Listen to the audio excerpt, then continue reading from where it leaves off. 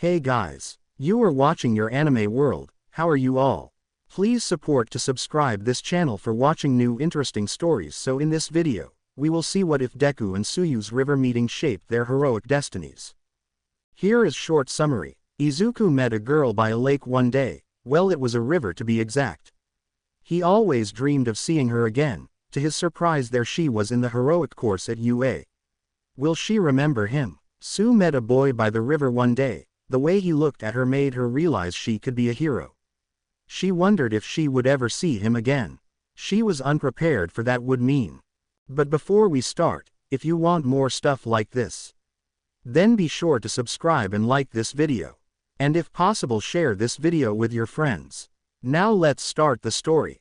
I met a girl by the lake. Truthfully, I met her by a river once. A long time ago, I had been knocked in by Kachin after he blasted me in the chest. She pulled me out and was one of the only people I met who didn't look down on me for my lack of quirk. Her large round eyes bore straight into my soul, and she said that anyone could be a hero if they tried. The part one remember best is the little ribbit she added at the end. I will never forget that. In all the years since then, I always remembered them, not when All Might made me his successor or when I passed the entrance exam to get into U. She was my angel. This beautiful frog princess rose from her castle to save a sad little boy crying in a river. Imagine my surprise when on the first day I saw her in my class. It was her. I instantly knew it. I wanted to run up and ask if she remembered me, but why would she? Also, I didn't know how to talk to girls. I had only ever talked to my mom and recovery girl. I got a sentence out to the girl that saved me from falling at the entrance exam. I didn't even get a chance to talk to her after the encounter with the 0-pointer. I had broken my arm by going at 100% instead of the 8% that I could handle. My legs thankfully weren't hurt, but I had torn ligaments and muscles throughout them. I even saw her on the acceptance letter offering me some of her points as a thank you for saving her. Ochako Uraraka was her name. Luckily no one noticed me staring. My attention was drawn as the mean blue-haired guy from the entrance exam came stalking up to me like I was about to get yelled at for something, probably my tie. I couldn't tie it right to save my life. I watched hundreds of videos, and still, it looked terrible. "It's you," he said rather loudly. "I must apologize. You discerned the true meaning behind the exam. I must bow to you, sir, and offer my sincerest apologies. I am Tenya Ida of Sume Junior High." It took a moment to register everything he said to me, as his robotic chopping motion had me wonder if he was a part robot. Sheepishly I rubbed the back of my head. I didn't know that there was another part of the exam. I simply saw someone in danger, and my feet moved before my brain could even register what I was doing.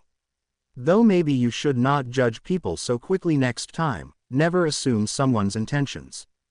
I shall take your words to heart. Let us begin again. Tenya Ida, he said, sticking out his hand. Taking his hand in a proper handshake, I replied, Izuku Midoriya. Before he could say anything, the door flew open, and the brunette from the exam was panting and grabbing her breath. "Are you?" As she was bent over, her hand on her knees, I started to say before she held up one finger. "Made it. I thought I was going to be late," she said before she looked up, and her eyes widened. "Oh hey, it's you. I never got to thank you for saving me." "It was what anyone would have done, Ochako." "How did you know my name?" she asked, bouncing forward. She was very close, almost too close, but I couldn't process the ability to step back. I heard it when you went to TT talk to President Mike after TT the exam. I managed to get out." She stepped back and lowered her head, peeking to look back at me through her eyelashes. "You saw that?" Before I could answer, our conversation was interrupted by the arrival of a yellow caterpillar. Stupidly I thought that for a moment before it was revealed to be Mr. Aizawa, our homeroom teacher. "If you are here to make friends, you can leave now. If not, grab a gym uniform and meet me at the athletic field in 15 minutes. Anyone late will be expelled." "But what about orientation?" Ochako asked. "Waste of time, 14 minutes 50 seconds. I saw Bakugo race out the back door and other students moving to do the same." "We should hurry, Uraraka," I said as I quickly went to my desk and grabbed my uniform. Luckily, she did the same. 11 minutes and 49 seconds later, we were all standing on the UA athletic field. I had been here multiple times with All Might, but it felt different today. No one gets expelled yet, good. Next time you should be able to do this in under 10 minutes. Aizawa said, time is the one commodity you can never get back. Wasting it is foolish and illogical. I will not have my time wasted, nor will I waste yours either. You are here to be heroes, and I have limited time to ensure you become just that. I will give you 100% of my energy, and you will give me 100% of yours.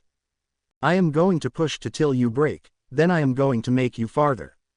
You will truly learn what it means to go beyond. If you do not give me 100%, then there is no place for you in this class. I would remove you and promote someone from general studies that would eat midnight cooking if I asked them to. I promise you this, as long as you give me all you got, I will not abandon you. As long as you dig deep and claw for your dream, I will not leave you behind. Do you understand? Yes, Sensei. My class and I shouted back. I was feeling instead pumped up from his speech and could tell from the others' faces that they were too. For some illogical reason, schools still have you perform your physical fitness tests without using your quirk. This is done under the guise that everyone is created equally, which is just plain wrong. Some of you are born with physical quirks, while others are born with quirks that will aid your life in other ways. Some tall, some short. While it is true that you can learn to overcome your shortcomings, it is illogical to tell everyone that they are the same when truly they are not. Today we are going to perform those same tests, but you are going to use your quirks. Please dig deep and find a way to use them to push yourselves. I already told you that I expect 100% effort. Now, show me what you kids can do. Today, you go beyond. Plus, Ultra, we scream. Bakugo, you took first place in villain points. How far could you throw a softball in middle school? 67 meters, Bakugo replied. Grab a ball from the bucket, step into the circle, and use your quirk to do it. Anything goes as long as you stay in the circle. I watch Bakugo give me a dirty look and hear him click his tongue as he walks but steps into the circle. He rears back, and with a heroic cry of, die, the ball rockets off into the distance. 705 meters, Aizawa says, holding up a device. Now that everyone understands, let's get started. Line up in twos for the 50-yard dash. I watch as everyone forms up into two lines. I look over at whom I am going to be racing, and it's a kid with yellow hair with back marks that kind of look like a lightning bolt. I offer him a smile and extend my hand. Izuku Midoriya, nice to meet you. I am somewhat holding my breath, unsure of the response. I am thrilled when he smiles back and shakes my hand. Denki Kaminari, nice to meet you too. We shake hands before Bakugo comes up and glares at Denki. Get lost, lightning hair. Sadly, I watch the boy throw up his hands and step aside. Bakugo leans in and, in a growl, says, it won't matter how much effort you put in. They are going to see just how much of a Deku you are. I don't know how you cheated your way in, but after today I bet not only will they kick you out of the heroic course but all of UA, you bastard. This isn't Aldera, Bakugo. None of the teachers will cover for you, so you had better watch what you do. Besides, after today you are going to be chasing me. The F*** you say. You heard me, we are up, I tell him as we approach the line. I am annoyed. I had hoped that I wouldn't be in the same class as Bakugo, but I will not let him ruin my life anymore. Today I show him that things are different. As we line up, I see him put his hands behind him, palms out. I know he will use his quirk to launch himself. I smile and take my runner's stance, full cowling 8%. I feel one for all answer my call, the green lightning wrapping around my body. I see Bakugo's eyes go wide. Then the signal gun fires and pushes off, creating a dust cloud. His confusion costs him, his time 4.78 seconds. Mine 2.15. As he crossed the finish line, I saw him lunge towards me to grab hold of my uniform. What the F*** was that, Deku? Have you been lying to me this whole time? I smack his hand away from grabbing me. I can tell that this pisses him off even more. I see his hand begin to spark, and it looks like he is about to swing, when suddenly the sparks stop, and he is wrapped in a gray scarf. What the hell is this? Why can't I move or use my quirk? My would-be attacker bellows, futility thrashing around. It is a titanium fiber capture weapon, and I erased your quirk. Mr. Bakugo, unless you would like to bypass being demoted to general studies and straight to expulsion, I suggest you keep your hand and quirk to yourself. I will not waste my time on some child who cannot handle that he lost a race. Now either behave or leave, you are giving me dry eye. It all clicks for me. I look at my teacher with dawning recognition. You're eraser head. Surprised you heard of me, kid, runners to your line, he yells, returning to the class. I walk away from Bakugo, who goes to stand out from the rest of the class, and he looks like he is sulking like a child. I ignore him. Thankfully I get to see the girl from the river race against Uraraka. I notice Uraraka use her quirk to make her clothes lighter while the other racer clears the race in 2 jumps for a time of 5.13. When I hear Ochako's time, 7.25, I wince, but she comes over to me smiling at how it was better than her middle school time. Deku, that was an awesome race, she says as she comes over. I wince at the name. Why did you call me Deku? I ask, my heart almost thudding out of my chest as my memories of Aldera flood over me. Isn't that your name? I heard that loudmouth call you that. Did I just majorly mess up? She looks down at the ground, and I relax, seeing how she made a mistake. My name is Izuku Midoriya. He calls me DD Deku as an insult. It means useless. Her hands fly to her mouth. I am so sorry, please forgive me. I thought it was short for Dekiru, meaning you can do it. I am sorry. I wasn't trying to insult you, I swear. It's okay. I believe you, but please call me Izuku, or Midoriya, just not that. I promise I won't ever say that again, she responded. Can we still be friends? Why you want to be my friend? Of course, you did save me from the 0-pointer, who wouldn't want to be friends with such an awesome guy. I never thought I could be so happy. Having an actual friend after being alone is fantastic. I would very much like to be friends with you, Ochako. Sweet. A boy by the river. I once met a boy by the river. Some bully had knocked him in. When I pulled him out, how he looked at me made me feel like I could be a hero. Despite my appearance of looking like a frog, I could bring a smile to people's faces. He seemed so sad. When I pressed, he told me he was quirkless, which was why the other kids wouldn't play with him. I told him the truth that it didn't matter that he was quirkless and that he could do anything anyone else could do. That being judged for something he had no control over was dumb. Trust me, I know what dumb judgment is like. Sometimes, I would think of him when I felt down, or like maybe the other kids were right and that I couldn't be a hero. The way he looked at me and his smile would help push those thoughts away and help drive me forward. I wondered if I would ever see him again. I was overjoyed when I walked into UA for the first time. I had entered the hero course. Watching the others begin to file into class was interesting, seeing the different quirks. I was happy to see Kyoka and Toru from the entrance exam. We exchanged numbers and talked while waiting for our results. It was then the door opened, and in he walked. I recognized him immediately. Something resonated deep inside me, singing and crying out as soon as I saw him. I wondered if he remembered me, but probably not. I sulked. For some reason, that hurt. I couldn't explain it. Something about the fact that he may not remember a meeting over a decade ago was causing me discomfort, a feeling I wasn't familiar with. I mean, how many frog girls were out in the world? When he looked my way, I thought I could see a look of recognition, and I felt an excited ribbit escape my lips.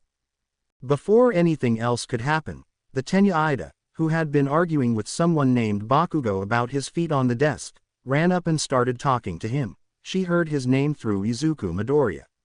It made me giddy for some reason. Why was that? But I knew his name now. Some burst in. They seemed to know each other somehow. She was too close to him. She shouldn't be that close. I felt an almost primal urge to pull her away from him. This wasn't right. This wasn't me. I needed to talk to my mom as soon as I got home. I could handle this for now. I just needed to be calm. I am thankful for the quirk test. It at least provides a distraction. Like when he bent over during the seated toe touch or how his shirt rode up to reveal some surprisingly lovely abs. What the hell is wrong with me? Tsu, you, okay? Kyoka asked. You have been all over the place today. I am not sure, I replied honestly. Maybe it's just the sensation of being at UA in the hero course. I know what you mean, Toru exclaimed. I am unsure if I want to laugh, cry, scream, or throw up. Today has been a bit much. I thought they might ease us into it, but Mr. Aizawa is having none of that shit, Kyoka said as she slipped off her gym uniform. Do you guys want to stop by the cafe on the way home? I do, said Toru. I can't, sorry, I need to get home, Tsu said, fastening her skirt. Mom is working late tonight, and Dad is out of town till tomorrow.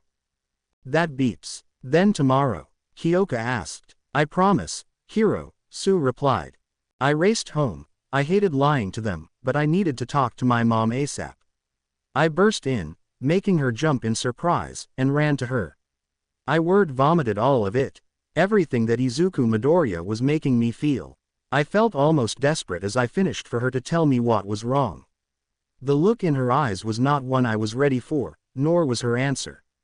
You have found your mate. It didn't hold for every poor soul born with an animal quirk, but once it manifested in your line, there was always a chance it could happen. Those in the community kept quiet about it, not as much as going into heat, but it was still not discussed regularly. Those with what was to be considered mutant quirks were often looked down upon or mistreated, especially if it made the bearer appear more animalistic.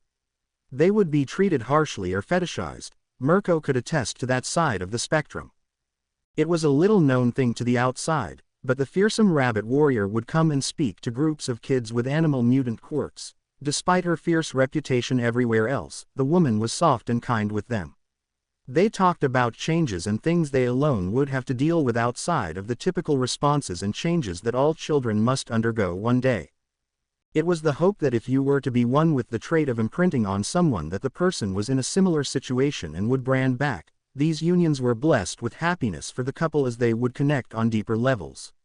Sue's parents were one such example. Her mother and father had imprinted upon each other and, after dating for 2 months, had gotten married and had been happily ever since. The much less talked about occasions was when this happened to someone who a. didn't imprint back, b. who would use the situation to their advantage to manipulate and control the other. Many dark stories would circulate of the pain and, if not outright, the loneliness it caused. Some rebelled against it, would rail and scream, act out, and do everything possible to pull away. Yet how do you truly fight your nature or something screaming at you in your soul? Drugs and alcohol could only provide so much solace. It was tortuous. A rumor was that Mirko fought so hard because of her mate or something had happened, and her mate was taken away. When she spoke to the group about it, Tsu was sure there was a tinge of sadness in the heroine's eyes, a look of longing and grief. Now Tsu sat stunned, shocked. Her mother had said it so, she had found a mate. How could this have happened? She had met him years ago, so briefly. How? Was this why she would think about him so often over her life, the dreams, the daydreams? What was she going to do? What if he didn't feel anything for her? Was there nothing but pain in her future? Tsu typically had rather tight control over her facial expressions. Most people had dismissed this as she was uncaring, which was not even close to the truth. She was extremely passionate, but due to her quirk, it wouldn't register to anyone outside. Her mother, on the other hand, knew this about her daughter and could see the crisis bubbling within her and the breakdown with it. She reached out and pulled her daughter in close. Tsu began to bluster and have trouble catching her breath. Her mother just held and offered what reassurance she could. She had hoped that if her daughter had bonded, it would have been someone with a similar disposition, but there was no rhyme or reason for this. It was latterly one of those things that would happen. Mother, what am I going to do? Tsu finally managed after several minutes. There are few options, baby. We can pull you from UA and send you somewhere else, but now that you have seen him and bonded, you will ache for him. You can try and get to know him, and maybe he may feel a connection as well. It has happened in non-mutant quirks, though it is so rare that most dismiss it. Other than that, even killing him wouldn't necessarily take your feelings away. It just may plunge you into a depression you may never recover from. Mom, I don't want him dead, she clutched her chest. The pain was almost unbearable at the thought. How am I supposed to act around him? I want to claim him, jump in his lap, and yell mine. I am so sorry that this happened when there is no clear-cut answer on how he feels, but your only real option is to talk to him and see. But there is some other normal-looking girl already on him. I don't know if they are together, but she finds him attractive. The worst part is she seems nice, but I just want to throw her out the window, and she has better. Sue finished grabbing at her chest. There will always be girls with bigger beeps or a tighter ass. It is about what he wants and likes in a girl, and you are no slouch in either department. Maybe he is a leg guy. I do have some good legs, Sue said, smiling. Then, if you want even to have a chance here, you need to talk to him, get to know him, see what happens, and maybe wear stockings to highlight your legs. Boys love stockings. Mom, Izuku. Inko immediately knew something good had happened today. With as much composure as she could muster, she waited until they sat down to dinner to ask how his day was. Izuku burst out with that he had stood up to Bakugo and how good it felt, then that he had made a friend. Her name was Ochako. Inko almost exploded at this point, a friend and a girl. Visions of grandbabies danced in her head. Then he said it. Mom, I found her. Inko immediately knew what he was talking about. There was only one her, the girl from the river. Izuku had talked about her for most of his life, this mysterious frog girl who appeared one day only to disappear like a myth. This girl had inspired her son to one day be a hero, whereas Inko had failed.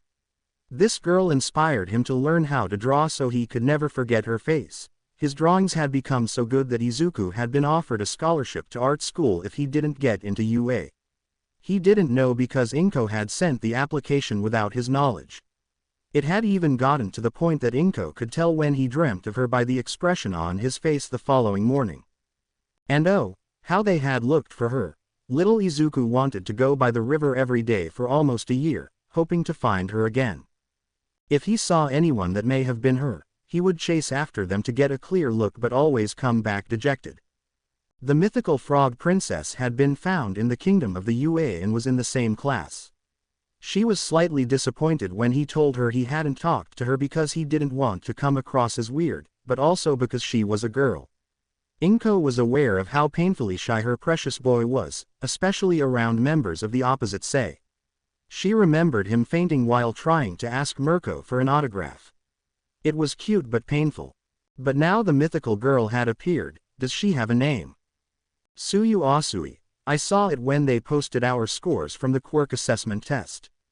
You didn't talk to her. I tried but didn't get a chance, he said. Izuku Midoriya. You will talk to this girl tomorrow, or you will eat nothing but plain rice and boiled chicken for a month. Yes, ma'am. Day 2. Both Sue and Izuku woke up early, wondering why. Their emotions were vastly different as they walked through their morning routines and towards the train. Izuku was filled with nervous excitement. The urge to vomit and scream in excitement was equally strong as he made his way out of the apartment early and towards the train station. It didn't cross his mind how early he was going to arrive till he was standing at the station with almost no one else around. Looking at the time, he was close to 2.5 hours early. He didn't want to return to the house to avoid his mother's teasing. Sue's dreams were the culprit, alternating between blissful fantasy and hellish nightmares. All centered around Izuku Midoriya. She felt a sense of dread and fear wash over her as she made her way out of the house, noticing immediately that it was still much darker than it should be. She looked at her phone and realized she was almost 3 hours early. Trying to go back to bed made her want to vomit. Instead, she just made her way to the train station, stopping to look at herself in a shop window. She sighed. Was she trying too hard? Her hair was in a pretty French braid, with light makeup, lip gloss, and white stockings to show off her legs. She let loose another sigh before making her way to the near empty train station. Quietly, she boarded the train, unsure what to do about today. A quiet ribbit escaped her lips as the train doors closed and pulled away from the station. Izuku stepped onto the nearly empty train car and almost felt his soul leave his body. There she was, sitting by herself, looking like she wished to be almost anywhere from where she was. He saw her stiffen and immediately look up at him.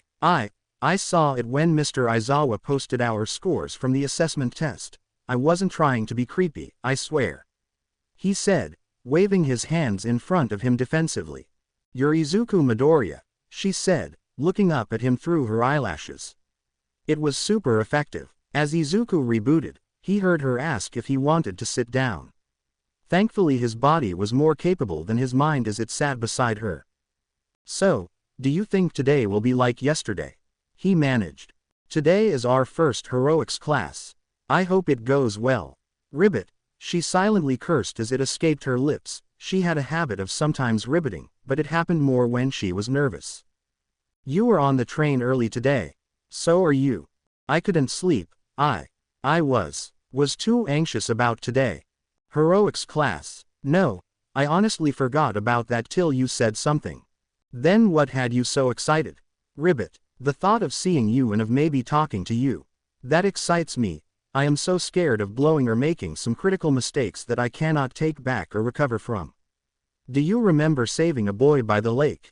Just the opportunity to make new friends, he managed to get out. I had a rough time in school, and everything is so different. Why am I saying this? Yay, the regular school can be rough, Ribbit.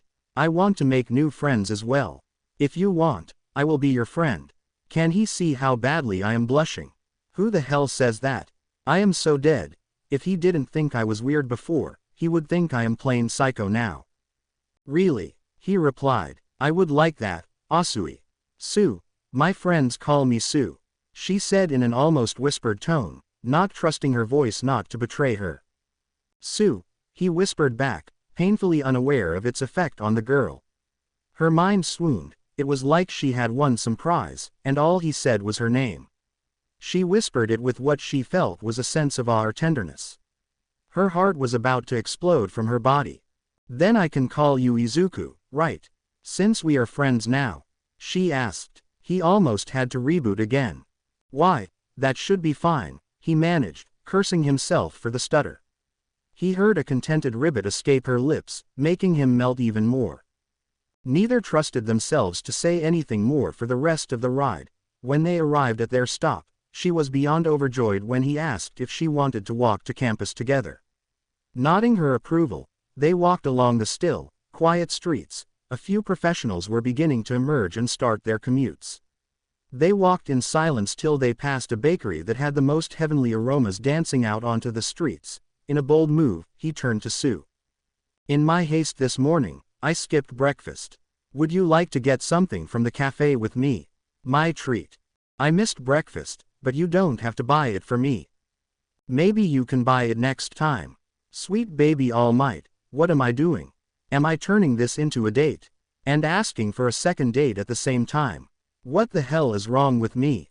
I can do that, she responded, her finger by her mouth as if pondering something and looking adorable.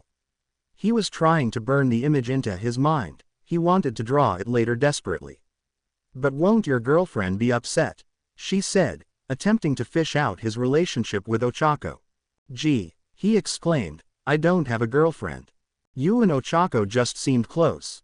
She said calmly, thankful she did not immediately pump her fist or burst into a happy dance. We met during the entrance exam. He replied. Okay, that's good. I don't want to interfere if you had a girlfriend or anything. I promise, no, never had one. Why did I just say that? Can I sound any more pathetic?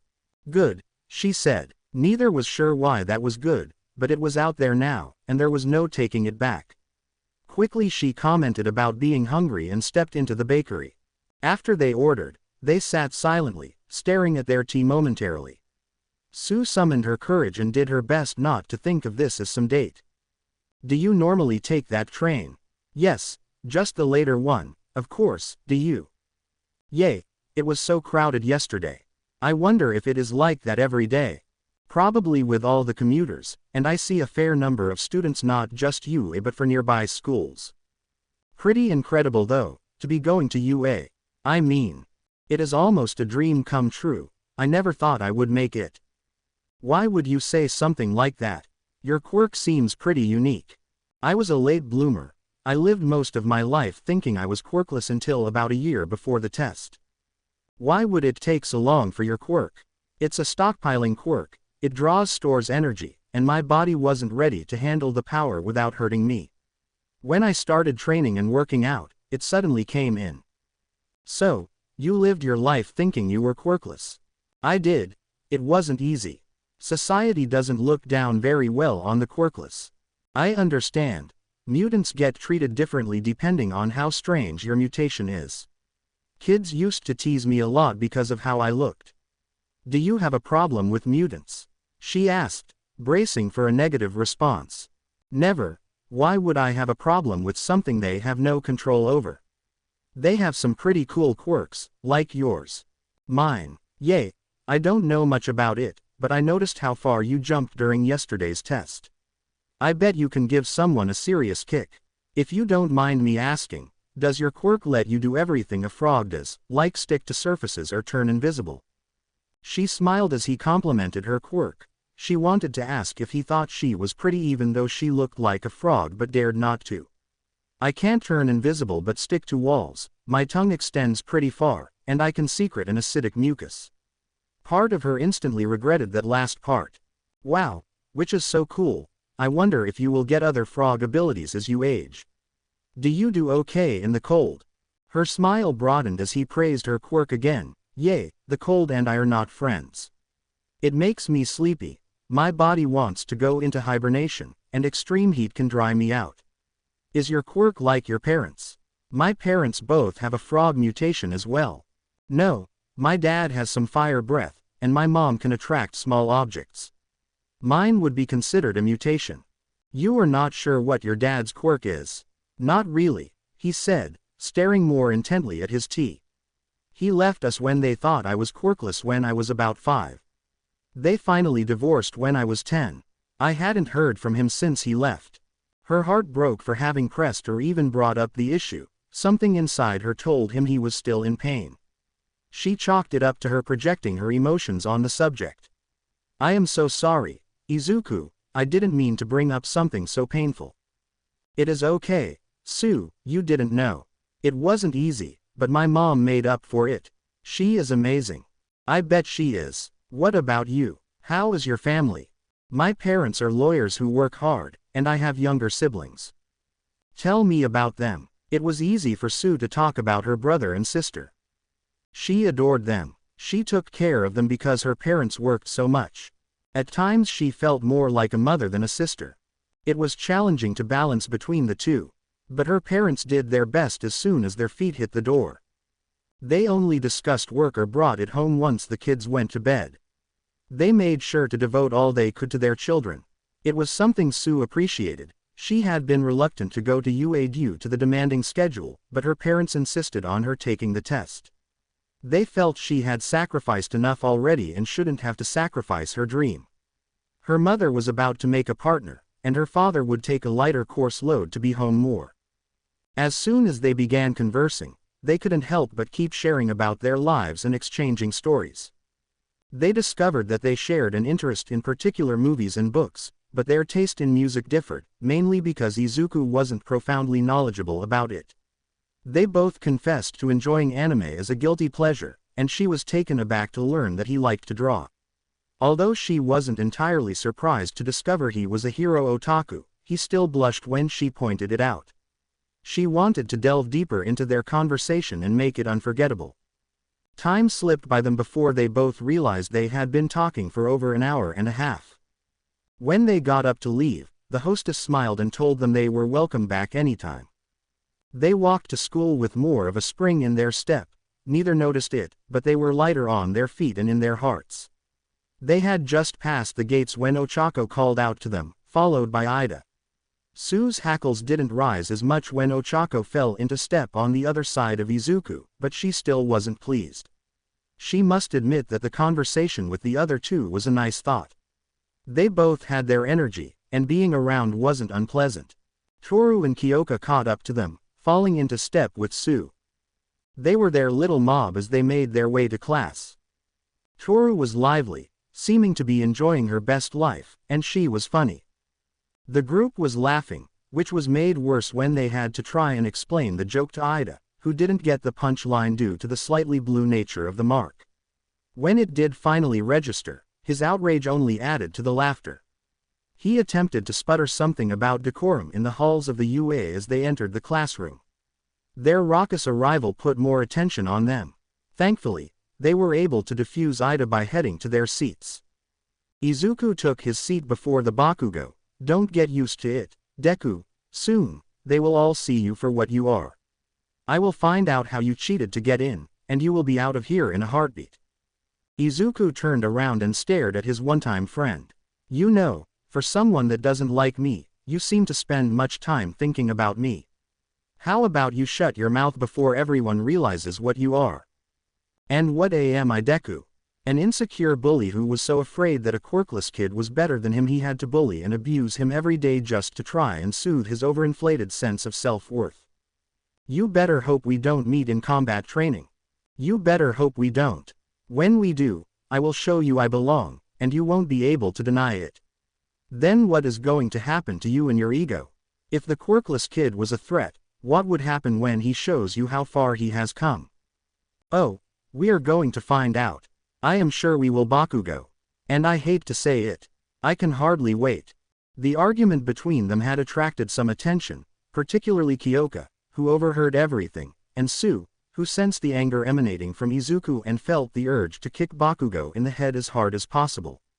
Eijiro, Shiro, and Mezzo appeared to be preparing to intervene if the situation turned violent but visibly relaxed when the two individuals shifted their focus away from each other. Fortunately, Mr. Aizawa arrived and brought order to the room, ending the uncomfortable silence. Although the students were optimistic about the morning sessions at Hero School, they were underwhelming.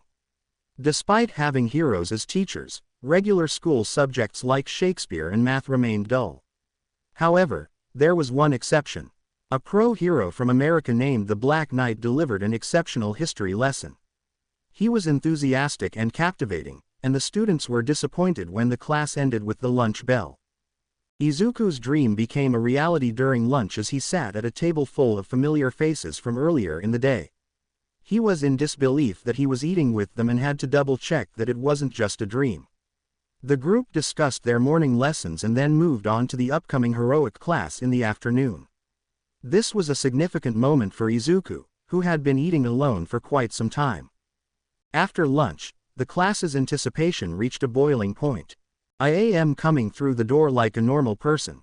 The class held tight. Excitement exploded as comments about how he wore his Silver Age costume and how it was simply amazing that the #1 hero would be teaching them personally.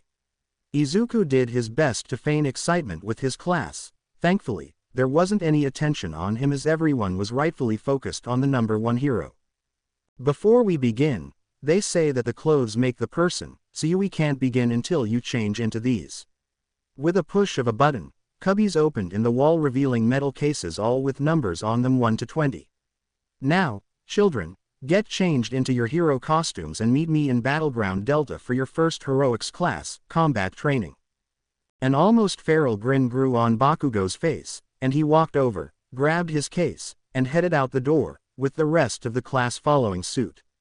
Izuku did the same with an almost giddy sense of excitement as he retrieved his case, His initial dream uniform had been modified after he accepted one for all to not be so blatant in its homage to the number 1 here.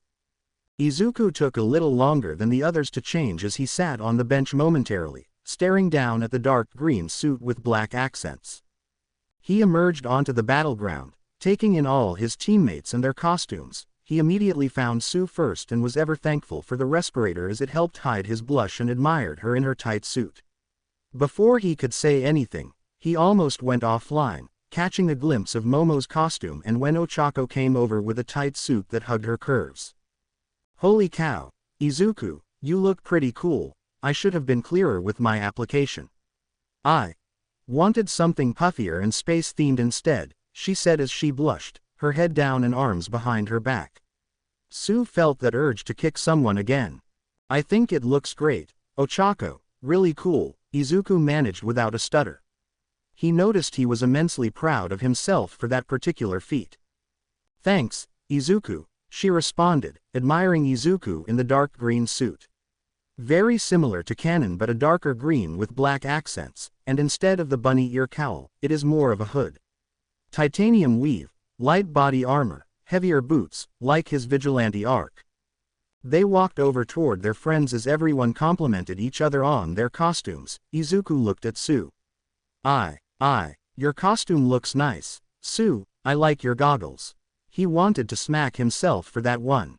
I like your goggles. What the F***, man. Thanks, Izuku, she said a little bashfully. I think you look great too. As they walked towards All Might, Kyoka whispered to Tsu, when did you two get on a first-name basis? Oh, we both ended up on an early bus, and we talked for a while, Tsu said, doing her best to sound nonchalant about it, which was easy for her to do, but unfortunately, her friend could hear Tsu's heart racing, deciding not to call her friend out on it right now. That's cool. Now, students, we are going to have you all draw lots breaking you up into pairs. For this exercise, one team will be the heroes, and the other will be asked to play villains. The villains have secured a bomb and will be hiding in the designated building, where the heroes will have 10 minutes to locate the bomb and foil the villains. Victory can be achieved by either incapacitating the other team. Heroes will have an option of securing a villain with capture tape, or by touching the bomb before the time limit. Excessive violence will not be tolerated. Remember, this is training as excessive damage to the building. Remember, this is training, not actual combat. Now any questions? Why are we drawing lots to determine teams? Ida asked. Izuku raised his hand, young Midoriya. Because once we become pros, we will not have the luxury of choosing who we team up with on the field and will have to learn to work with heroes we may have no prior experience with. Well put. Any other questions? All Might looked around, seeing none. Now step up and choose your lot. Tsu was sad that she didn't get paired with Izuku, annoyed that, of course, Ochako did, and almost felt a hot rage when it was announced that Izuku and Ochako would be going against Bakugo and Ida. Walking with the others towards the observation room, she silently wished him luck, knowing that was all she could do. Bakugo glared at Izuku. Put up or shut up time. Deku, don't go crying to mommy after I beat you and expose you for what you are. Izuku smiled at his one-time tormentor, his bully. Bakugo, you have had this coming for a long time, I can't wait. Ida and Ochako exchanged worried looks as they walked with their teammates toward their starting areas. This seems personal, Izuku. Ochako asked. It is my quirk that came in super late, so for the longest time, everyone thought I was quirkless. That is why he calls you Deku. Izuku nodded. What an hat. This is your chance to stand up to him and show him you belong. A fated battle, so to speak. Essentially. Do you have a plan? I do. This is what I think we should do. Bakugo will come right for me. He will ignore anything Ida has planned and likely will not even listen to him. Ida will likely stay behind with the bomb, giving us a 2-on-1 advantage with Bakugo. I think you should keep your distance and use ranged attacks like furniture or rubble, and will I keep it up close and personal. Take him down and capture him, then we move to Ida. Izuku said. Are you take him one-on-one, Ochako said. What? Izuku was surprised. It was what he wanted, but he was putting that aside. Listen, I don't know the whole story between you two, but there is something there for him to call you Deku, and after that confrontation in class this morning.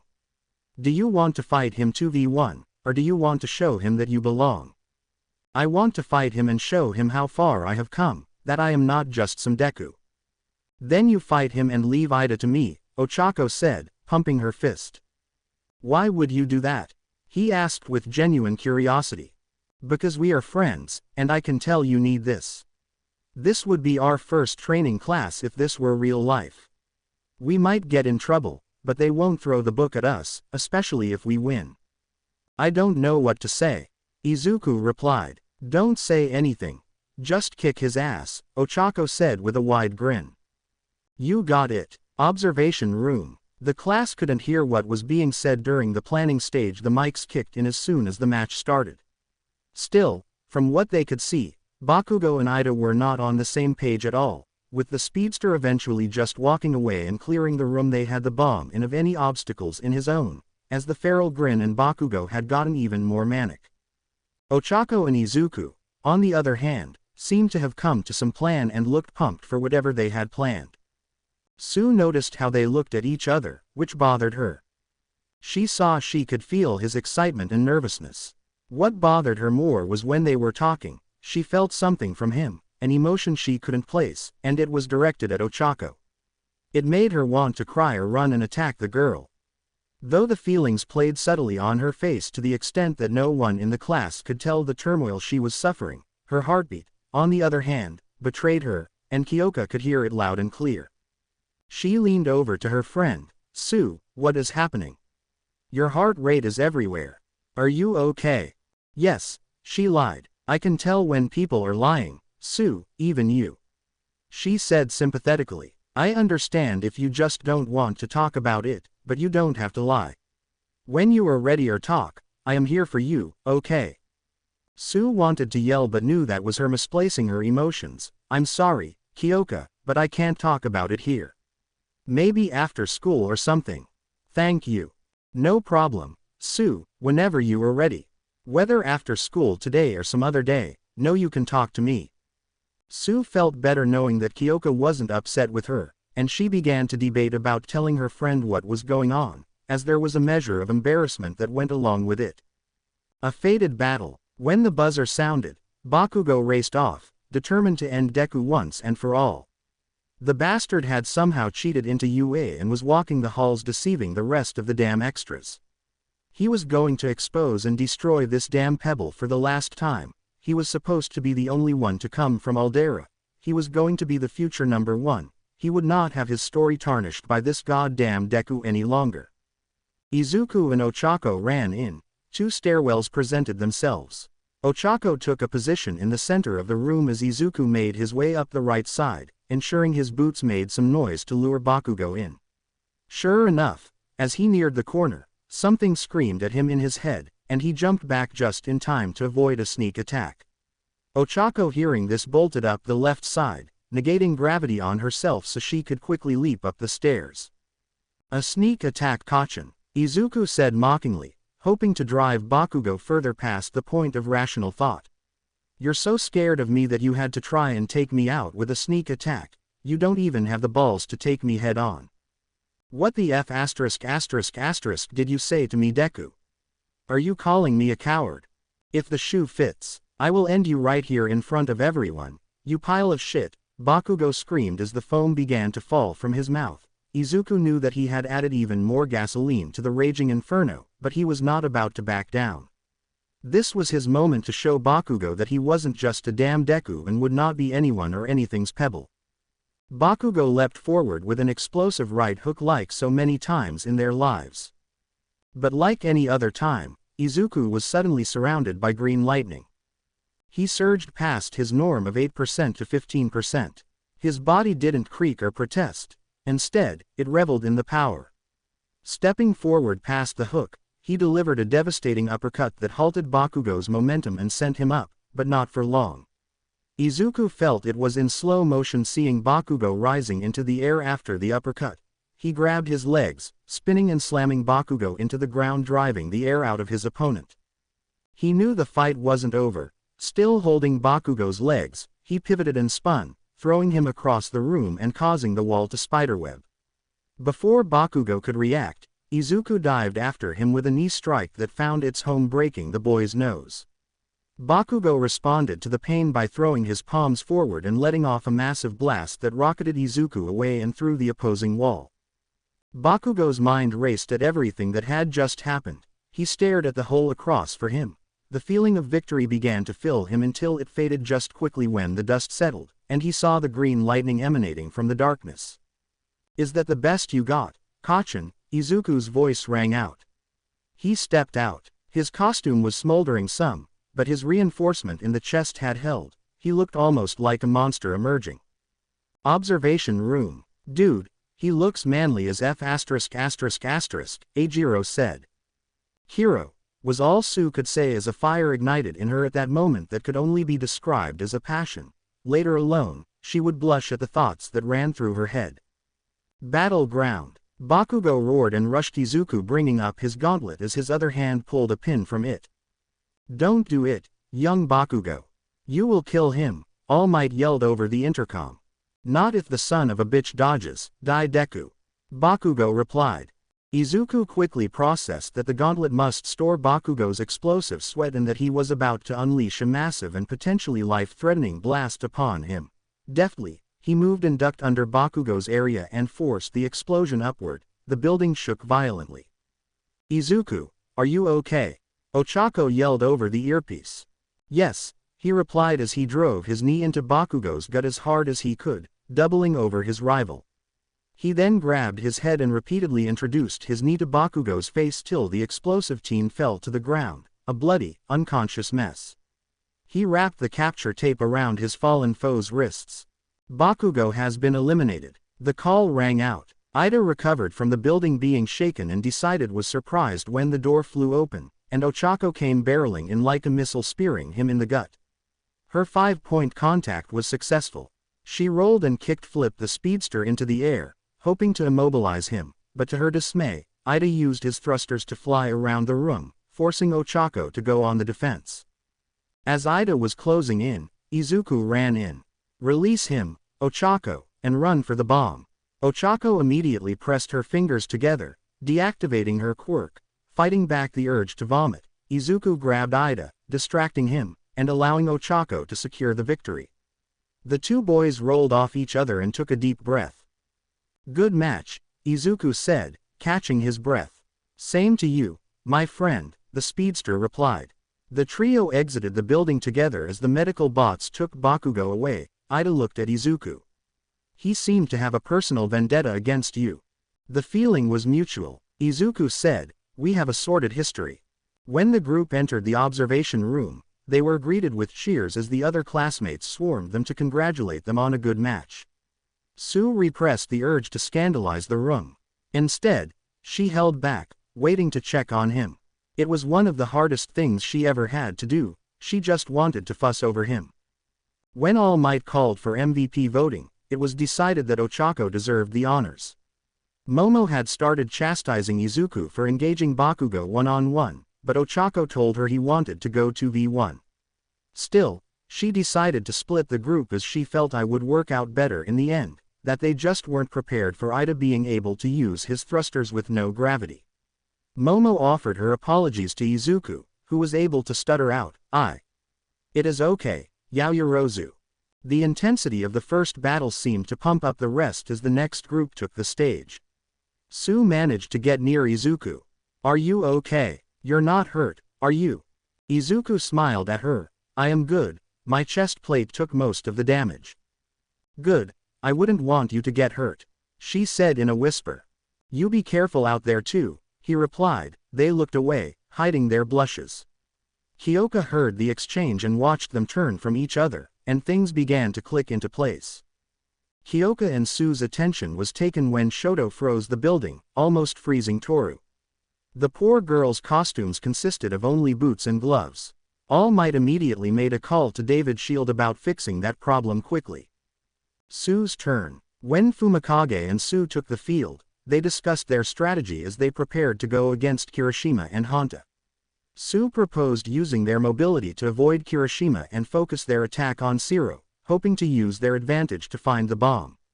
The buzzer sounded as the groups began to move.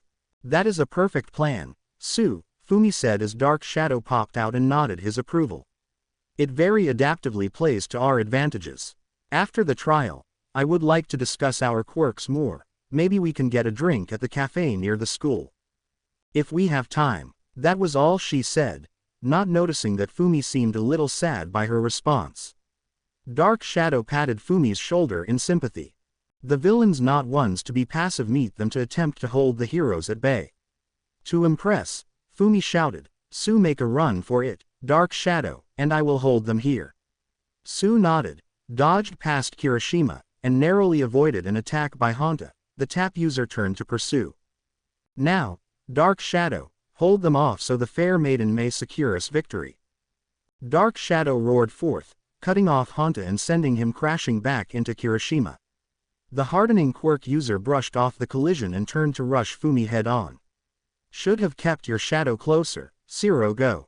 Fumi attempted to pull Dark Shadow back, but they vastly underestimated Kirishima's speed, and he tackled Fumi to the ground. Bound off after and a game of cat and mouse erupted between the two as used her superior agility to keep an advantage over her pursuer. She froze when she busted into the room with the box. The entire room was covered in tape. She felt a sense of worry overtake her body and instinctively leapt up and backward, dodging Ciro's attack. Quick, she pushed off the wall, driving her feet into the pursuer's back. As Ciro bounced, an idea sprung to her mind. With a burst, she delivered a drop kick, sending Ciro crashing into the tape maze surrounding the bomb.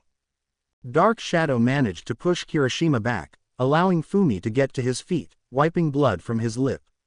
We shall not be defeated here, a foul villain, I shall taste victory. He called out.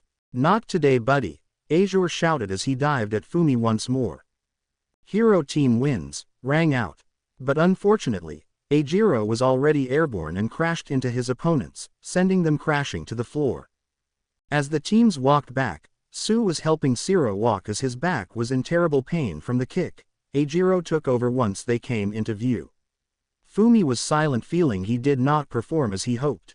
The observation room. OMG, did anyone else hear the fair maiden comment? Mina said.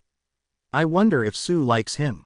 Izuku winced and felt his fist clench involuntarily. He chastised himself. It wasn't like he had told her how much she meant to him, how he looked for her for years, or how his world was brighter if she dared to grace his dreams. He sighed. God, she would think he was some beep. She didn't owe him something if liked Fumi. As long as he treated her right, he would support them. Before they entered the room, asked Fumi to stay back. Fumikage, I thank you for finding me to be a fair maiden, but I must tell you that someone has already caught my eye. While I cannot be involved with you in the way you may desire, if it were not too much, I would still like to be your friend. I understand, my lady, I thank you for your honesty. He responded. I wonder what they are talking about, Toru said. Maybe she is telling him that she wants to get to the cafe. The excitement was evident in Toru's voice. No, she is telling him the opposite, Kyoka said as she stood beside Izuku. She heard his heartbeat increase at the news, and a sly smile crossed her face. Ah, I was hoping for some romance, Mina pouted. Mina, it is only the second day of class, Momo said, chastising the girl. Whatever, I could have been love at first sight or something romantic like that. While the concept is romantic, I don't believe it works that way, it is more lust at first sight. At least according to Mother. Momo said. She said that someone else had caught her attention. I wonder who that could be, Kyoka whispered to Izuku as she walked away.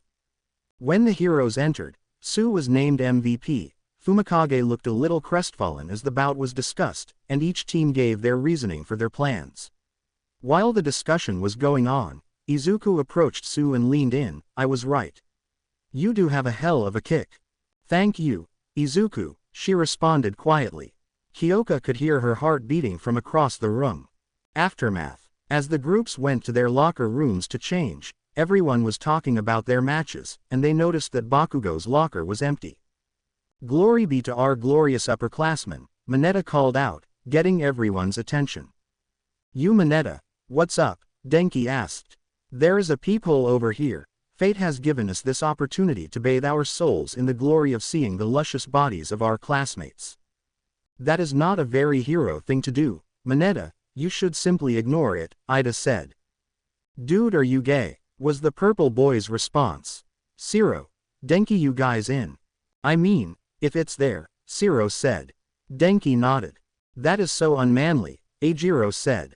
Mineta started rambling about the girls in a very objectifying manner and adding comments. Izuku was shocked that no one was moving to do anything. Hearing the boy's words about Tsu snapped him out of his surprise. Quickly he activated One for All and leapt across the room, snatching Mineta away and tossing him across the room. Dude, what the F******, he yelled as he crashed. What the hell is wrong with you, Mineta? He yelled. In fact, what the hell is wrong with all of you? None of you would stop him. Denki and Zero, you would perv out with him. Kyoka. We heard everything, Izuku. I was ready to stab his eye out before you jumped in. Momo is patching this side, he heard the girl call back. Try that shit again, Mineta, and I will throw you through the lockers. He shook his head at Denki and Zero as he finished getting changed. You were right, Izuku. I should have done more than just chastise him, Ida said. I will report this to Aizawa, he said as he exited. Girls sighed. Izuku is so awesome, Ochako said as she dropped her towel to get dressed after the drama had passed.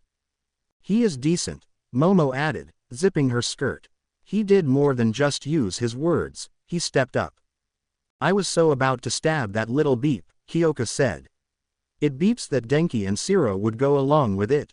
Beeps. I wonder if Izuku has a girlfriend, Mina mused. He is a little plain but a stand-up dude.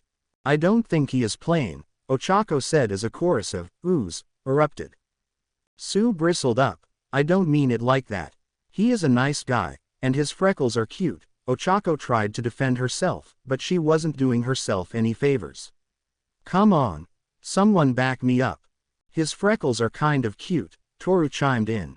And hey, he's pretty buff, and I couldn't be the only one that thought he looked kind of hot when he came out of that hole in the wall all green lightning. That was sick, Mina said.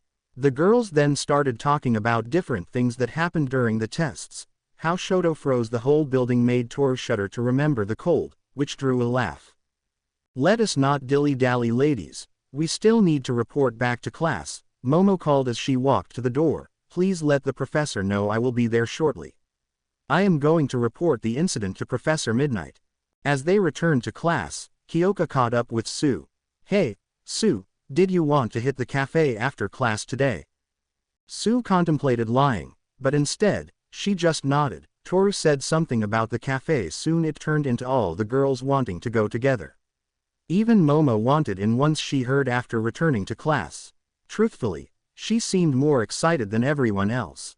Sue was slightly thankful for it turning into a group outing. It meant she could avoid talking about Izuku with Kyoka. Izuku walked past the group on his way to catch up with Ida. See everyone tomorrow, he said as he walked past. He stopped and smiled when all the girls responded with a similar goodbye. She could feel how light his heart felt at not being shunned, but instead being accepted. It made her step lighten as well as she realized that here, she was not only in UA, that she was going to a cafe with all her female classmates and that she was able to see her mate again tomorrow. The cafe visit was not as lovely as the visit with Izuku that morning, but friendly, in a different way.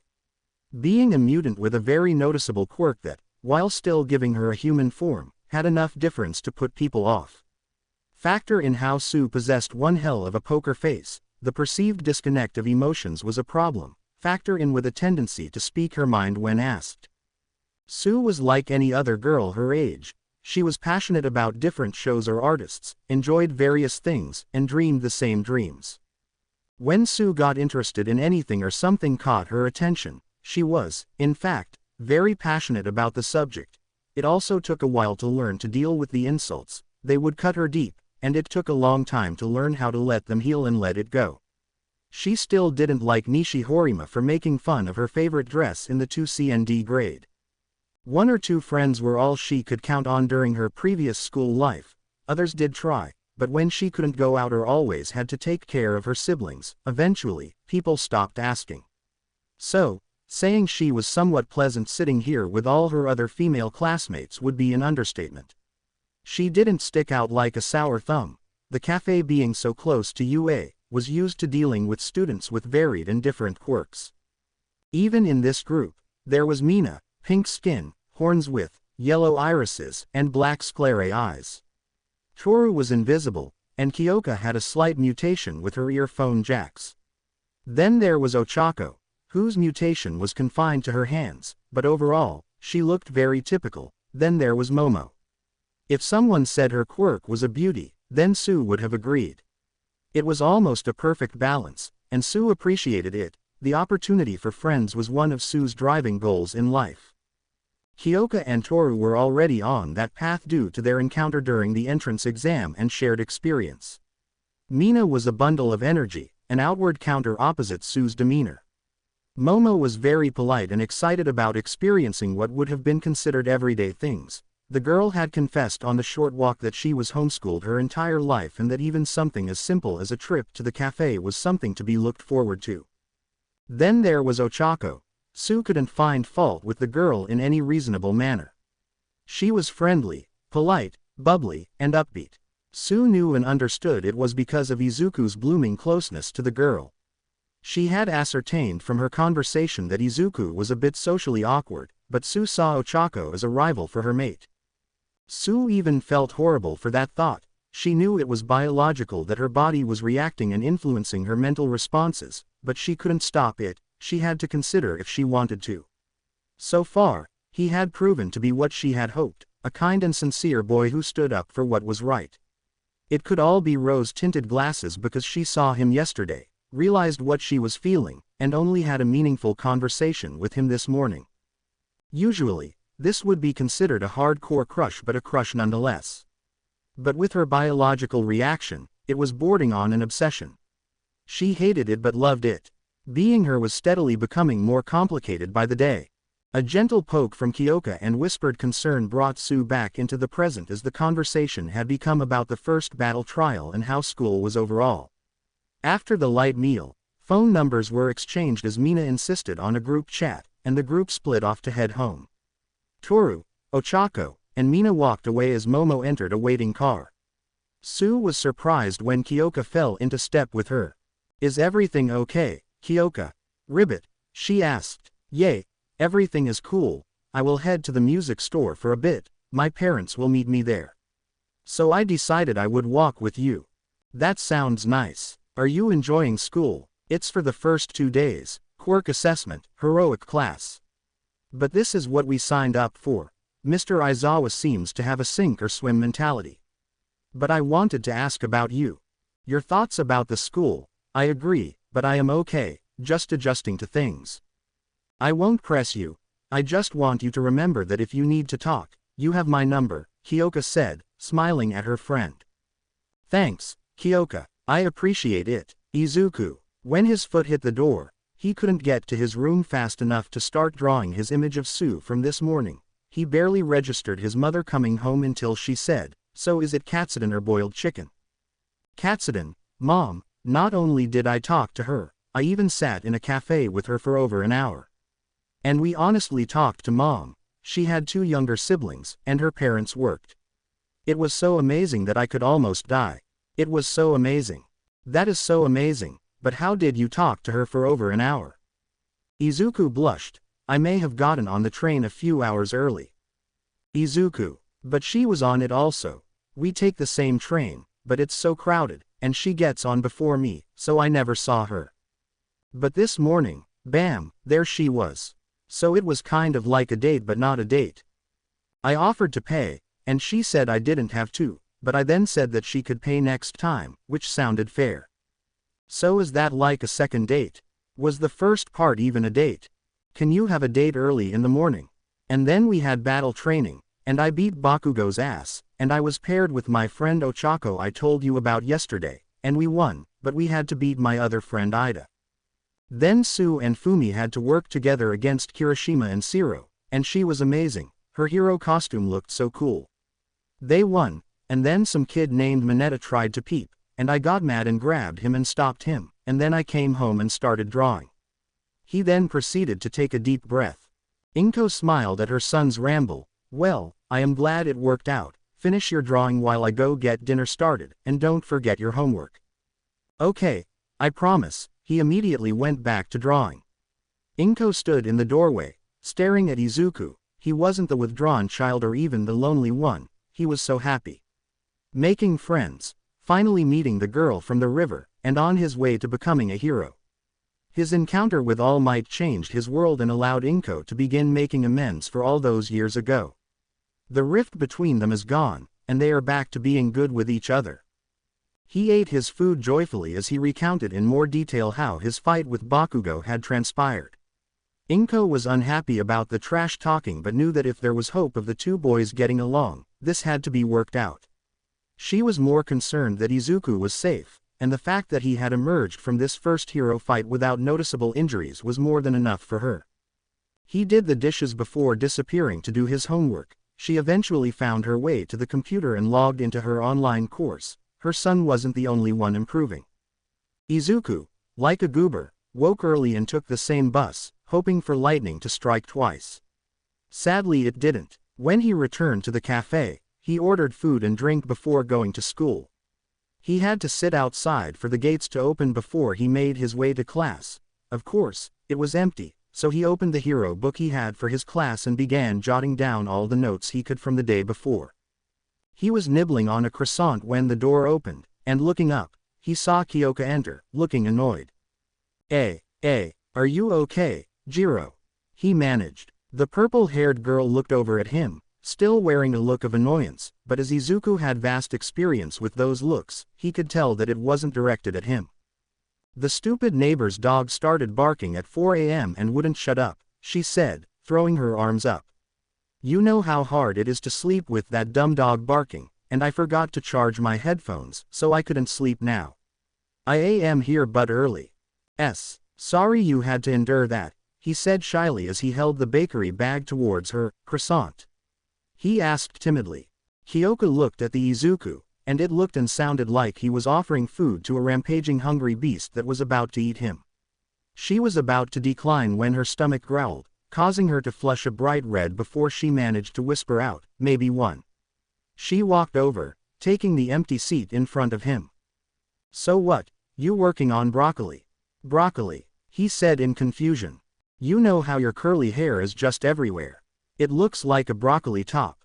Whatever, roll with it. What are you doing?" Izuku froze. He didn't know what to say. Quickly glancing down, he prayed for a natural disaster. Unfortunately, his prayer was unanswered. Kyoko took his hesitation to look at the book and saw her name and a nice hand-drawn headshot. "Is that me?" Kyoka asked. "Dude, what are you writing about?" Suspecting the worst. It's a notebook. About the class and their quirks." He stammered out. "Let me see," she demanded. Izuku handed the notebook over, contemplating if he could still enroll in a hero school in Antarctica. Kyoka looked at the notebook and was surprised. The drawing was nice but a little flattering, in her opinion, but the notebook was about her quirk. The next page had her in her hero costume, a rough but outstanding job. It also had notes about support items, a vibro sword or a guitar that doubled as a melee weapon, questions about how she used her quirk, or about applications she had never considered. She was using her jacks like separate appendages while grappling. She could use them to jab someone in the eyes or ears. She knew that, but the thought of working out with them to make them stronger, she wondered if such a thing was possible. It suggested that she could train with Ojiro as he had a tail and seemed to integrate it into his fighting style. Questions about amplification capabilities, a sonic scream, thoughts that if it was possible, then theories of flight, hero names Banshee, Decibel, Angel Beat, and others. "You made this after the battle test yesterday?" she asked, the anger gone from her voice. Izuku looked up, fiddling with his hands. "Yay, I love quirks, dissecting them and analyzing them. I swear it wasn't trying to creep on you or anything. I think your quirk is cool." "You do?" she asked. "Tell me about these support gears you thought of." Izuku immediately explained his theories about how she could use them and what it would allow her to do. When Kyoka pointed to something else, he continued, and she noticed how he lit up and seemed more confident. I am sorry if it bothers you. I wasn't trying to do something bad, I swear. It's okay. Broccoli Top. I first thought it was something lewd from your reaction, but I know you aren't like that, especially after yesterday. Some of this stuff is pretty cool. Would you mind if I got a copy of some of the support gear? They sound interesting. Kyoka quickly flipped through the notebook to confirm what he had told her, and sure enough, all the students had their section. Only a few had drawings, but then she saw Tsu's entry. Kyoka decided then and there that she wanted to find someone that looked at her the way that Izuku looked at Tsu. There was more than one drawing, and they were exquisite. If anyone saw this, it would be apparent that Izuku had at minimum a crush on Tsu. She made sure not to linger on the page, quickly turning it to make it seem she had not noticed. Izuku seemed relieved that she hadn't seen or was not saying anything. Dude, you got some talent for breaking down quirks if you managed to do that in one day, Kyoka said as she closed the book. Before she returned it, she saw it was labeled Quirk Analysis number 15 UA. Class 1A. Are there 14 other volumes? Yay, he said as his sweat dropped. You are a hero otaku, aren't you? Izuku looked at her like she just kicked a puppy. KKYOOKKAA, that is so much worse. It's okay, Izuku. I have tons of notebooks at home with music and stuff, Kyoka said nonchalantly before instantly bringing up her jacks and aiming them at his eyes. If you tell anyone, I won't say a word, he said, waving his hands in the air in front of himself defensively. Hey, did you understand the two-word problems on last night's math homework? Yay, did you need some help? If you wouldn't mind, she replied. They shifted to the math homework, and by the time he explained, she understood enough to figure out the second one independently. Absently stealing another croissant. Hey, I never asked, or you never told me what are you doing here so early? I just hoped and prayed that Tsu would retake the early train so I could take her to the cafe again. He thought. I had a hard time sleeping, still amped up from yesterday's battle trail. Yay, you and Bakugo were going at it. It was hard to hear everything because of his quirk, but that seemed personal. Yay, sorry about that. We have history, Izuku replied as he rubbed the back of his head. They talked a little more before Ida walked in and was surprised that they had beaten them, but when he noticed they were going over last night's lessons, he seemed to approve. Kyoka and Izuku shrugged, going back to discussing the battle trial. As more students slowly arrived, Kyoka gave him a polite wave and returned to her seat. The students were all talking about the swarm of reporters at the front gate asking about All Might. When Bakugo walked in, he was staring daggers at Izuku, and he walked by and took his seat. What the hell is that quirk, Deku? Have you been hiding it from me? Mocking me behind my back so that you could get a good laugh? Are you out of your mind? Izuku said in complete shock. What? Let me say it a little slower. Are you out of your mind? Izuku said slowly and deliberately. That is honestly the dumbest thing I have ever heard. Do you seriously think I kept this under wraps to go home and laugh behind your back? If I had this in school, I would have done it during a pep rally and laughed in your goddamn face. You egotistical prick. You might want to pay attention in science class. You may learn the world doesn't revolve around you. You want to go right now. I will put you down right here right now. Bakugo shouted as he bolted out of his seat. The entire class was already listening to their exchange, but now some of the boys started moving to intercept. This isn't Aldera Bakugo. No one is going to cover for you, and no one here is going to stroke your ego. Either grow up or get the F*** on, Izuku said, rising out of his seat. Ochako and Tsu got up to intervene as Mezzo stepped in between the two boys. Hey guys, calm down, he said, raising his arms in between the two. That is enough. The boys turned and saw Aizawa enter. The other students breathed a sigh of relief. Katsuki Bakugo, grow up and quit acting like a child. Izuku Midoriya, choose your words better or don't say anything. Mr. Bakugo, you lost yesterday, and judging not only by your actions but by my reviewing of the audio, that hasn't happened a lot and never to Mr. Midoriya. Either learn and grow from it or get out of my class. Mr. Midoriya Heroic's class is not a place to settle grudges. Don't let it happen again. Now everyone sit down. Kirishima, you, and Midoriya switch seats. This is permanent. Tsu's poker face faltered as she realized that it meant that Izuku was going to be sitting next to her from now on. Her heart began to thump rapidly. She even let loose some quiet rivets before she was able to clamp down on that part. Kyoka looked over her shoulder towards her friend and smirked before facing the front. Izuku noticed immediately as the words left Mr. Aizawa's mouth about who his new seatmate would be. He was also closer to Ida and Ochako, who sat right behind Tsu. He was inwardly happy to be closer to the two students he was becoming friends with, but he was doing the happy dance that he was now next to Tsu. Everyone sat as the two students switched seats. Sorry, Kirishima, Izuku said as they passed each other. Not a problem, Midoriya. Maybe I can calm Bakugo down some, he said with a smile. Izuku took his seat as he and Tsu did their best not to look at each other and look at Aizawa, who was standing in front of the class.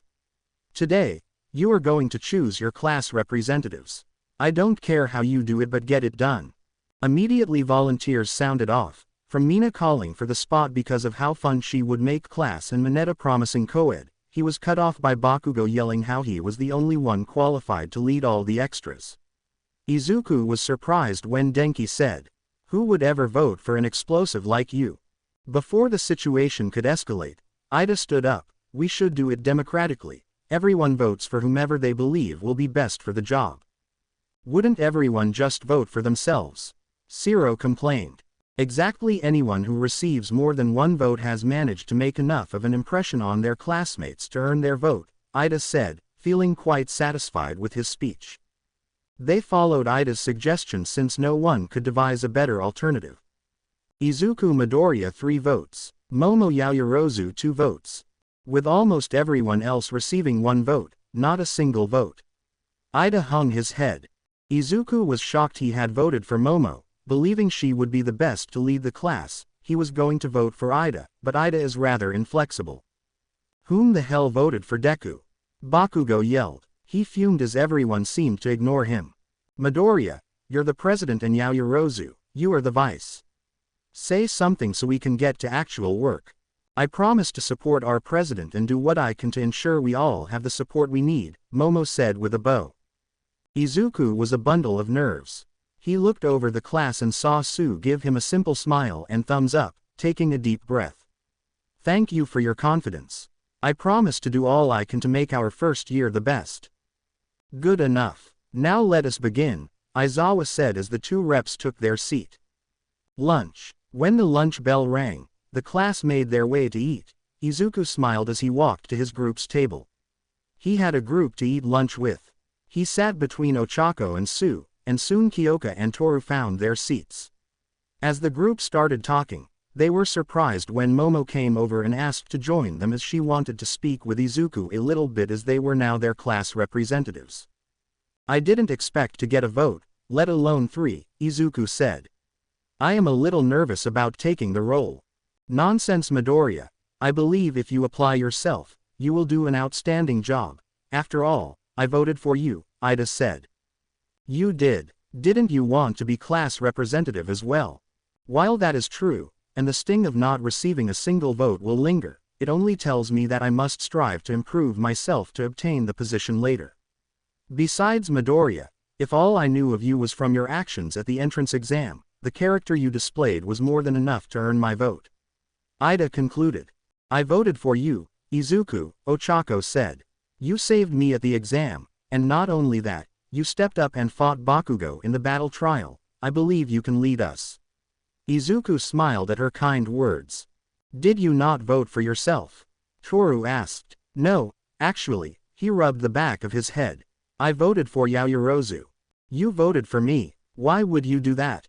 Yaoyorozu asked. I thought you would do a good job. You did a great job on the quirk assessment test and the ways you thought of using your quirk. And you did great in the battle trail. Izuku replied. I voted for you, Ribbit, Tsu chimed in. After we talked yesterday, I agree with Ida and Uraraka that you can lead the class, which will be a good experience. Thank you all. I promise not to let you down, but there is something that I have been wondering, Ida. Are you related to Ingenium? Ida straightened up some. Yes, I am. He is my older brother. Holy cow, you're related to a pro hero, Ochako asked. That is so cool. He has over 60 sidekicks and runs one of the largest agencies. He is on the rise and always makes time to visit hospitals and help out in the community. Kyoka locked eyes with Izuku and mouthed, Hero Otaku. Izuku quieted down. Why didn't you say something? Toru said. I didn't want anyone to judge me for my older brother's work. I wish to make a name on my merit, though he is a great inspiration. Before they could continue, the alarm exploded in the cafeteria, forcing Kyoka to grab at her head. Momo immediately sprang into action, creating a pair of noise-canceling headphones. Ochako and Tsu immediately covered Izuku's eyes as she opened her top.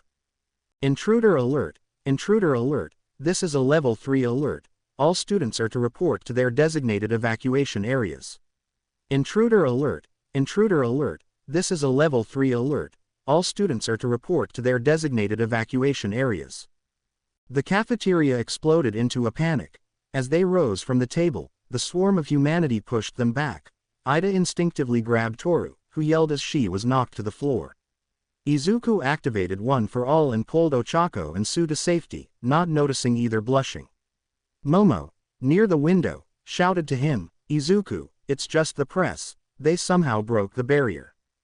Izuku thought and saw the area above the exit sign. Momo, I need a bullhorn. Ochako, can you negate my gravity? Tsu, can you get me over above the exit sign?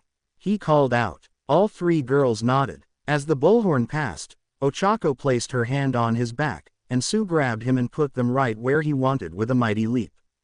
Tsu was positioned behind him so no one could see her. Her arm was around his waist, and her face was buried in his back. She could smell him. His scent was almost intoxicating and nearly more than she could bear. Great job, Tsu, he said as they landed. Everybody calm down, it is just the press. They have bypassed the barrier. We are students at UA.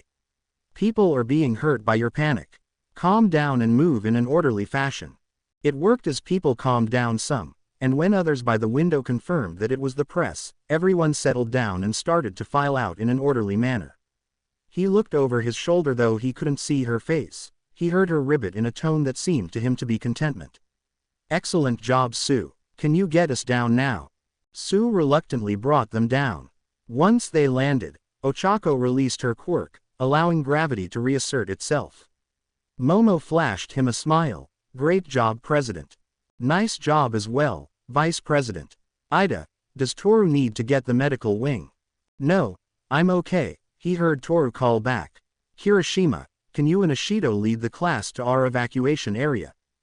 You got it, Prez. They responded. He followed at the back of the class, ensuring they were all accounted for as they made their way to their designated evacuation area.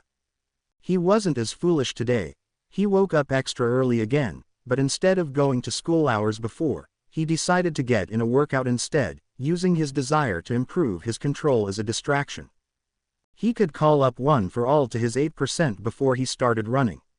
He let the light show dissipate to not draw attention to himself. He had theorized that One for All ran along channels through his body, hence the red veins, and by opening it to those channels. However, those veins, his blood, and the pressure caused pain and discomfort.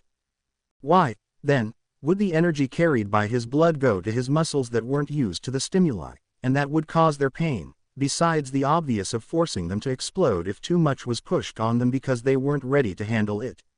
It was like working out. The muscle fibers had to be torn and replaced with his new physiology to adapt better. One for All was a part of him now, but it was an adaptation and mutation process. His muscles had to be slowly replaced with the new construction data of One for All. Working out and having it flood his body was the best way to do that. It was the only way. He had even started turning it on sometimes during studying to see if it affected his mental capacity and during some of his paintings to practice fine motor control. He just let his mind go as he ran towards the beach. As soon as he hit it, it was time to push it up a notch. Pushing to 10%, he felt the sting, but it was lessened than last time. He started running up and down the beach, forcing his body to adapt and grow. Not wanting to exhaust himself, he lowered it for the run home. If I could have recovery girl there to accelerate my body's natural healing, I could speed up my recovery and almost cheat. I wonder if she would be willing to help me once a week. I should discuss this with All Might first, but I don't think I will. It is cheating. He still raced to get to school early, just not hours before. That cafe is excellent. Maybe he would stop by today just in case. Sue, she never went for a morning run before school, yet here she was, running around the park. Breaking off the trail, she started leaping through the trees, a course she had developed since she was a kid, ingrained in her mind, especially since the day by the river. As she came flying out from the tree line, gracefully twisting her body through the air, she landed gracefully on the bank of that very river. Gymnastics classes had been a significant investment. A quick glance to her left and her mind displayed the same image that came to her every time she landed at this spot, the boy by the river. The day she met Izuku Midoriya. Does he remember? Does that day hold any significance to him? I never forgot that day. What if I am the only one that remembers? Would that matter? I would hurt if he didn't, but it was so long ago. But if he did remember, I hope it is a good memory and... She stood there looking around for a moment. She felt the new ache of the distance away from him. Ever since she saw him again when they were apart, it would start as an unsettling feeling in her stomach, but by night it was an ache, a longing to see him. Dreams would help, but today, they had only seemed to exasperate the situation. Sue leapt over the river and backed off into the forest.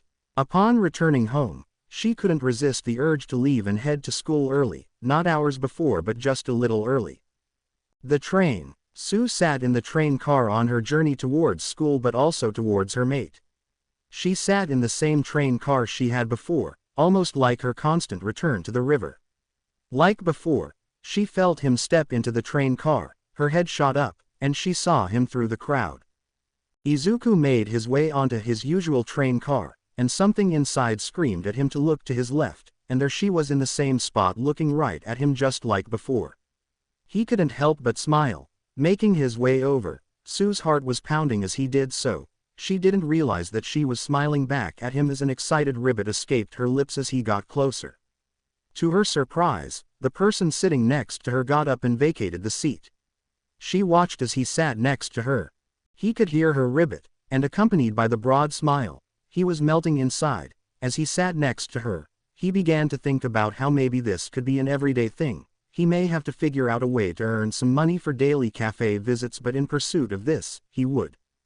Gee, good morning, Sue. You were on the train early today. As are you, Izuku. Is this going to be your normal train from now on? Why, yes, I think it would be nice to avoid some rushes, and I enjoy stopping by that cafe in the morning. Are you going to take this train too? Suppose you will be on it, then yes, tell me what train to be on. She screamed internally. Yes, I also want to avoid the rush, especially after yesterday's reporters at the gate. Did they bother you? No, I woke up crazy early again and just came to school, so I got in before they gathered. Ochako and Ida told me how much of a mess it was. I am pleased that you were not bothered. Were you going to stop by the cafe again today? I was planning to, before he could say anything else. May I join you? I promised to pay the next time we went. I would love for you to join me, he said. His beaming smile and glowing eyes started to do a thing to her body that made her look away, her hands fidgeting. If you are going to be on this train every day, maybe we can make it our normal stop, like together, she asked. Luckily for her, her hair was covering the sides of her face so he couldn't see how red she was, and she couldn't see him exploding. Holy shit, an everyday thing. Meeting on the same train and going to the cafe together every morning. As a couples do, maybe I can hold her hand and, wait, slow down, just breathe, take a deep breath, and do not this up brain. I would like that a lot, Sue. Maybe I can have your phone number in case I run late. I wouldn't want you to have to wait for me. Perfect reply, brain, but asking for her phone number. Look, it is a perfectly valid question. It doesn't come off as creepy that we are asking to let her know if our standing plans change so we do not inconvenience her. That is pretty smart. Good job, brain. That is what we do when you let us talk and not let your nerves interfere with us. Stick with us, kid, and you will go far. Wait, why am I having a two-party conversation with myself? That can't be good. Do you know what? That is right, we shouldn't do this again. Agreed, but thanks, brain. You're welcome, Izuku. Now focus, she is about to talk. That sounds logical. I agree I should have your number just in case my plans change as well, she said, pulling out her phone, calmly exchanging phone numbers, noticing the other's straps, and silently wondering where they could get the same one. Tsu did not imagine climbing into his lap out of glee. She was not using all her restraint to avoid bursting into a happy dance. She was calm, a duck on the pond for all to see. They arrived at their stop, avoiding further conversation until they went down the street and stepped into their spot. The same hostess greeted them. She appeared to not be much older than them, with auburn hair and beautiful purple eyes. She smiled when they entered. She took their order and left them to talk while she assembled it. It wasn't until they left that Tsu and Izuku that a cake was tucked into the bottom. It appeared to be a simple strawberry shortcake. They noticed 2 forks and a little note written on the top. For sharing, winking face. They both froze. Fortunately, Tsu said, maybe we can share it later. That sounds great. Maybe after rescue training. I would like that. Are you excited about training today? I am. I want to be a rescue hero when I graduate. You would be an amazing hero no matter what field you enter. Thanks, Izuku, I think you will be too. The journey. As soon as the bell rang, Aizawa entered and called out. Class, get your costumes and get changed. Meet outside the bus. Midoriya and Yaoyorozu ensure everyone is on the bus and ready in 15 minutes. Momo stood taking attendance while Izuku politely told Ida that a seating chart was unnecessary for their trip. Everyone is accounted for, Momo said, handing him the clipboard. All right, everyone on the bus, sit where you like, he called out as everyone filed in. Aizawa came up, and after he was told everyone else was on board, he nodded as the reps boarded, taking their seats. As he boarded, he saw an empty seat next to Tsu and Ochako.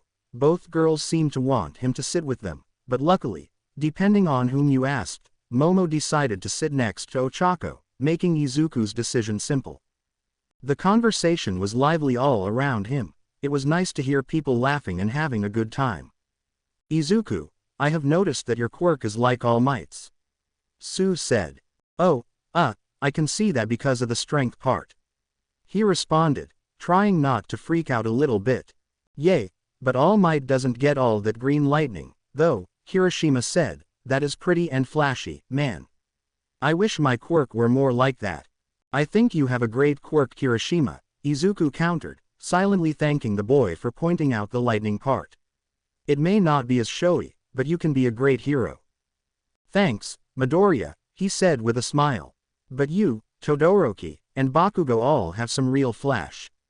Yay, but Bakugo is too angry ever to be a popular hero, Tsu chimed. What the F******, you saw frog face? He shouted. Dude, you are just proving her point, Denki said, rolling his eyes. Eat a dick, shitty lightning. Izuku felt silent. It was a new experience to see people teasing Bakugo and not him. He instead got a laugh as more people joined until the bus came to a stop. Settle down and get off the bus, Aizawa called out. Class 1A marveled as they stepped out of the bus at the awe-inspiring facility before them. Izuku was about to say something when he heard a squeal of excitement next to him as Ochako grabbed his arm and shook him back and forth. OMG, Izuku, that's 13. She said. She is my favorite hero. She is the reason I am so fascinated with space. I wanted my costume to be more like hers, but well, you know. That's awesome, Ochako. Maybe after class, you can get her autograph or something. Izuku, you are the best, she said, still shaking him back and forth. Holding herself back from dropkicking Ochako, Tsu placed her hand on the girl's shoulder. If you keep shaking him like that, you will make him sick. Ochako then seemed to realize what she was doing, blushed, and stepped back. Izuku smiled at Tsu and mouthed a thank you as the pro-heroine approached, with Aizawa stepping forward to greet her. Where is that big idiot? I thought he was supposed to meet us here, he said to the space-themed hero as she got closer in her suit. Got a call. He was running late, but he will be joining us later. She replied. All right, welcome Class 1A to the Unforeseen Simulation Joint or the USJ. Today we are going to practice rescue training. Whatever field of heroics you go into will be called upon at some point in your career to participate in a rescue operation. I know some of you may be thinking of how your quirk is unsuitable for rescue, but does anyone know what my quirk is? Ochako's hand shot up, and the girl was practically jumping. Izuku smiled and wondered if that was how he acted when he got to talk about quirks. Of course, 13 called on her. Your quirk is called Black Hole. You can replicate the pull of a black hole from your hands. It is potent, and not even light can escape it, Ochako said proudly. You are correct, and much like a black hole, anything beeped in will disintegrate. It takes excellent care and training to use quirks like mine to aid in rescue, let alone specialize in it. So, I want all of you to pay attention and give your all. What you learn today may save someone's life. Now if you would all follow me. The USJ. The class did as they were told and entered the gigantic facility. They stood marveling at all the zones spread out before them. Sensei, is that part of the training? Kirishima called out. Aizawa turned to his student and saw him pointing over the railing to the plaza below. A swirling dark portal made of mist had opened, and a group of villains was pouring out. He saw a bit farther back another portal open and out stepped the person he assumed was responsible for the portal. The man's entire body is made out of a dark purple mist, save for his eyes, which are glowing yellow. He wore an exquisite suit with a tie and had a metal brace from around his collarbone to just below his eyes. Standing in front of the mist villain was whom Aizawa assumed was the leader, a slim man with pale skin, tinged. He was wearing plain red sneakers, black pants that exposed his ankles, and a matching long-sleeved V-neck shirt, covering his arms and shoulders were what appeared to be hands. There was one hiding his face as well. Where is All Might, Kurogiri?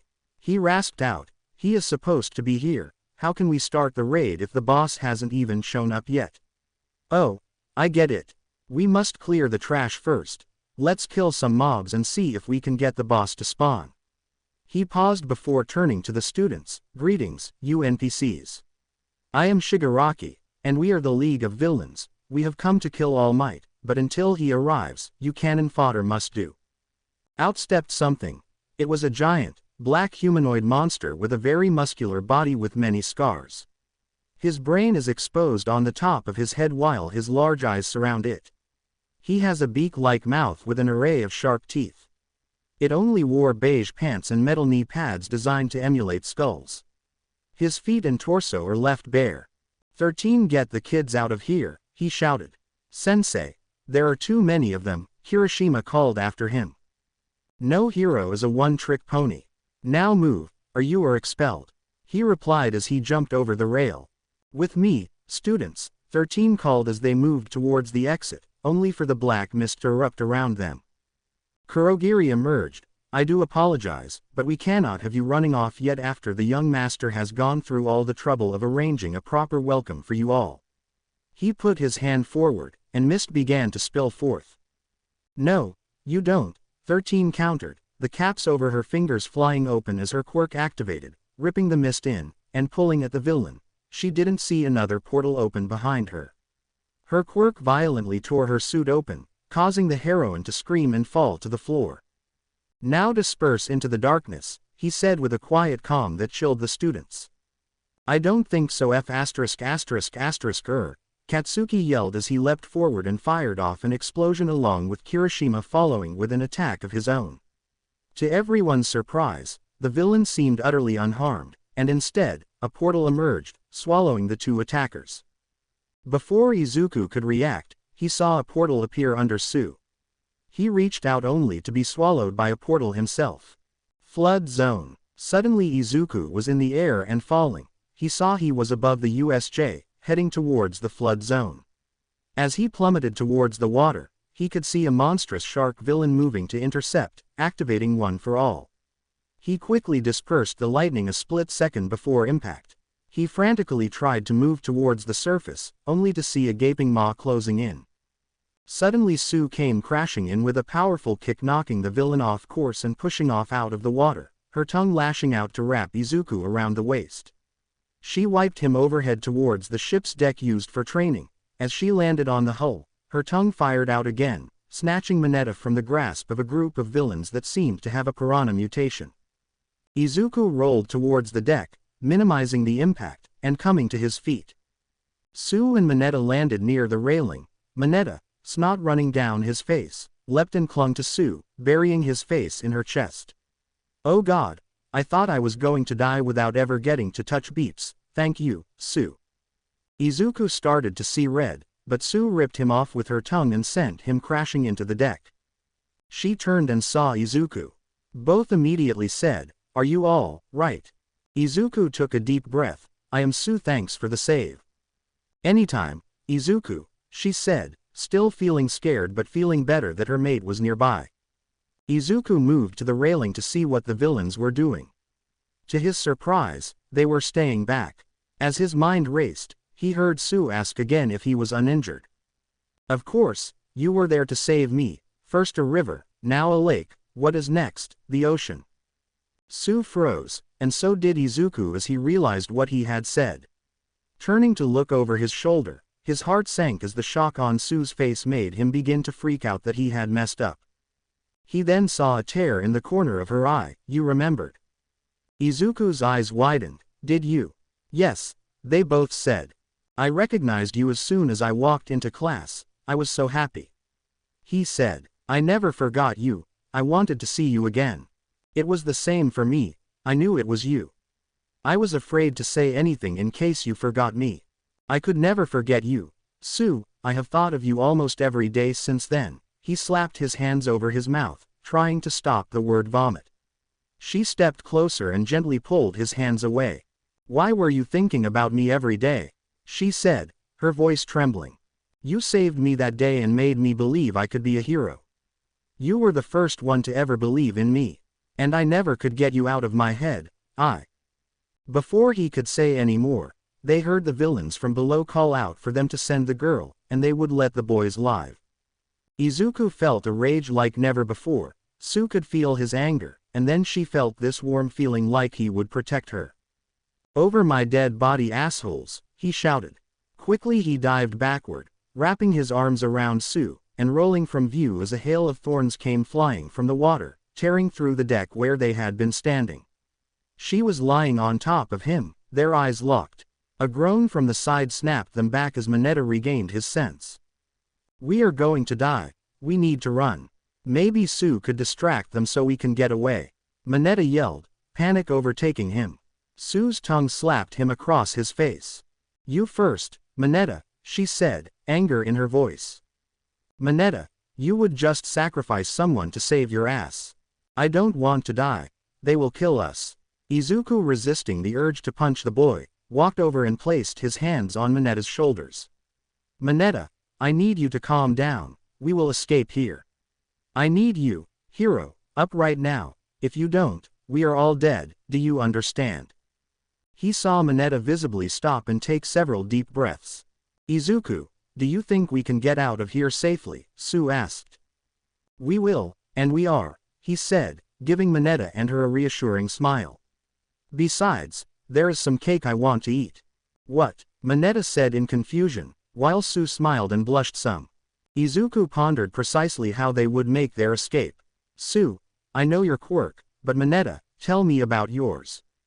I can tear these orbs off my head, and they stick to anything but me. How healthy I am dictates how sticky they are. I took a big shit before we got on the bus, so I am in good shape." "Why would you say that?" "They are tied to my overall health, any toxins in the body, and they don't work either." "Okay, that makes sense, but honestly, man," Izuku said, thinking, "hey, can you throw one into the water? I want to see what the villains do." Mineta crept forward and tossed on, causing the villains to observe it till one reached out and touched it. He reported it to Izuku, who smiled. "They don't know our quirks. They would have never sent Tsu here if they did. If we can break the surface with enough force," he said as a light bulb clicked in his head. "It would probably hurt as he would have to use 100%, but how to concentrate?" His mind clicked into place with a slight wince. He knew what had to be done. Tsu, how far could you get with Mineta if you were to jump from the ship? I am not leaving you behind, Izuku. She said sternly. I am not asking you to. I want that cake now. Dude, what is with you and cake? Mineta questioned. Well, Tsu, I could get us probably to shore. And if you had to reach back and grab me with your tongue. Very close to shore but not on dry land. What are you planning? You and Mineta are going to run and jump off the side. He stopped Mineta as he could see the panic. Now, the most important part is you, Mineta. Me, yes, when you get over the edge, I need you to start throwing your sticky balls as many as you can as fast as you can. Can you do that? Yes, he replied. What will that do? I will follow you guys off and use an attack to break the water's surface, causing a vortex. How can you do that? You aren't that strong, Mineta countered, trying to fight off the panic. Remember the 0-pointer. Trust me, I got this. He said, his confidence soothing Mineta and doing other things to Tsu. So, I jump with him, you fire off your attack, and then I grab you, and we get to shore. Tsu said. Yes, I need you to save me again. I can do that, she said with a smile. Tsu walked to Mineta. If you grab me in any inappropriate way, I will throw you in the water. Mineta gulped. Yes, ma'am. Izuku activated One for All, doing a quick test of pulling it from all over his body to a finger. He looked at the Tsu and Mineta. Ready. They nodded. With a burst, he pushed off and leapt into the air. Hearing the shouts below, Tsu followed as soon they were airborne, and Mineta went to work fueled by fear of death and for the first time of letting people down. His arms almost blurred with the speed and fury he ripped the orbs from his head. Izuku felt One for All leave his body and go into a single finger. He grimaced and pushed to 100%. Air cannon, he yelled as the force ripped from his finger. He muffled his yell as his finger broke from the point of the attack. It worked perfectly. The villains were trying to avoid Mineta's orbs, then when air cannon hit penetrated the bottom of the lake, creating a vortex pulling the villains and balls together into one jumbled tangled mess. He felt Tsu's tongue wrap around him and yank him away. He crashed into the water near the shore. The courtyard. As the trio made their way out of the water, part of them almost wished they hadn't. Aizawa was in what could be seen as a desperate battle. Over 20 villains lay unconscious or unable to continue around him. The pro hero had some cuts and bruises, but he was still standing. Not only standing, but he was also still fighting. Shigaraki and his monster stood watching. They could hear the villain counting. 30, 28, 25, 24. You're slowing down, Eraserhead. Eraserhead didn't respond, shutting down one of his attacker's quirks and using him as a projectile weapon. Shigaraki, to everyone's horror, saw the beast at Shigaraki's side catch the projectile by his head and hold him dangling out at arm's length. Pathetic, Shigaraki sneered. They saw the self-proclaimed leader reach out and touch the suspended villain's bare chest. The man's muffled scream would haunt the three students for the rest of their lives, and they saw the man's body begin to decay. The skin turned gray and began to fall away into dust. This continued, the screams and thrashing increasing till it hit the man's heart. The monster, never flinching, blinking, just dropped the dead man as the ashes that were its body blew across the battlefield. Mineta turned to the side and wretched. Tsu covered her mouth to hold in the scream of terror. Izuku fought back both reactions before he was true villainy. Not somebody trying to gain money. They were a killer. No remorse or words would reach this monster. Shigaraki was the true monster, not the beast that stood there motionlessly. No, that was just some golem obeying the orders of its master. And its master was a killer. Shigaraki rushed in at Aizawa. The pro, seeing the horrifying display, knew he couldn't be touched. Quirk activating, he threw out his capture scarf, hoping to pin the man's hands to his body, but the killer was a step quicker, moving slightly to the right, his hand reaching out brushing against the captured weapon as it liked the man before it began to turn to dust. Eraserhead ducked under the left hook, retaliating with an uppercut that Shigaraki leaned his head back just enough to avoid contact. The killer's hand contacted the ground as he bicycled kick upwards, forcing the hero to dodge. Eraserhead had already recovered by the time Shigaraki had spun up to his feet. A murderous hand shot out to strike the hero dead in the chest. only for the hero's quirk to activate and for a vicious right to meet the killer's face, sending him crashing away as the hand that covered the villain's face fell off onto the ground. Father! With the first sense of panic or emotion, others looked frantically for the lost hand. Nomu, kill him! Eraserhead had already moved to attempt to capitalize on the moment. He didn't even see the golem move. The impact never connected as Eraserhead was about to drive what he hoped would be a knockout blow to the man's temple. His arm was caught at the wrist, and sickening crunch and painful scream as the man's bones broke. The golem lifted the man off the ground and threw him with such force into the wall that it spider-webbed, blood flying out his mouth. The golem blurred and drove a vicious blow into the hero's chest. Izuku, ignoring Mineta and Tsu's cries, burst from cover, calling up 100% of One for All. Detroit Smash, he yelled as his fist drove into the Nomu. Nothing happened. Izuku noticed as he made contact that all the force was absorbed. Shock absorption. The Nomu then swung a dismissive backhand with blinding speed. If it weren't for his training with All Might, the damage would have been possibly fatal, but he was able to get his guard up, so instead, he was knocked back. Thankfully, Nomu was no longer focused on his sensei. Izuku leapt back from a thunderous overhand punch, pulling the Nomu farther still. Izuku! Tsu cried out as she was aware of her mate's danger. Get sensei out of here! He yelled back, ducking under another blow. Fighting against her primal instinct to protect him, she knew she couldn't keep up with that speed. She turned to Mineta. Make sure those villains can't join in the fight. I am going to go help sensei. Are you nuts? He cried back. Mineta, I don't have time for this. Either be a hero or a coward, she snapped as she leapt off towards their downed teacher. Shigaraki located the hand securing back to his face. With a growl, he rose to his feet. Before he could say anything, Kurogiri appeared next to the killer. Young master, one of the students has managed to escape. He is undoubtedly on his way to gather reinforcements. Kurogiri, you bastard, if weren't our ticket out of here, I would kill you right now. The final boss hasn't even shown up. We are leaving, but not before we ensure All Might gets to vacuum up some of his students. The words sank into Izuku as he saw it start in slow motion. Tsu had landed next to Aizawa and was hoisting the unconscious man up. A black portal began to form in front of her, and Izuku could see the Shigaraki's hand disappearing into an outlet before him. Instinctively he knew what was about to happen. Tsu was about to meet her end. She was about to die. His body suddenly surged with great energy, more potent than anything he had experienced. He stepped to the side of the Nomu, and with a left hand, he pushed against the creature.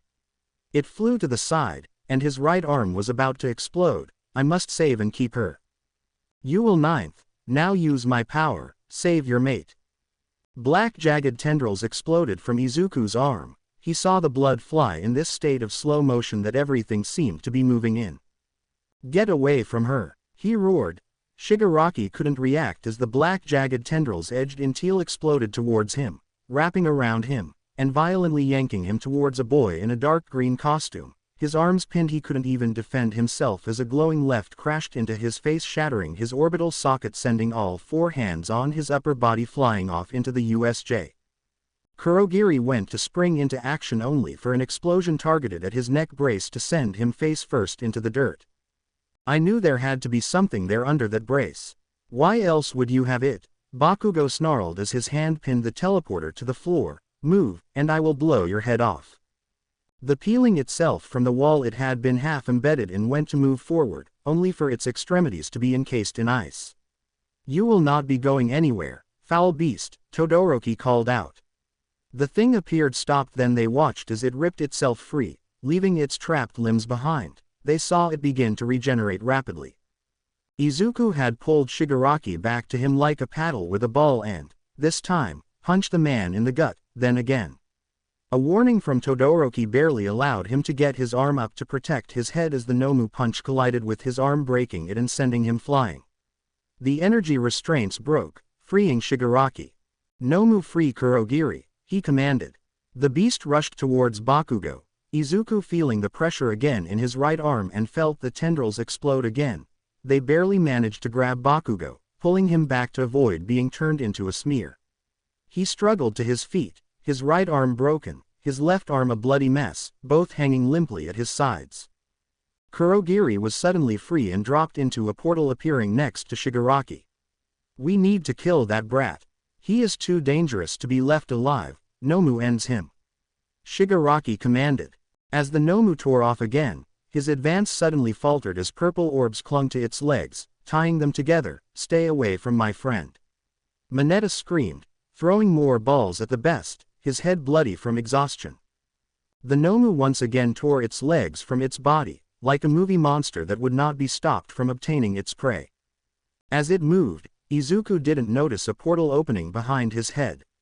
A hand emerged, ready to end the threat. Tsu had launched herself into the air, her tongue flying out toward her mate in a desperate attempt to save him. She could feel that she was too late in her heart. Desperately she screamed a warning. Suddenly, before the hand could make contact, a gunshot rang out, piecing the hand and causing Shigaraki to scream. Pulling it back to him, appearing from an air vent was Snipe. The doors to the USJ exploded as All Might came exploding in, landing directly in front of Izuku. "Rest now, young Midoriya, for I am here. The rest of you fall back. Be careful, All Might, he has some sort of shock absorption and regeneration," Izuku said. The hero just nodded. "We can help," Bakugo and Todoroki protested. "I have no doubts about that, but I cannot fight at full capacity with you here. Now damn your egos and fall back." Tsu's tongue found its mark as Izuku was ripped back to safety. She pulled him into her arms. He was a mess, and his arms hung loosely. She could see blood soaking through all parts of his costume. He weakly smiled at her. "It's okay, Tsu, it's okay." She clung to him tightly as she landed with him, doing her best to absorb any impact.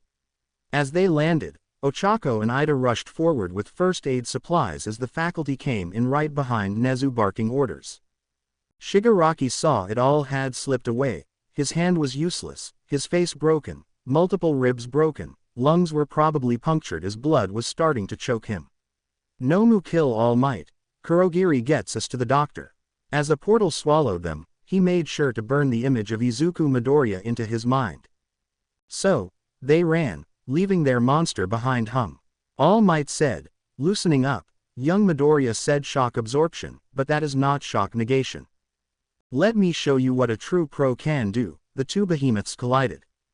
First, they could be followed, but soon they became too fast for the naked eye to track. Hundreds of blows were traded, and the wind generated threatened to blow everything away, including the students. Tsu sheltered Izuku with her body. Soon the monster was lifting off the ground. With a final shout, "Manchester Smash!" The beast flew back, crashing through the wall. His body was smoking as his limit had broken before the battle started. Izuku saw his mentor, realizing he tried to reach his feet, only for the hero to shake his head as cement barriers emerged, blocking him from view. Tsu still cradled Izuku, tears held at the corner of her eyes. He smiled, wishing he could hug her. He could see the corners of his vision getting darker as everything caught up with him. Tsu was looking down at him. Noticing blood pouring faster from his wounds, she cried out. Ida and Ochako yelled for assistance as all the bandages they had managed started soaking through. "Can we still share the cake?" he asked. His vision was getting darker, and he coughed and tasted blood. "Of course, Izuku, just stay with me, please." "Okay," was all he managed as darkness consumed him. "Tsu." She watched in horror as Izuku's eyes rolled back into his head and blood fell from his mouth. The class all gathered at the entrance stepped back as the paramedics came rushing in. Ochako and Ida had to pull Tsu away. She was sobbing and clawing at him, almost rambling about him having to stay with her, that he couldn't leave her after they just found each other again. Ochako and Ida had a hard time till Kyoka ran over and told Tsu that Izuku's heart was still beating. Tsu turned to her friend, wondering if Kyoka was lying.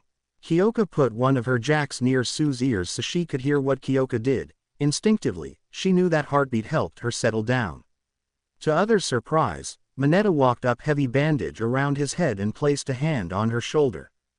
"He is going to make it, Asui, he is too strong not to, besides he wants that cake or whatever he was talking about." Tsu turned to the boy. "Tsu, Mineta, my friends call me Tsu." The boy smiled and helped her stand as Izuku was loaded onto a gurney and rushed out. "Come on, Sue, let's get outside to make sure they load him up properly." Between Mineta and Kyoka, they helped her outside. She was still terrified as the ambulance sped away but promised that when he made it through this, she wasn't about to risk letting him slip through her fingers. Inko Midoriya, by nature, was nervous when it came to her son. She worried and fretted more than average, and she knew that. It just wasn't something that she could turn off or ignore. It may be troublesome, but that was just the way she was. Their relationship troubles had started the day they went to the doctor and received the diagnosis that Izuku was quirkless. Like all children of that age, he dreamed of getting a quirk and becoming a hero. When the doctor cruelly told him to give it up, the boy was destroyed. When Izuku sat in the office chair watching the debut of All Might over and over crying, his world crumbling, he needed a lifeline. He turned to the person that should have been the one to give it to her. And she failed, too wrapped up in feeling that his lack of quirk was her fault. All she could tell him was how sorry she was instead of telling him that he could still chase his dream. She couldn't find a way to correct that mistake for many years. She didn't step in to do it, it was the Frog Princess. A girl with a frog mutation that he had met after being knocked off a log over a river. Izuku relayed how the girl had told him he could still be a hero even without a quirk and how excited it made him feel. Inko smiled when at the end, he added how pretty she was. For the rest of the year, he would go back to that place trying to see her again and never did. It was an obsession with him always looking this way and that whenever they were in public for a while.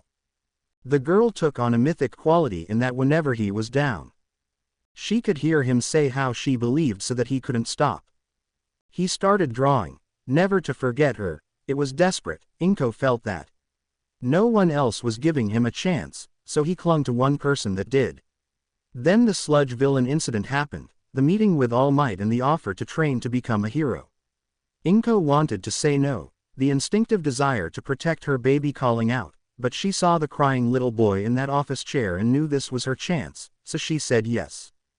When Izuku finally shared the truth with her, she was upset that he had hidden it from her, but in a way, she understood. There was still a gulf between them. This was his way of finally closing that, and it did just that. Inko began working out some with him. She couldn't keep his pace, but the plump woman found her own with some help from Toshi. Seeing Izuku change inspired change in her. Long-held dreams sprung forth, and new desires for life surged. Quietly she filed for divorce from Hisashi, Izuku's father and her husband. She hadn't seen him in over a decade, and he hadn't called in about as long. There was no reason for her to lie to herself or Izuku. Izuku was surprised he was still alive. He had assumed that he had died long ago, and Inko had never told him. He hugged her and said that while things may have been easier if he was around, he simply wasn't. She was all he needed. There may have been some water damage.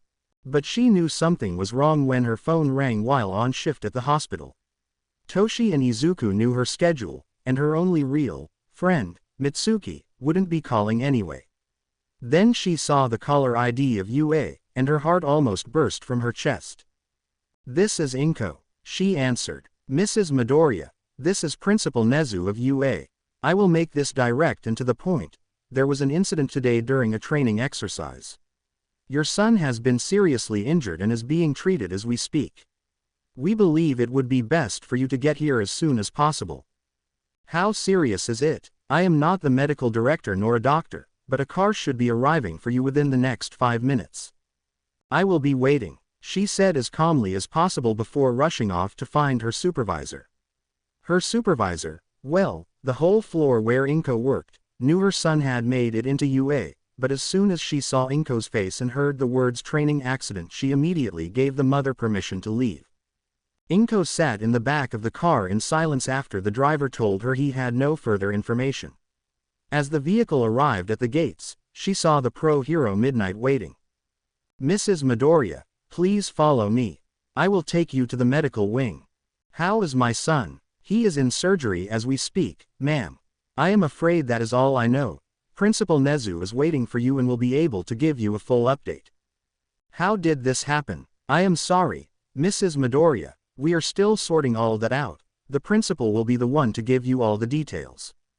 Something significant must have happened as they were moving through the campus. She could tell that it was on lockdown, and she caught a glimpse of Mitsuki and Masaru, with clearly worried looks on her face. Her heart sank. Midnight led her into the medical area before leading her into an observation room where she saw a strange mouse, bear, dog creature sitting next to another pro whom Inko was unfamiliar with. That is all for now. Snipe, continue your investigation. The man, dressed in what appeared to be a tribute to American cowboys for yesteryear, stood and tipped his hat to Inko before he exited the room, leaving them alone. Inko turned to look through the window and saw Izuku on an operating table. There was bloodied gauze everywhere and fury of activity. Inko's hand went to her mouth in shock and fear. I apologize for having to meet you not only under these circumstances but also while he is still in surgery. I am the principal of UA. Nezu. Not taking her eyes from the scene before her, is he going to make it? As of right now, all I can say is that recovery girl is optimistic. Why isn't he in a real hospital? I can assure you that our medical staff is on par if not superior to any hospital in the country, but I hate to say it, but we did not believe he would survive the trip without immediate medical attention. How did this happen? I know this is hard, Mrs. Midoriya, but I need you to sit down and pay attention to what I am about to say. Inko turned and sat facing the principal, trying immensely not to pull the man to her and shake him violently. Speak, she demanded. Nezu, keeping his voice as calm as he could, during a rescue training today at an on-site facility, the facility itself was infiltrated and attacked by a group of villains. From the preliminary information, we gathered that the students were not the target of the attack but instead, a faculty member who was supposed to be at the facility but was running late. Continue. During the course of the attack, the students were separated, but they were able to defend themselves and make their way back to the exit. It was then that your son and his group witnessed their homeroom teacher who had attempted to engage a large group of villains to allow his class to escape suffer a devastating attack, and your son attempted to engage the villains and save his teacher. Did he do so? Yes, he was able to delay what most assuredly be the death of his teacher until help had arrived. And this is how his injuries happened. From what we know, yes, the investigation is ongoing as we speak. Were any of the other students injured? Yes. There were numerous injuries amongst them, though none to the extent of your son. Forgive me, Principal, but how did this happen? This is UA. Is it not your job to ensure the safety of my son? This is the first week. Is that what I can expect? Mrs. Midoriya, I understand that you are upset. Is your son undergoing emergency surgery because the institution you trusted with his safety failed miserably during the first week? There was no. That is your job, Principal, to be prepared for the unforeseen, the unknown, to protect the children within your walls from villains attacking them while on campus. Please don't give me platitudes about how you couldn't have known. While building a huge shining beacon for heroes, you never considered that some villain group wouldn't dare take the chance. Please leave if you have nothing to say. I want to focus on my son. Nezu knew there was nothing he could say right now. Instead, he bowed and left as requested. He was angry in part because of how right she was, and he knew that her anger was going to be shared with all the other parents he was about to speak with, that the press and the outside would question his and the faculty's ability to protect the students under their care. Someone had come and taken a swing at the mighty UA and left them bloodied. A long day was going to get longer. Inko sat and watched as her son battled. She watched the monitor, and due to her training, she could tell that he was stable. The amount of blood and the transfusions were concerning. She sat silently until she saw the older woman in charge step out. It was only a few minutes until the woman entered the observation room. Mrs. Midoriya, yes, doctor, your son is going to be okay. Unfortunately, there is going to be scarring. His right arm was broken, his left arm suffered severe and multiple lacerations, fractured ribs, numerous torn ligaments and tendons in his legs, and some muscle completely torn from the bone, along with more lacerations. The biggest problem was stopping all the bleeding. But he is going to be fine. We will need to hold him overnight to ensure there are no complications with transfusions or sutures. In the morning, I will be able to use my quirk to heal the arm and ribs completely. I would do so now, but he is too exhausted.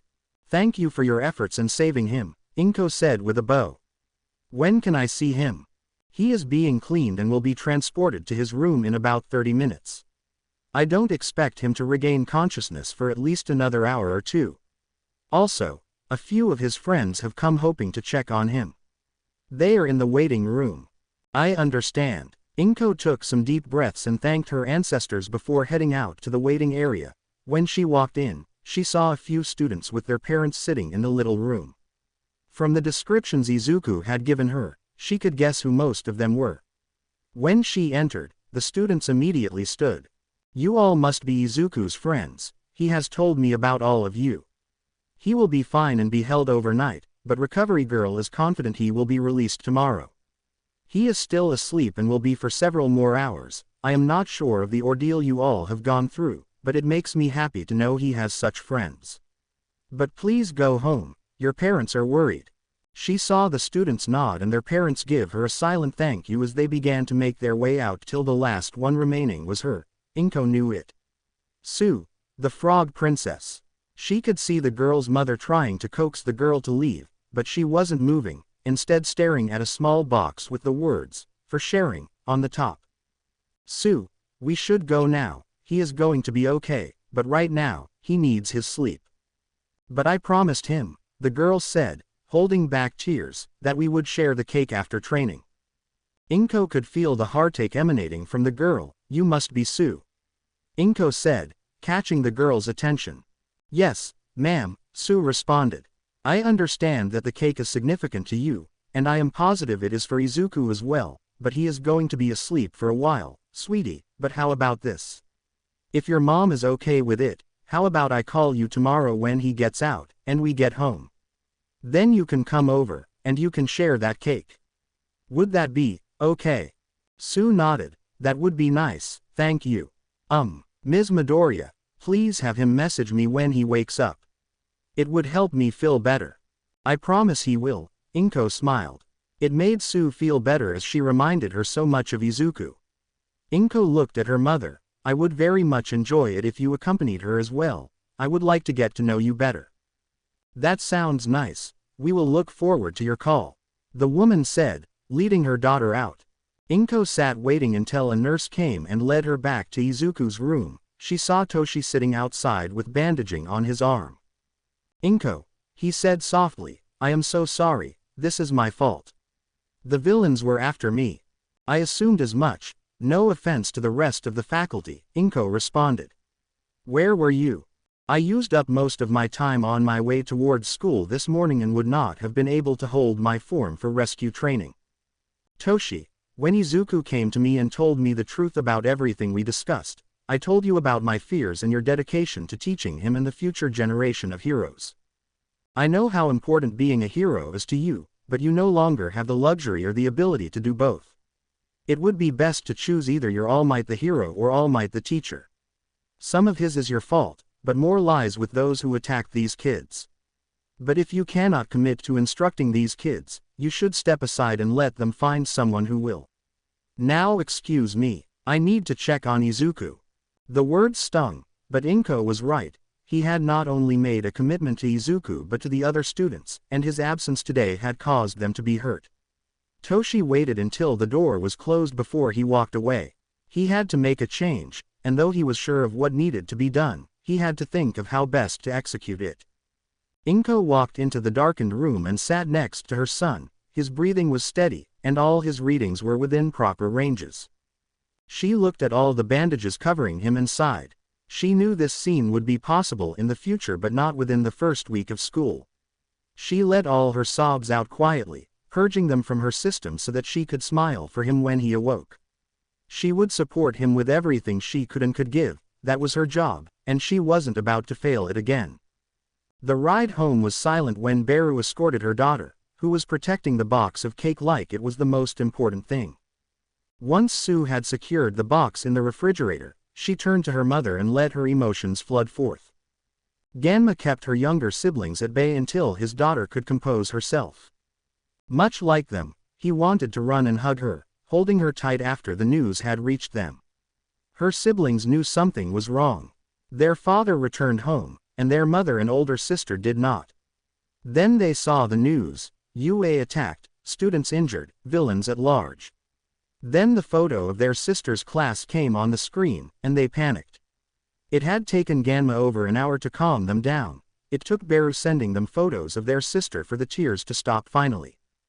Beru whispered into Sue's ear. The young girl nodded, turning around and calling her younger siblings. They sprang from the room they were waiting in and bull-rushed their sister. Her younger sister was in tears as all the worry and fear the little girl held flooded out, her brother doing his best to hold back his tears. She wrapped them up into a tight hug as her father did the same to all three of them. They stood like that with Beru joining them till they all calmed down, and Ganma left to pick up some burgers from Sue's favorite spot, Burger Bombs. Whenever her phone would buzz, she grabbed it quickly, hoping it was a message from him. It was her friends checking on her and each other. She responded that the anxiety inside her was difficult to contain. The family had just finished eating and were going to gather to watch a movie. Sue had gone to her room to change her clothes when her phone rang, and she almost dropped it. The caller it read: Midoriya, Izuku. Sue. Hello, Hiro, Izuku. Izuku. Hi Sue. She noticed his voice sounded a bit harsh and tired. Sue. Izuku, are you okay? Izuku. Yes Sue, I am going to be fine. Recovery girl said that there is going to be some scarring, however. Sue. That's okay as long as you are all right, Ribbit. Are you in pain? Izuku. Some, but they gave me a shot, and I feel pretty good right now. I am sorry I scared you, I had to do something. Sue. I know, Izuku, thank you for saving my life. Izuku. I owed you from the river. Sue. I always remembered you, I wanted to ask if you remembered. Izuku. I could never forget about you, Sue, you're too beautiful for me to ever forget. Sue. What, Izuku? I said you are too beautiful for me ever to forget. What is that, Mom? Oh, okay, Sue, I have to go. I need to eat something because of the painkillers. I just wanted to hear your voice rather than text you. I hate that I couldn't hear your voice after talking to you in the cafe the first time. I can't wait to see you again. Good night. Sue. Good night, Izuku. Oh, my head feels funny. I did what, Mom? No, I wouldn't do that. Twice. I don't think so, but you know it's true. I have been looking for her ever since that day. No, I am not going to show her that notebook. Moon. Fine, I will eat, but you too, hee hee. She is beautiful. You saw her, right? I mean, boom, drop dead gorgeous. Of course, I hung up. Man, I am so hungry. You got me 2 sweet burgers. You are the best mom ever. I can't wait to share that cake. Maybe tomorrow. I wish I could see her tomorrow. What would I do? I don't know. Tell her everything. Yay, that's what I would do. Ha ha ha. She might think I am a weirdo, but I can't help it. She's the girl of my dreams. Fine, I will eat. Yay, my phone is right there. Inko.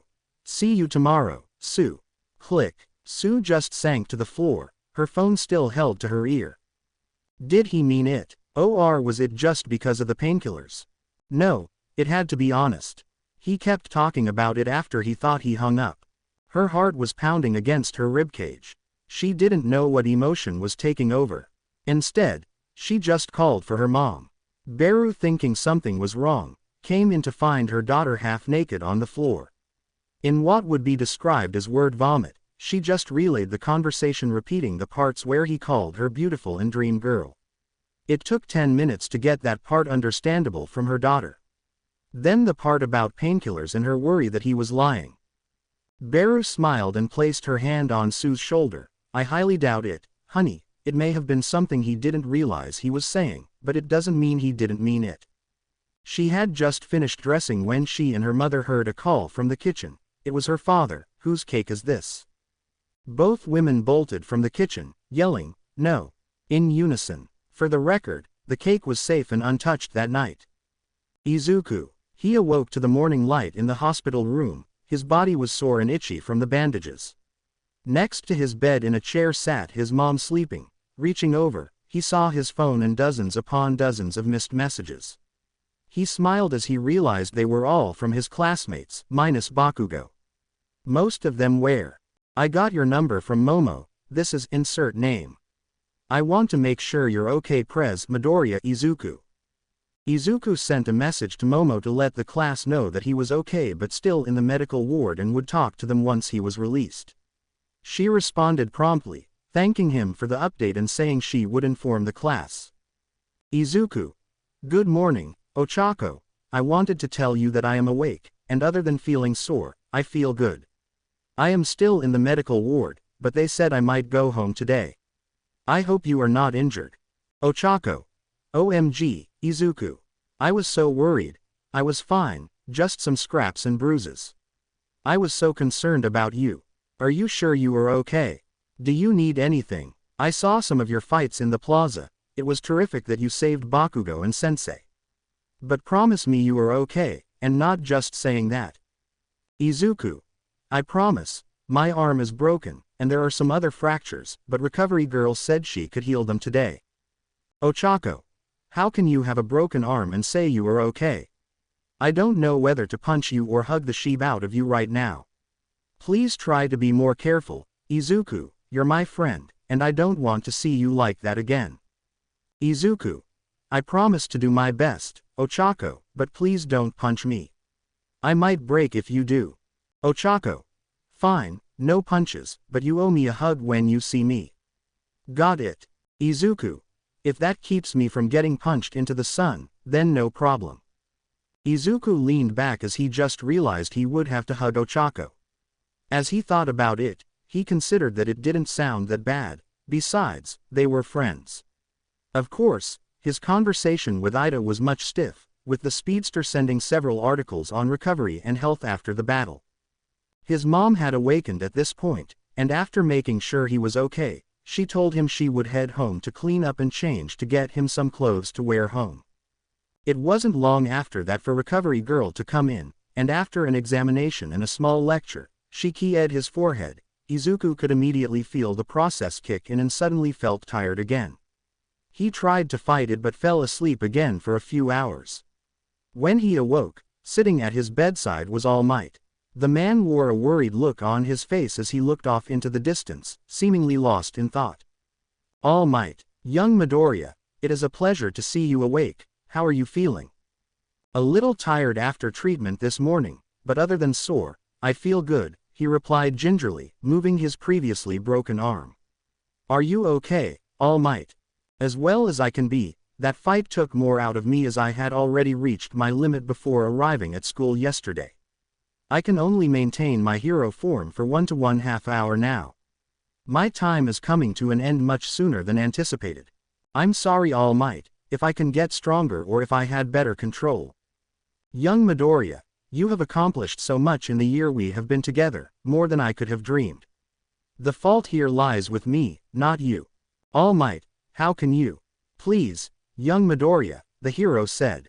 When I decided to make you my successor, I committed to you when I decided to become a teacher here at UA. I committed to your classmates and all the other heroic course students.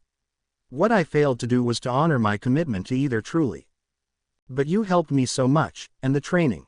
Yes, I helped you physically, but you figured out to spread one for all throughout your body instead of one spot. I was no help in that area. I am unfit as a teacher, but that is going to change.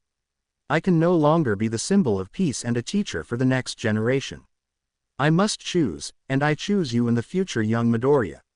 This world will depend on you and those who journey with you, and I choose to put my faith in all of you.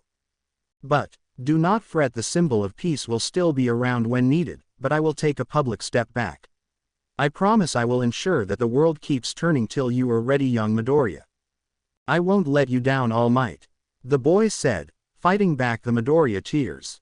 Now, tell me about the tendrils.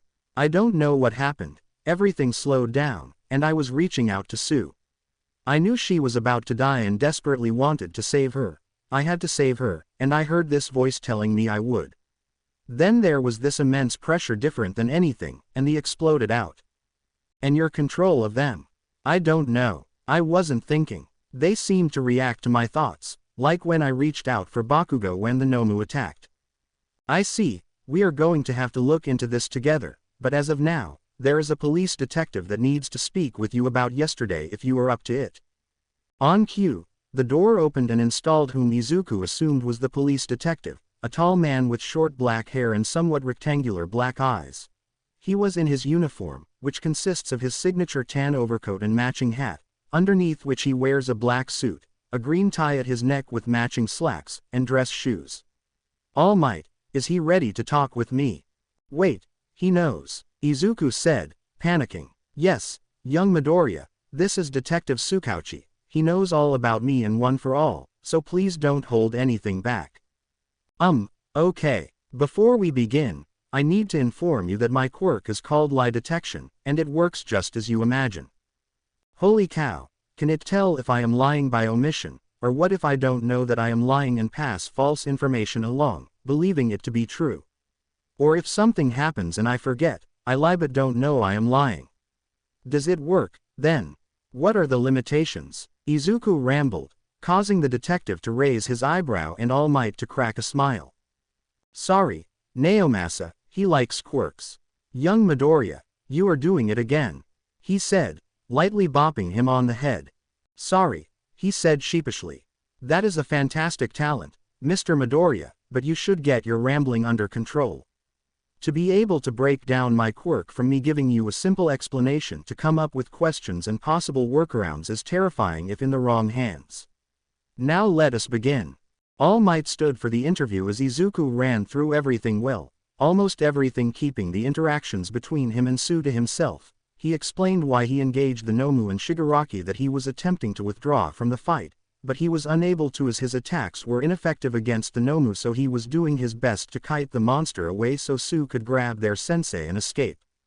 After the interview was completed, the two adults exited as his mother entered, followed by Recovery Girl. After the pro-heroine removed his IV and got him unwrapped, she told him he was free to go, but he was not to do any training or to exert himself in any way until his follow-up appointment Monday morning. He would have to wear an arm sling, otherwise, he could leave.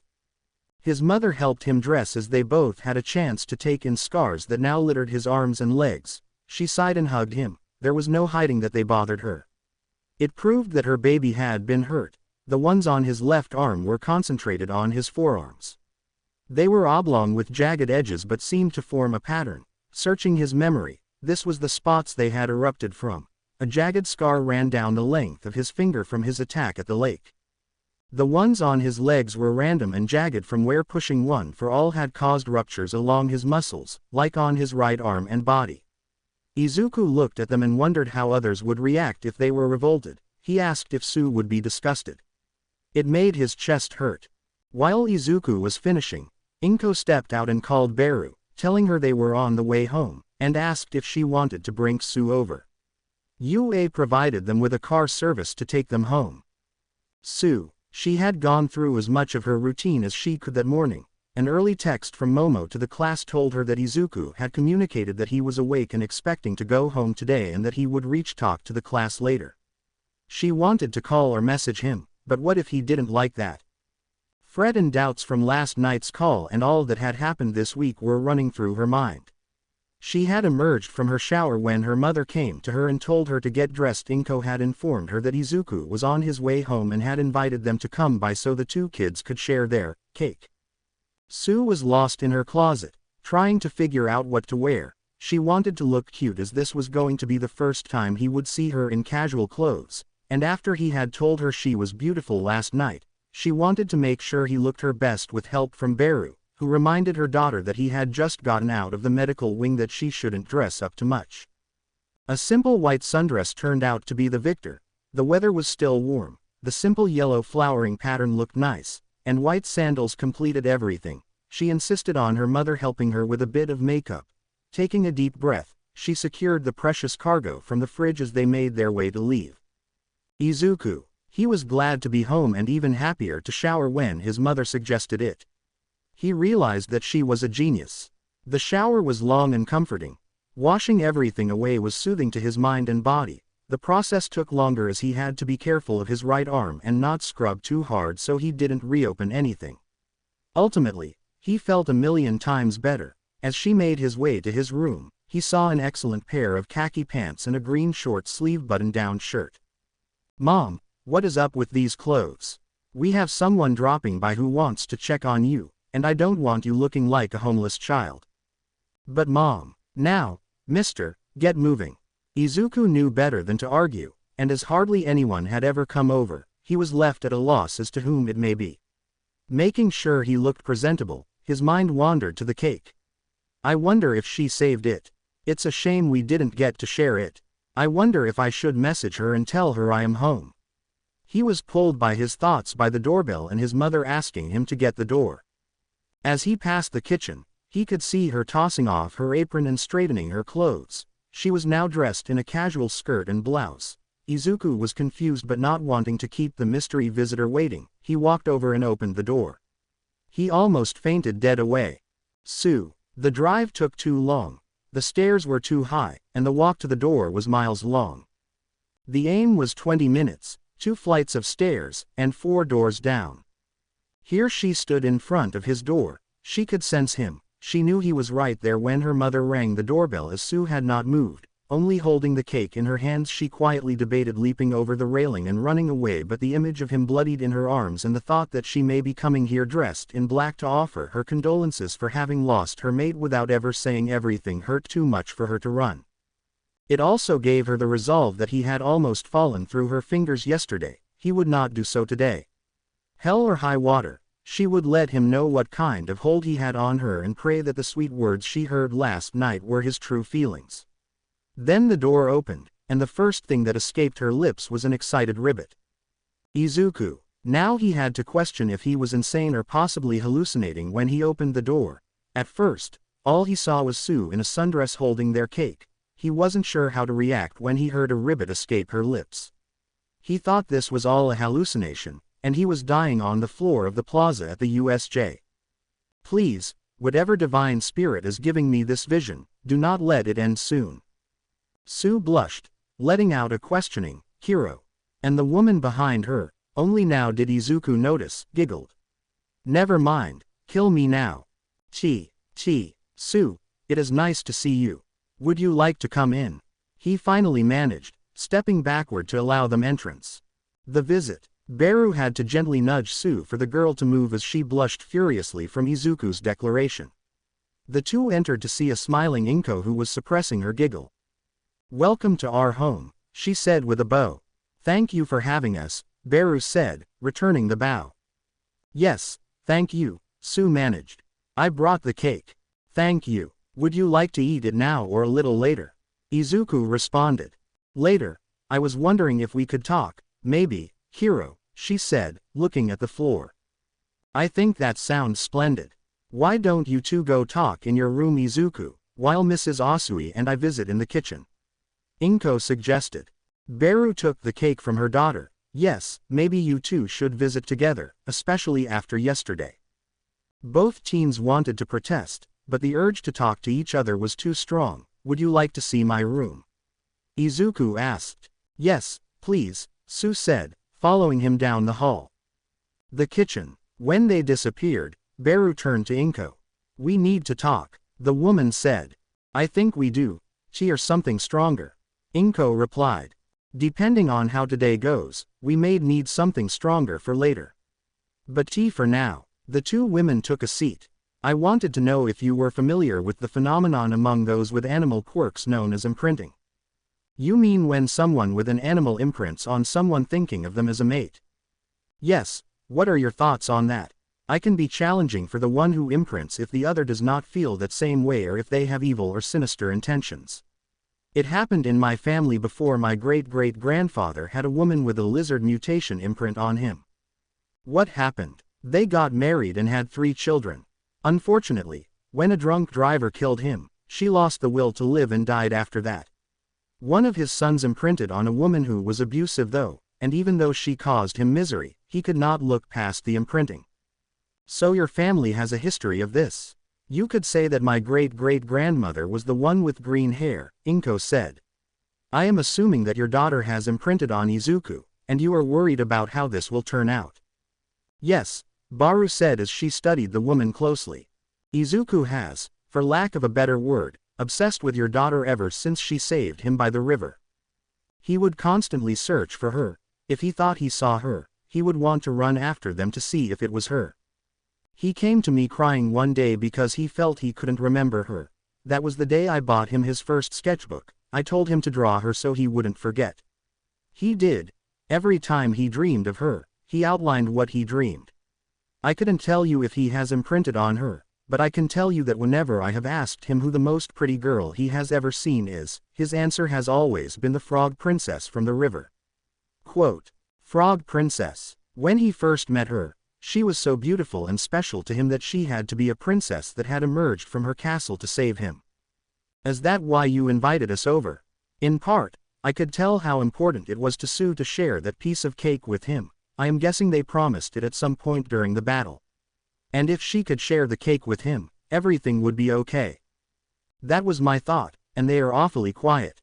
Perhaps we should check on them. Izuku's room. Both were highly nervous. For Izuku, no one other than his mother and All Might had been in his room in recent memory, but thankfully, for this moment, after All Might had teased Izuku, the boy had cleared out some of his All Might merchandise so it wasn't as embarrassing. Unfortunately, he didn't realize that sitting on an easel was a large canvas with a sketch of Sue from the other day, her head cocked to the side, her finger by her mouth. Sue was going not only into a boy's room but her mate's room. She was nervous and excited at the same time. She was surprised when Izuku dashed in and threw a cloth over some drawings as they entered. The room was spotless. She noticed some workout gear near the bed, his desk was neatly tucked into the corner, and the opposite seemed to be set up for drawing. She could see books and notebooks lining the shelf, including art books. I didn't know that you draw, she said. Oh, yay, it is one of my hobbies, along with quirks and stuff. He said. Would you show me some of your drawings, she asked. I would like to see them if you don't mind. Oh sure, have a seat, he said. When she sat on his bed, he almost died. Sue sat on the bed, wanting to flop over and inhale all she could. I like your dress, Sue, it looks very pretty. Thank you, Izuku, you look nice as well. She noticed it took him a minute to choose a sketchbook before retrieving one from his bag. She saw a more significant second in the bag but said nothing. When he handed it over, she immediately opened it. There were a few drawings of some landscapes, their art class, and Ochako and Ida in their hero costumes. She saw some outlines of a few other class members, but none of her. It made her want to pout some. Izuku, did you mean what you said last night? She closed the notebook. What did I say? Sue took a deep breath, clutching the edge of her dress. You said I was too beautiful for you ever to forget, is that true? You said that you thought about me almost every day. That you couldn't get me out of your head. Was all that true? Izuku didn't know what to say. His mind fuzzy filtered in some of his comments from the night before. He immediately wanted to play the confused act and claim he had no idea when a woman's voice sounded in his head. Is this why you saved her? Is this why you were so desperate to do so? You almost died yesterday, 9th. Will you stand there and deny her the answers screaming to come out? Izuku didn't know what to say or how to say it. Instead, she felt her will breaking in the silence until he walked over to his bag and pulled out the second art book. It was all true, he said in a whisper. He handed her the notebook, and wordlessly, she took it and opened it. It was all her, in poses and settings she never had been in, as she made her way towards the end, her in uniform, at the cafe across from him, a random pose or look, all lovingly crafted. Forgive me, he whispered again, his eyes closed. Ever since that by the river, I couldn't get you out of my head, so I learned to draw so I wouldn't forget you. Every time I would have a dream, I would try and draw it so I could never forget you. When I saw you in class, I couldn't help it. I wanted to scream for joy, and when I didn't get to talk to you, I was worried I was blowing it. I couldn't sleep that next day because of the thought of you, and then you were on that early train. I woke up just as early the next day and took the same early train just in case you were on it. No other girl or woman I have ever seen is as beautiful as you. I am sorry if that sounds creepy or you never want to talk to me again. But, he was cut off as he felt something soft and moist against his lips, his eyes snapped open. She was keying him. Key her back, you idiot. He wasn't sure what to do, he slowly returned the key. Soon, they were just like that, her arms around his neck and his around her waist, lost in a key. It was electric. Their bodies started sending strange urges rushing through them, but all they could do at that moment was hold each other in key. It felt right, and it seemed to calm a roaring fire inside. The sounds of photos taken took a minute to filter into their brains, causing them to return to the real world. The two turned towards the open door to see their mothers snapping photos. "Good job, Izuku. Now make sure you ask her to be your girlfriend before she gets away," Inko commented. "Tsu, don't let go now," Baru added as they closed the door. Tsu and Izuku stood there looking at each other, both very red, but neither breaking their embrace. "Please be my boyfriend," she whispered to him. "Please, Izuku." "Yes," he said back and, in surprise, moved to them both. He leaned down and keyed her. A content ribbit escaped her mouth, causing her to pull back. "Don't I think it is adorable?" he said, pulling her back into the key. The feeling of relief that washed over Tsu that had built up like a rocket ignition just passed away in that key asterisk. She could feel that claim inside of her of mine, just consuming her, and it felt right. She knew at this exact moment that she was his, that all she wanted was him. It scared and delighted her. But it felt too good to push her away. It was almost everything she could want. Izuku didn't know if it was because it was his first key or it was his first key with her. He had dreamed of this moment, and now reality was overriding everything he had ever dreamed. In this simple but passionate key asterisk, he could feel all his worries and fears wash away in her arms. The feel of her lips made him feel like he could fly. His mind was dancing in the embrace. A singular thought roared to life in the back of his mind, mine. Tsu gently placed her hand on his chest. Izuku took a step back, slightly worried. "Did I go too far? I'm sorry if I wasn't supposed to key you. I don't have any experience, and it just felt right. I am sorry if I made you upset," his ramble began. She gently placed a finger on his lips to stop him. "No, not at all. I am so happy I could burst," she said. But the dreaded, the most feared part of any conversation, had reared its ugly head to intrude upon his moment. Strangely, fear and paranoia did not rack his body. Instead, he could feel that she was nervous, happy, but still nervous. It was strange. "There is something essential I need to talk to you about. Can we sit?" she said, gesturing towards the bed. He nodded as she led him to bed and sat beside him, taking both her hands in hers. "Have you ever heard of imprinting?" "A little here and there, but nothing real. I think I read a study about it," he replied. "Do you believe in it?" "I don't know. I cannot see why it wouldn't be possible." "Why do you ask?" "Ever since that day by the lake, I haven't been able to get you out of my mind. I would think about you, imagining what you may be doing or would look like. It would keep me going whenever I felt down or doubted about being a hero. It was strange, but it made me feel better. After seeing your drawings, I think you know what I mean." Izuku nodded, blushing slightly. "When I saw you again, I couldn't get you out of my mind, and it was worse. It was an ache to be near you. I was so jealous of Ochako just talking to you. I wanted to climb in your lap and tell everyone that you were mine."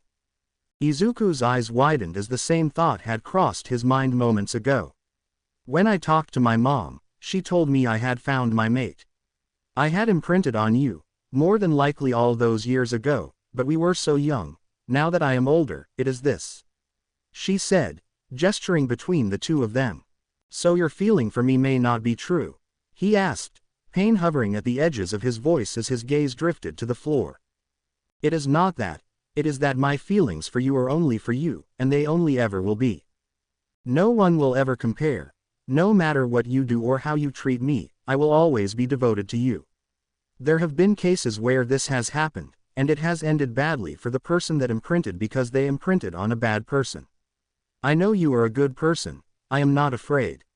I am telling you this, Izuku, because I want you to know that I will always be by your side no matter what happens. All I ask is that you take care of me." "So does that mean I imprinted on you?" he asked cautiously. "I felt the same way you do when I saw you again, minus the mine part, but when we keyed again, it came to my mind." "Mine? I don't know. Maybe it is possible if your family has a history of it or some animal quirks in your bloodline. If you did, it would be great. Even if you didn't, I know you would never abuse me or our bond. I trust you. I just wanted to be honest with you. I don't want any secrets between us. He could feel her sincerity deep in his very soul, her devotion, her nervousness. It was strange. It was like they were connected. He had also imprinted on her, but he still had a secret. He knew she wouldn't betray him after she told him about the imprinting. He could tell her anything. He didn't know much about relationships, but everything he had read or seen always showed him that keeping secrets was a good way to take a good thing and make it wrong. He realized that if he was evil, this could be abused, and it made him shudder. Telling me this must be hard for you. I bet you were nervous about how I would react.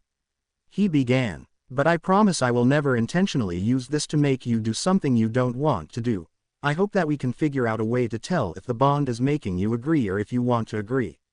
But before that, I need to tell you something, and I know I can because you would never betray me. Sue nodded, feeling his anxiety. I never developed a quirk. I am not a late bloomer. What do you mean I have seen your quirk? Remember how you said on the bus how my quirk is like All Might's? She nodded. You were more right than you could know, but it is not like All Might's. It is All Might's quirk. Sue, needless to say, very confused. All Might's quirk is transferable. It has been around since the early days of quirks. It is called One for All and has been passed down 8 times in total, with me being the 9th. Sue watched as panic gripped his face, and she could feel him panicking. Desperately, he pulled his hand free, scrambling for his phone. Izuku, what's wrong? The panic spreading to her. Pick up. Pick up. Oh, for the love of God, pick up. Hello All Might, I may have messed up. No, I may have transferred All for One to Sue, because we just keyed.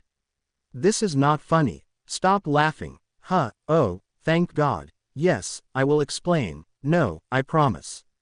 Thank you All Might. She could feel the relief as he sat back down. Would you mind explaining?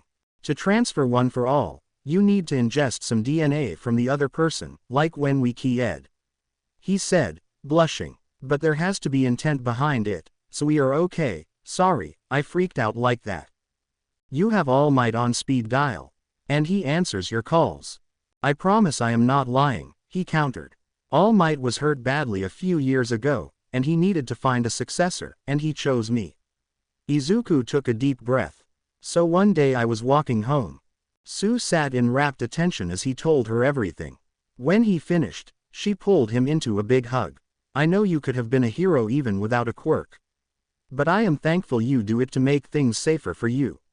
You may have to restrain me from dropkicking Bakugo, though. He fought back the tears. Everything she said was perfect. I will do my best, but sometimes he deserves it.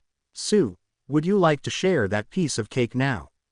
I would like nothing more, Izuku.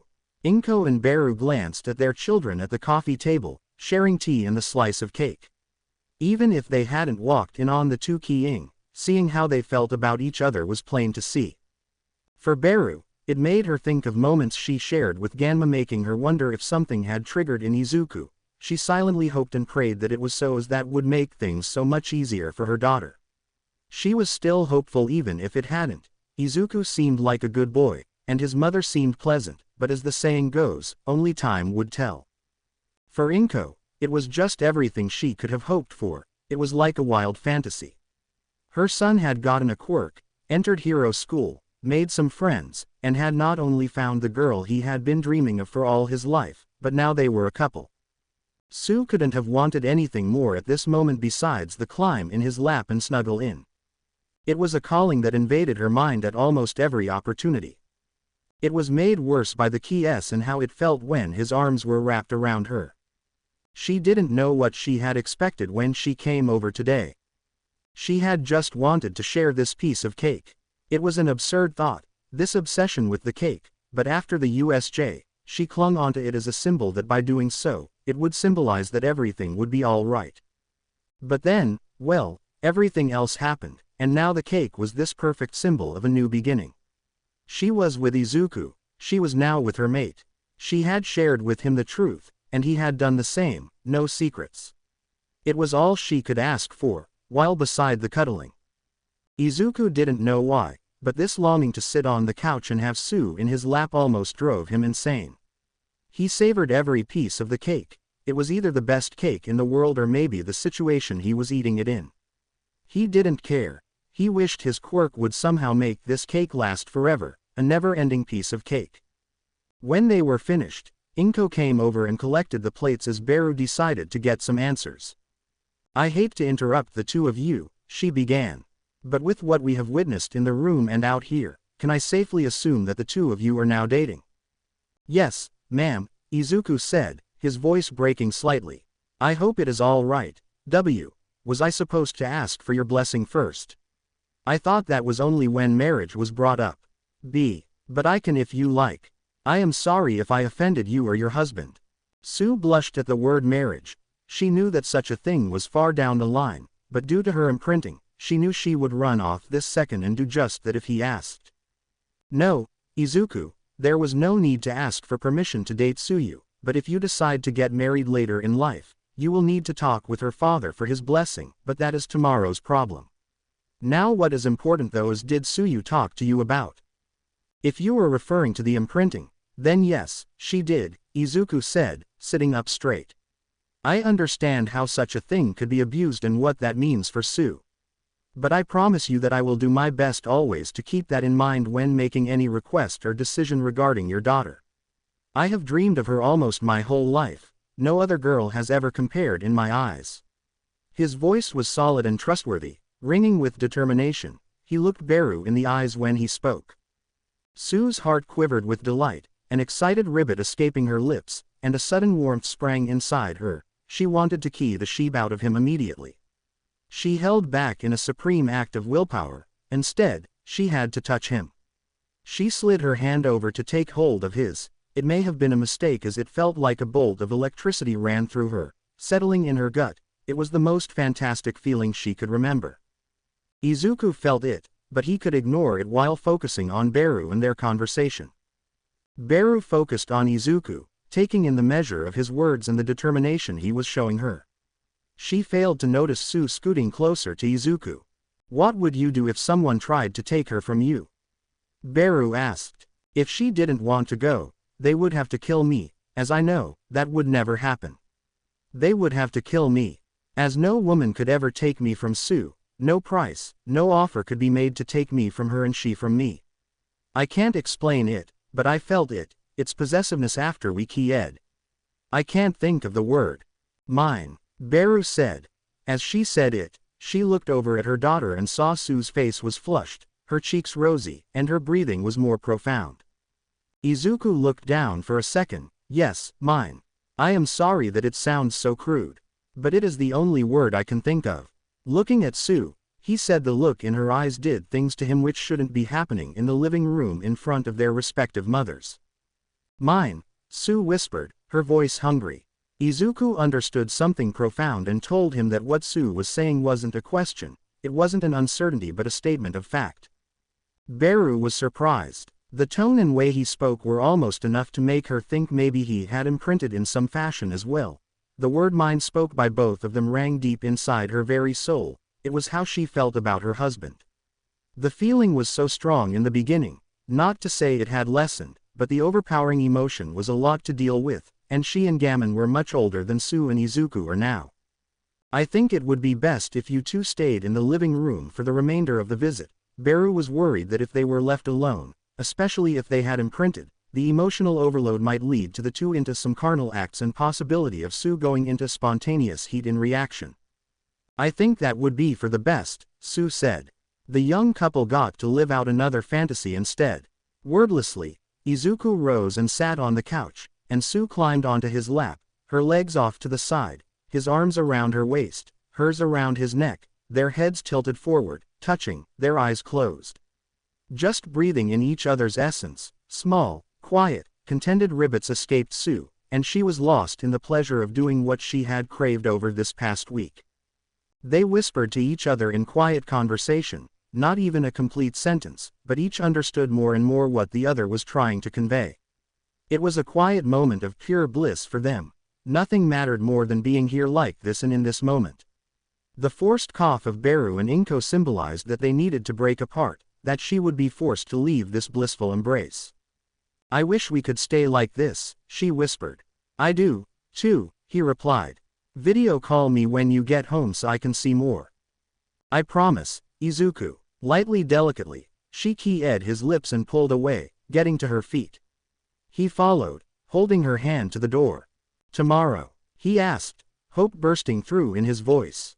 Movies. Movie, she responded. It wasn't a question but an answer of yes. Later then. Yes, later. Inko and Izuku. The Asuis left the apartment, Izuku standing at the railing, watching as they got into their car to head home. He stood watching the lights disappear into the evening.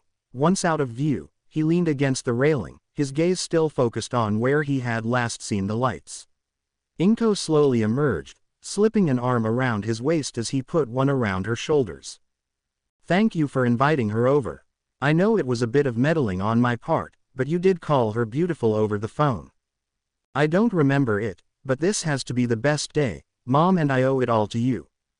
Sue is the one that inspired you, baby, she was the one that didn't falter when it mattered most. We put that behind us, though, it took time, but we did. I know, sweetie, but that doesn't mean I don't still think about it or kick myself some. I don't want to think what life would have been if she hadn't been there that day to lift you when you needed it most. I don't either, but what about the thing? I can't say either way, sweetie. It may be a two-way thing from what you are describing and what Beru and I talked about some while you were in your room. But if it isn't, you need to be extra careful, that's all. I know that is asking a lot, but if life hasn't been doing that same thing to you all your life and especially since you met Mr. Yagi, then I don't know what more there is to ask, and I wouldn't care to find out. Speaking of Mr. Yagi, I should call him. I promised to fill him in, Izuku said as they returned inside. Beru and Sue, so today was a good day. Beru said as they made their way home. Today was a wonderful day. He accepted everything, said the right things, and I have faith that he will follow through, Sue said, gazing out the window, a small smile on her face. You must tell your father about this when we get home, you know that, right? I do, and he will want to meet Izuku soon. It would only be fair. Mom. Yes, dear. Do you think he may have imprinted on me as well? Some of the things he said are the exact way I feel, the possessiveness, and he knew what I wanted with the cuddling. It's rare for those without an animal quirk, but I was talking with Inko, and they do have a history of it in their family, so there may be just no way to check. I hope so, and I kind of don't. Why is that? The idea of double imprinting is nice in How I See You and Dad. It has the fairy tale quality of love at first sight.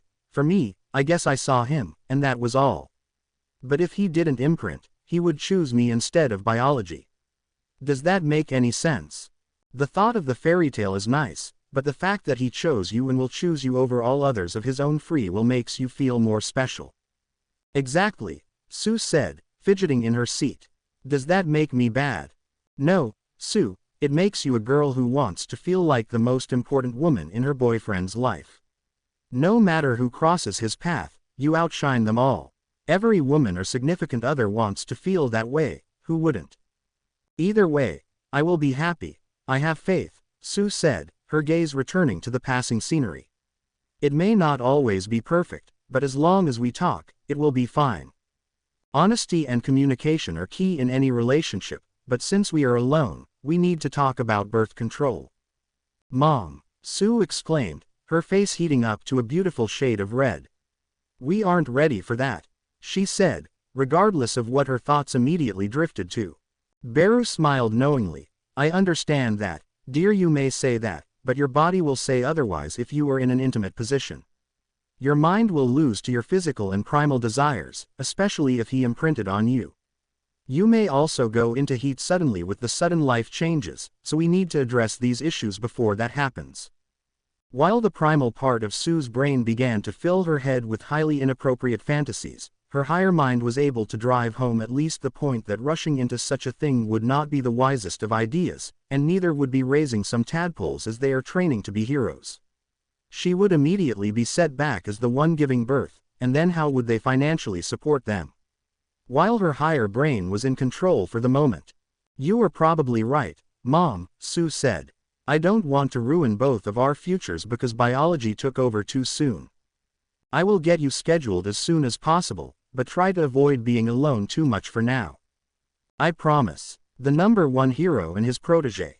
That is certainly something, young Midoriya, Toshi said after hearing about Izuku's day.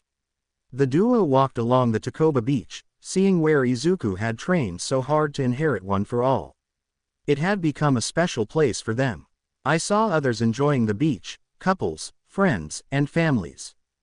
I hope you are not angry, but I was already going to tell her, but then I had that panic attack, and she was right there when I called you, Izuku said sheepishly, rubbing the back of his head. I choose how to keep the secret of One for All, and while I could do so, it also came with a heavy price of loneliness. I never had the chance to experience romantic entanglements or have a family.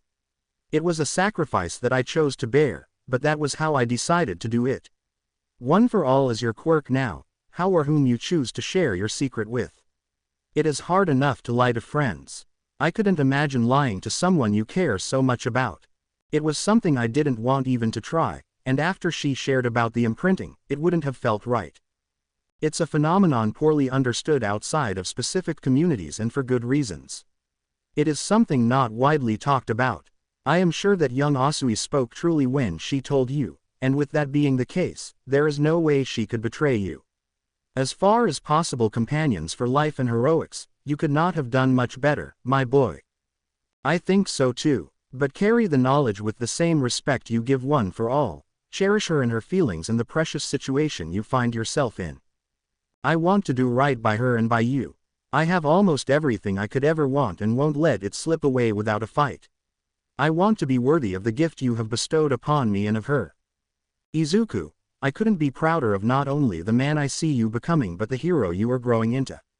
I do not doubt my choice, and I know that even without the imprinting, Tsu will be proud of what you become. Thank you, Toshi, it means more than I can express. Toshi smiled at Izuku. Now tell me what the voices said again when you decided to key young Asui. Izuku blushed. Tsu and Izuku, that evening they spent the whole night talking. Sometimes, there was much silence, but not in an awkward way, it was just comforting knowing the other was there.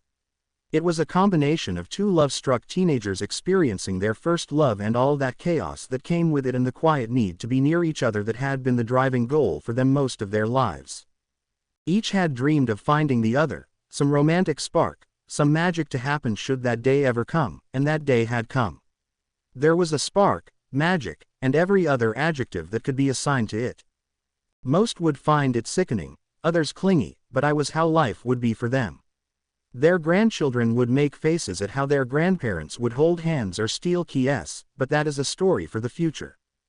Tonight, it was trading secrets, planning for a date tomorrow, and taking the chaos, the pain, and the insanity of the past week and ignoring it for what mattered most at the moment, each other. Sunday. It could have been raining, and they might not have noticed, but it wasn't. The day was pleasant, not too hot, allowing Tsu to wear a green plaid skirt, a white blouse, and matching sandals. Izuku wore black pants with a nice green polo, he even brought her flowers. They met at the station, both arriving 20 minutes early. Tsu beat him by a minute because her train came just a bit faster, and they found each other instinctively under the clock tower. They held hands easily like they had done so thousands of times before walking into the shopping district. Izuku wasn't nervous or afraid. He felt calm and at peace, happy. He had never experienced happiness in life, and with that came a sense of contentment. Tsu was the same. Usually, she would notice some looks others would give her due to her quirk, but today if there were any, she saw none. It was everything they could want. They stopped in different shops, spent time in the bookstore, and discussed various things they liked. It was what date was supposed to deepen their understanding of each other. Of course, the movie was romantic, but I had been receiving rave reviews for the script and the chemistry between the actors. An early dinner capped off their date. They sat in the back of a lovely little cafe that served Italian fare. The company made the food better. Are we going to keep this a secret at school? She asked shyly. Could we? I know I couldn't, Tsu. Izuku replied as they walked to the train station. I don't think I could either. If you don't mind, can we take another picture? She said, stopping to pose them in front of a fountain. After they smiled at their picture, as the station neared, they confirmed their plans to catch the same train in the morning. Cursing the punctuality of the rail system, they hugged tightly and shared a tender key before stepping onto their trains. Classes are set to resume tomorrow, and after the first week, one can't help but wonder what the next week has in store. It was cliché, he understood it was, but it didn't matter. He awoke before his alarm, and everything just seemed a bit brighter and more vibrant. Immediately he grabbed his phone and fired off a text. Izuku. Good morning, Sue, I can't wait to see you on the train. He had barely sent the message when a response immediately came in. Either she was the fastest texter in Japan, or she was sending hers when he sent his. Sue. Good morning, Izuku, I can't wait to see you soon, I already miss you. Sue. I was texting when you messaged. Sue. Did you just wake up? Izuku. I did, all I could think about was how much I already missed you. Is that bad? Am I being too clingy already? Is this going to make you not like me? Is that possible? Oh God, I can't stop texting. Sue. You ramble even on text. That is so adorable. Izuku. I got nothing. Sue. You're wrong, you got me sent a photo, see you on the train. Izuku tapped the attachment and fell back on the bed. It was a photo of Sue lying on her bed. It looked like she was blowing him a key asterisk, and he could see the straps of her nightgown. It was not an ultra-provocative photo. He had seen her bare shoulders in her sundress on Saturday, but the knowledge that she was not wearing and that she was lying in bed inflamed his young mind as he flopped over his face, red and the goofiest smile on his face. It took him 10 minutes, which made him rush as not to miss his train. His morning workout would have to be trimmed. Trains, and the train. Sue sat on the train, a seat saved next to her in their compartment. She was filled with such nervous energy, wondering if somehow fate would deny them seeing each other. They had sent dozens of texts about leaving the house, at the station, etc. It was not like they were meeting to hand off top-secret documents that held the world's fate. But when the door opened, she could sense him. She had been staring at the door, and as soon as he stepped on, excited ribbits began to escape her lips. He immediately looked directly at her, and his smile beamed. It was her son. It warmed her so thoroughly. He moved over to sit next to her quickly. They looked at each other awkwardly, not sure how to greet each other, but their instincts took over, settling the debate. He wrapped her in a warm, tight embrace that she snuggled into when the broke apart she keyed his cheek, turning him into a blushing mess. Good morning, my Izuku, ribbit, she said. Good morning, Sue, he said, their heads leaning against each other. Sue looked him over, taking in all the details like she hadn't seen him the day before. She smiled at the haphazard way his tie was done. Your tie looks terrible, she giggled. That's not true. I am starting a new fashion trend. All the hip kids do it this way. She giggled again. No, Izuku, they are not. Let me fix this, she said as she had him face her so she could retie the tie. As she did so, Izuku was lost in the simple act, staring at her. He could feel his heart rate increase as visions of them older and him in a suit heading to work and her fixing his tie. She was pregnant with their third child. At that point, his mind devolved into supplying the details of how she got pregnant, and he went nuclear, and his mind shut down to reboot. He snapped back as he felt a light key on his lips, seeing her smiling. All done, she said. He looked down, and of course, it was perfect. He blushed again as his mind could still recall some things right before he shut down. He also made a silent vow to himself. He would never learn to tie a tie correctly for the rest of his life. They held hands for the rest of the ride, not saying anything, her head resting on his shoulder till they arrived at their stop. They stepped off into the morning light, heading to the cafe where they were greeted by the same hostess from before. She smiled brightly, seeing them holding hands. How was the cake? She asked. Best cake ever, he said. That's good, are you kids okay? What do you mean? Sue asked. The hostess held up her phone, showing the headline of UA attacked and the photo of Class 1A. She then zoomed in on the image to point out Izuku and Tsuyu. I recognized you too, and I was worried something had happened. The report said there were only minor injuries, so I figured you were, but I was hoping to see you two today to make sure. Thank you for your concern, Tsuyu said as they bowed. Well then, your drinks and pastries are on us today for having to go through such a terrible thing and for a great piece of cake, she said, her purple eyes sparkling. We couldn't, Izuku protested. I insist. Besides, I have been seeing you two every day since the new term at UA started, and I get the feeling I will be seeing you more. She winked. Now, what would you like? The young couple blushed before placing their order and taking a seat. They sat and enjoyed their treats, talking a little about the coverage of the incident. Izuku hadn't watched any TV since the incident. The coverage ranged from outrage at the villains to blame be placed on UA for allowing such an incident to occur. They walked hand in hand to the campus. You ready for everybody to know?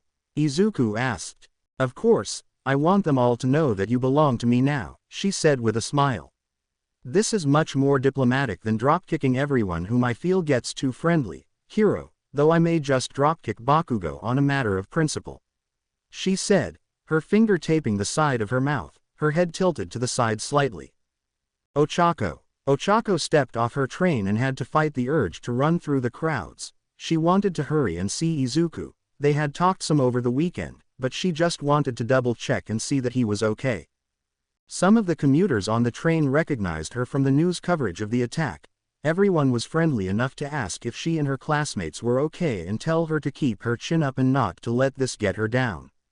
She noticed some of the UA students staring at her, particularly this boy with hair. He seemed to be glaring. Ochako ignored them once the door opened. She had a singular destination and thought, Izuku. As she came into view of the campus, she quickly scanned the crowd and spotted her favorite mop of curly green hair, right next to another head of green hair, walking very close together, holding hands. Wait. They were holding hands, and she just keyed his cheek. Ochako's shoulders slumped. She had a crush on Izuku. Ever since the entrance exam where he saved her, did he know Tsuyu from before? She never even saw the two of them talking. She had figured Tsuyu's response at the USJ was from the trauma of the fight and being up close and personal during Izuku's battle with the villains. Seeing him pass out and all the blood had made Ochako's heart skip a beat, but Tsuyu's reaction was downright desperate, and she was in complete trances afterward. And then she was holding that box of cake, it said for sharing. Tsuyu held it like it was a precious jewel or a family heirloom. Mineta had said something about cake when he came to help with Tsuyu. Uraraka. A voice behind her pulled her out of her thoughts. Turning, she saw Tenya standing there. Are you okay? If you fear another attack, though I cannot do much to assuage your fears, I can tell you I am sure that UA will have increased security to prevent such an incident like last Friday never happening again. Oh, thank you. Yay, I was a bit nervous, Ochako said. Yes, let us hurry to class. I must admit that I am anxious to see Midoriya. I was pleased to see his message that he was home. I hope he recovered from these injuries. He said as they started moving towards the campus. Yeah, I can't wait to see him as well. She said, her gaze towards the ground. Tsuyu made her way to class minus her boyfriend, who had to see Recovery Girl for a final exam and a possible treatment. She had wanted to go with him, partially out of a desire to be near him but also to make sure he was okay. Instead, she made her way to class. As she opened the door, she heard Toru. I didn't stand out. You could barely see me in the group photo. She pouted. You know that you are invisible, right? Shiro said. Oh, you shut up. Maybe I must add something to my costume to help me stand out. Hey Tsuyu, how was your weekend? Toru said, turning to the door opening. It was nice. Hiro, how was yours? Tsuyu responded, walking to take her seat. It was okay. My parents kept fussing over me, Toru said. How was your weekend? It was very nice. My family fussed over me, but after Friday, I needed it, Tsuyu responded. Has anyone talked to Midoriya? Mezzo asked. Other than the text he sent me that he was okay, I haven't heard from him, Momo said. Mineta walked over to Tsuyu. Glad to see you are better, Tsuyu. Thank you. Mineta, how is your head? She responded. Still a little sore but much better than Friday night. I overused my quirk, so that happens when I do that. Did you get to share that piece of cake or whatever you and Izuku were going about? He asked. Yes, it all worked out. Thank you for helping calm me down. I should thank you, and I need to thank Izuku. I am sorry for how I acted on the boat. It was wrong and, he shrugged. It was just plain wrong. I shouldn't have touched you like that or suggested that you be a distraction. That is not what a hero is supposed to do. I forgot what it was like to see what real heroes are supposed to be. You and Izuku reminded me of that. He closed his eyes and clenched his fists that hung at his side. I want to be a hero. I don't want to be a coward. Then that is a good start, Sue said with a smile. Hey, Ochako, Mina shouted as the gravity girl and Tenya entered the room. Have you heard from Midoriya at all? Huh, oh yeah, I texted him Saturday morning when he was still in the hospital. He said he was sore but feeling all right. She said, moving to her seat. Is he not here yet? I saw him enter the campus ahead of me. No, maybe he had to go see Recovery Girl. Tenya added. WHO the F*** cares where the hell Deku is. Will you all stop talking about him, for F*** as sake. Whoopie-doo, he get hurt. He was the only one because he is so goddamn useless. Katsuki shouted from his seat. Dude, that is F*** head up, Denki said. Didn't he save you from getting smashed by that monster? He didn't save shit, Katsuki roared back. I would have been just fine. All he did was let that portal F*** get away when I had him pinned. Hiroshima looked like he was about to say something but stopped. Yay, my bad for thinking you could dodge that hit and still keep that portal guy pinned. Izuku's voice rang out as he opened the door. The other students shouted and ran towards him, asking him how he was. Izuku was touched. He didn't expect the whole class to care, except for Bakugo. He smiled and assured the class and his friends that he was okay, that he had just seen Recovery Girl for a minor treatment to clear up any lingering problems, and she gave him a clean bill of health. Ochako was conflicted about what to do. She was so happy to see him but didn't want to cross a line if something happened between him and Sue. The crowd began to thin out when Momo called for people to get in their seats. She stepped forward and put on her best face as she walked up and hugged him quickly before stepping back. She was surprised when he didn't flinch. Now, I don't have to punch you into the sun. Are you okay, though, Izuku? She asked. I am Ochako. Aside from some funky scars, I am back at 100%, he said as he made his way to his seat. As the bell rang, a mummy shuffled in. Mr. Aizawa, the class exclaimed. Shouldn't you be in the hospital? Hiroshima said. Nonsense, that old lady just went overboard on her treatment, and if you all are here, then I need to be here as well. I am here to tell you that the fight isn't over. Don't tell me it's the villains again, Mineta exclaimed. Worse, the school has decided that the annual sports festival will move on as planned. Isn't it dangerous after what happened after the USJ? Ojiro said, giving voice to what everyone else was thinking. Security will be incredibly heightened, and remember, the sports festival is your best opportunity to get yourselves noticed by other pros to get invited for internships. You only get 3 chances during your stay here at UA this year because of the incident at the USJ. There will be more media attention on the first-year portion of the festival than ever before. Some things can be learned from the USJ. It was a terrible incident, but this is an opportunity for you all to use it to your advantage. It will be your best time to shine. And don't forget that this is an opportunity for a member of the business course or general studies to be promoted to the hero course, which means that should that happen, one of you may find yourselves on the way out. The news was enough to snap Ochako out of her funk for the meantime. With the regular studies beginning, the class was surprised when Ectoplasm cut the course short and told everyone to remain seated for a special announcement. The teacher boards at the front of the class parted, revealing a massive television screen. As it powered on, it was turned to the Japanese National News Network. It showed an empty podium with the UA symbol and a room packed with reporters. The bottom of the screen read, All Might calls news conference. The entire class sat in silence as this was something significant that the school itself was stopping its day to have the students watch. The sudden clicking of the cameras announced the arrival of the nation's top hero. In all his glory, to stride across the stage, stopping at the podium and pausing as the reporters settled down. I want to thank you all for coming today and for everyone across the nation and the world that have taken time out of their day. I have come before you today to announce that I will be stepping back from my role as a hero. After doing this for over 40 years, time is the one villain I cannot defeat. This is not a retirement. The best way to use my time is to train the next generation of heroes at UA. I need to give them the attention they deserve so that I can fully know that Japan's future is in good hands when I retire. He paused as the lights from the cameras went crazy. This message is for all the criminals out there that may think that now is the time to slink out of the shadows and that this is a calling for you to terrorize the citizens of Japan. I want you all to dare to try. For never forget, I am here. Thank you for your time, All Might said as he walked off stage with the reporters yelling questions. The class sat there stunned. All their phones started buzzing furiously in their pockets as notifications went wild. Izuku pulled out his phone and fired off a text. Little Might. Is this because of me? Big Might. No, my boy, this is because of me. We can talk at our usual spot tonight and be there at 7 p.m. Little Might. I promise.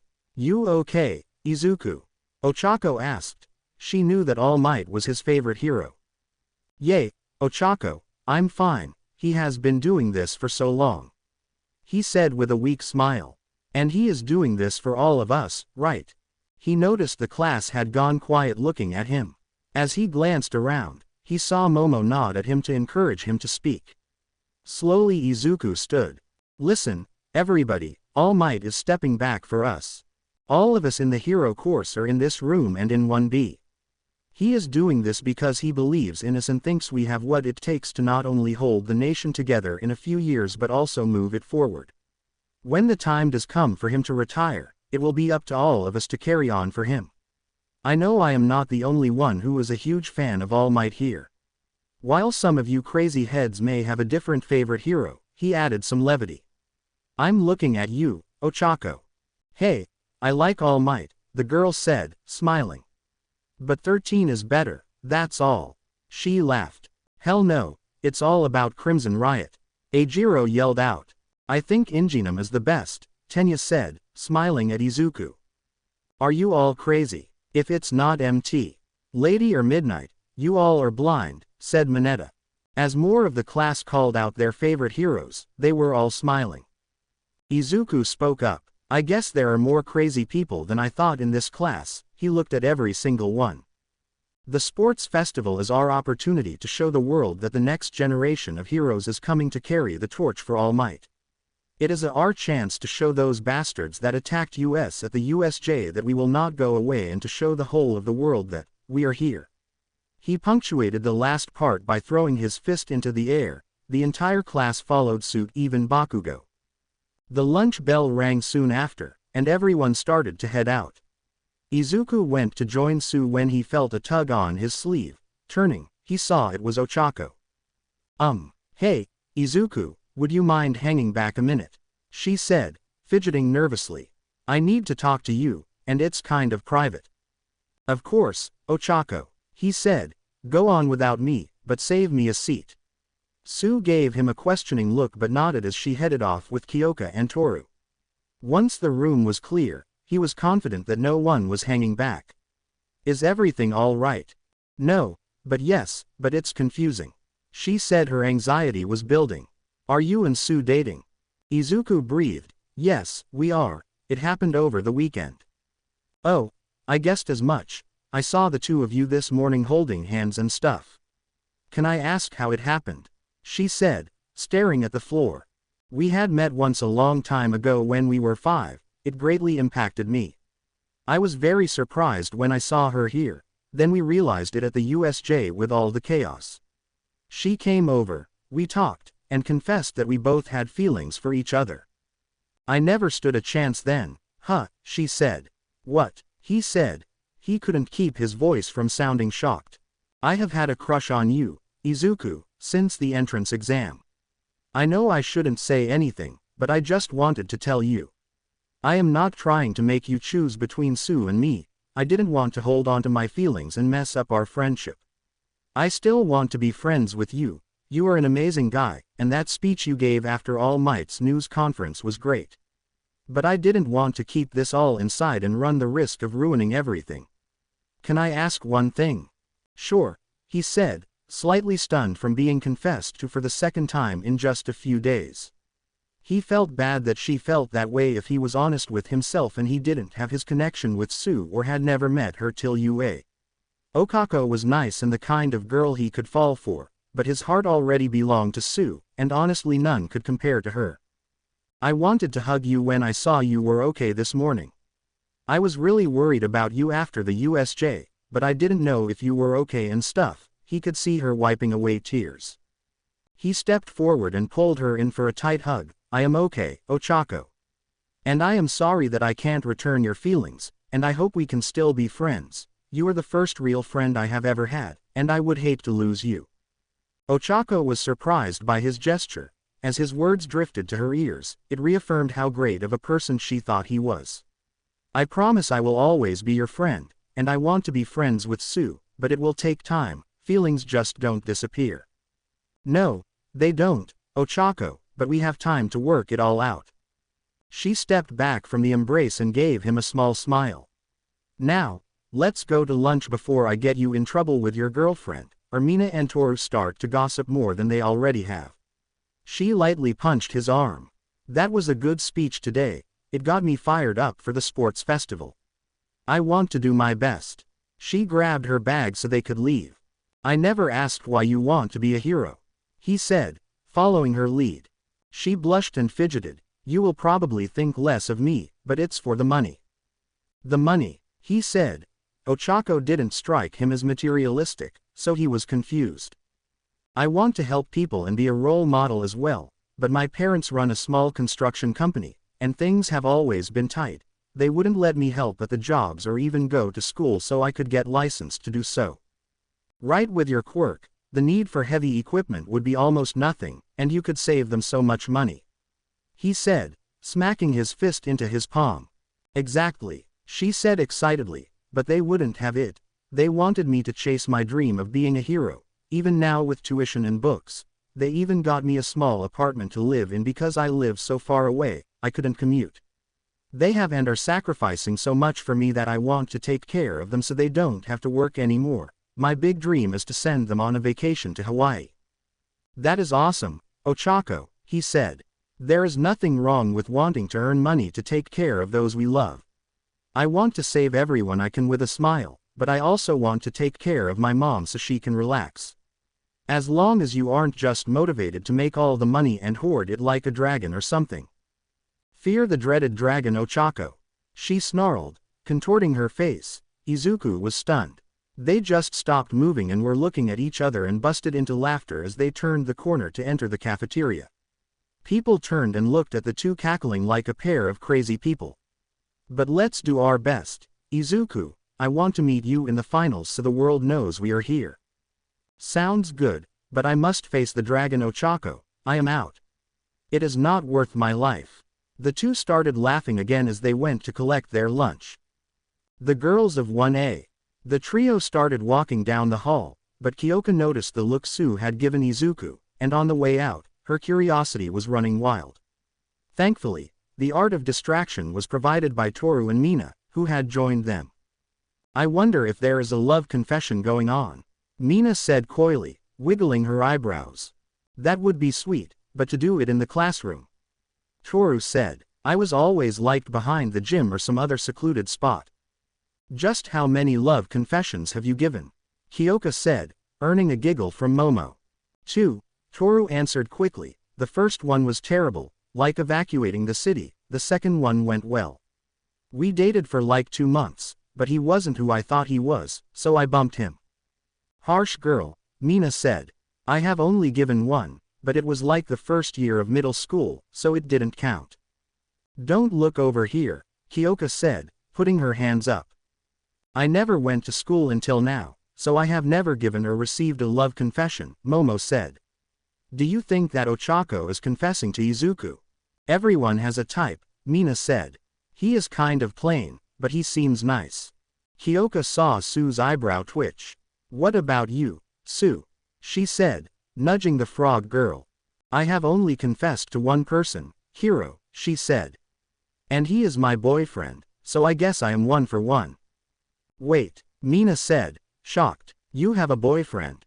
Yes, and he is all mine, she said. Kyoka quickly figured out that 2 plus 2 potato. And if someone else was doing the same thing right now. I know he is faithful, she said with a smirk. Wait, Sue, Momo said suddenly. Are you and Izuku dating? No way, Mina added. Shut the front door, Toru said, halting her step in shock. Yup, Sue said casually. When did this happen? Kyoka asked her friend.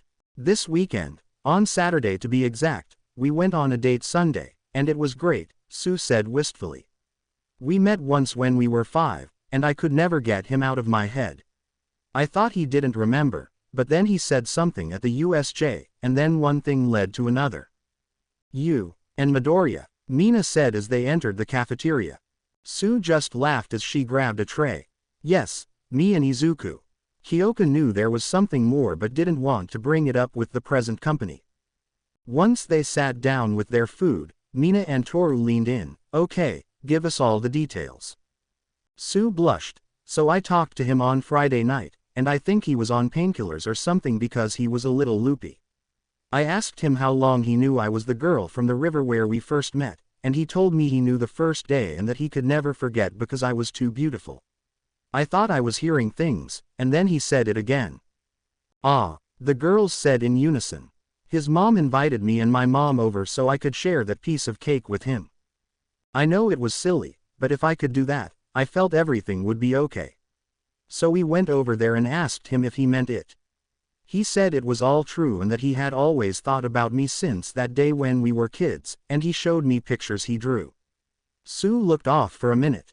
He then said, no other girl or woman he had ever seen was as beautiful as me, and then I key-ed him. You key-ed him, Kyoka said, maybe a little loud. Right then and there. Yes, she said, blushing, looking down.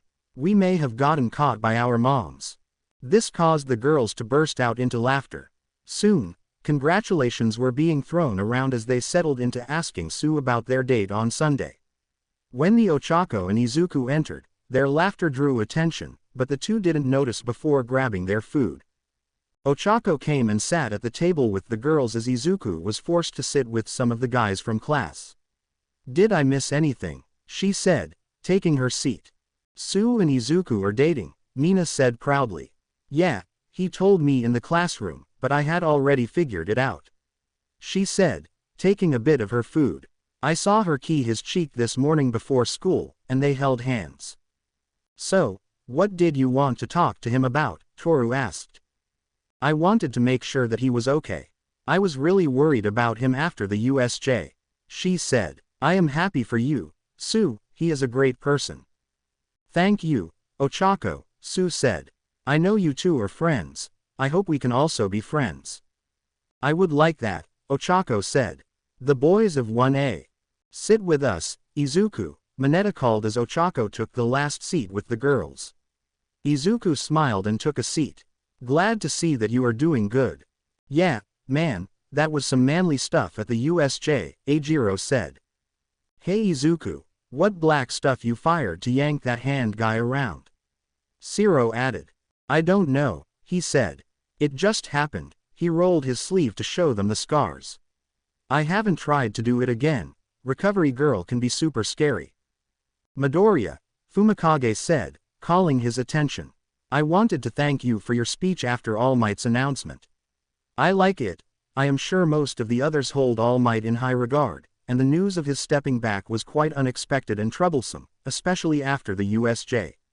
But I found your words inspiring and helped refocus my mind. I agree with Fumi, Mezzo said. Good job saying what was needed. Yes, as our classmates have said, you did a great job lifting the class's spirits, my friend, Ida added with a broad smile. Your words were quite passionate and inspiring. Thank you, everyone, I want you all to know I meant it. I want us all to do our best at the sports festival. He said, smiling. I have to ask a question, Mineta said. What was your obsession with cake at the USJ? And why was Sue talking about it? Well, you see, Izuku fidgeted nervously. We had gone to a cafe that morning, and the waitress just slipped in, and we said we would share it later. Then, after the USJ, it was like a symbol that everything would be okay. He blushed as he explained. That sounds like something you would do with a girl you like. Yo, wait, do you like Sue? Denki, who had been silent, suddenly asked. Yeah, he said, looking down. Whoa, he admitted it. Shiro said. Manly, Eijiro added. While matters of the heart are important, do not let it distract from your heroic pursuits, Tenya said, adjusting his glasses. She may already be spoken for, Fumi said. I must admit I found her quite striking once my gaze filled her visage. She is quite the fair maiden. But she informed me as we headed to the observation room that she had her eye on someone. She shot him down very fast. Dark Shadow said, popping out and patting Fumi on the back. Well, I think you should go for it, Mineta said, taking some of his food. The two of you inspired me at the USJ, and you have that whole cake thing, you should use that to ask her out on a date. Bro, I thought you would be all jealous and shit, Denki teased his friend. I am, Mineta said. But I forgot what it was to try and be a hero. Sue and Izuku reminded me of that. I am sorry, Izuku, for how I acted. As long as you keep trying, Mineta, I would happily call you a friend. He said before blushing more. And well, we have already shared the cake and are now a couple. The table erupted as they started firing questions quickly at Izuku. Fumi looked a little sad, but he congratulated him. Izuku did his best to answer the questions by painting a hasty picture of the weekend's events. However, he did blush and stutter some when admitting to the fact that they had already keyed. That turned into Shiro, Mineta, and Denki teasing him. As it happened, he couldn't help but smile as it wasn't like Aldera, there was no malicious intent behind it, it was all in good fun. Yo, what happens if you two have to fight at the sports festival? Denki said as they cleared their trays. I won't like it, Izuku said. But we all are striving to do our very best, and this isn't just for getting noticed, we are sending a message, right? He looked at the others. Right, Eijiro said. We are here, correct. This is now about more than just trying to attract the attention of pro heroes. This is about showing everyone what we got, Tenya said, patting Izuku on the back. After the USJ, I would much rather battle you guys than those villains again. Mineta shuddered at the thought. You guys are just trying to beat me up, they were trying to do much worse things than that. Yeah, except if you fight Bakugo, but he just seems like he wants to beat everyone, Shiro added. I look forward to the opportunity, Mezzo said, surprising everyone. Despite his attitude, his quirk is very strong. If I could put up a good fight and maybe even win, that would help show the pros and the world that we are here. I just hope I can avoid him, Todoroki, and you, Fumi, in the first round, Denki said. Me, Fumi responded, a little off guard. You are quite strong, Fumikage, Tenya said. It would be a daunting task between you and Dark Shadow. That's right, Fumi and I will take the whole thing. Dark Shadow said, raising his and Fumikage's arms in victory. Fumikage blushed as he attempted to lower his arms. As the boys walked towards the exit, the girls came over with Sue walking up and slipping her arm around Izuku's waist. The outburst of teasing from the assembled groups soon turned into laughter as they returned to class for the afternoon session. Declarations of war. With the signal of the end of the day, the class gathered their things and began to head towards the door.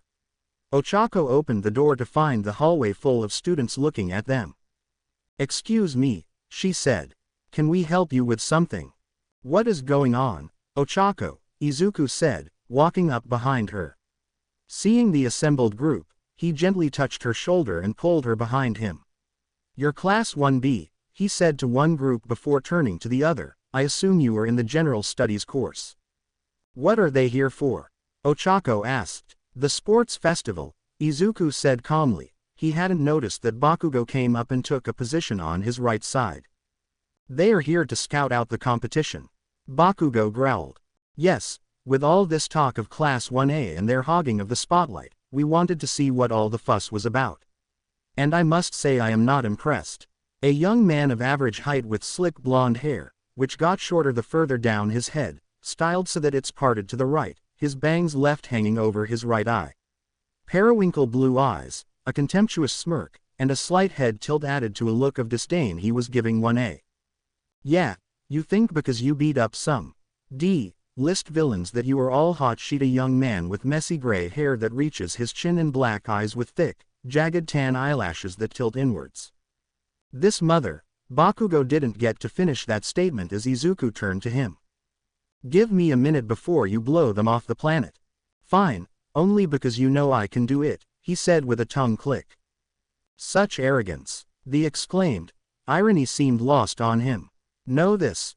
1A, we have come to declare war on you. We will show the world that you are simply the inferior hero course and that 1B is superior in every way. We are coming for you as well. The young man standing before them is fairly tall, with messy indigo hair that flares out in large tufts around his head. His eyes are a striking shade of purple with white pupils. They appear half closed, and he has noticeable dark eye bags underneath them. This is the chance for the general studies to take a seat from you 1A.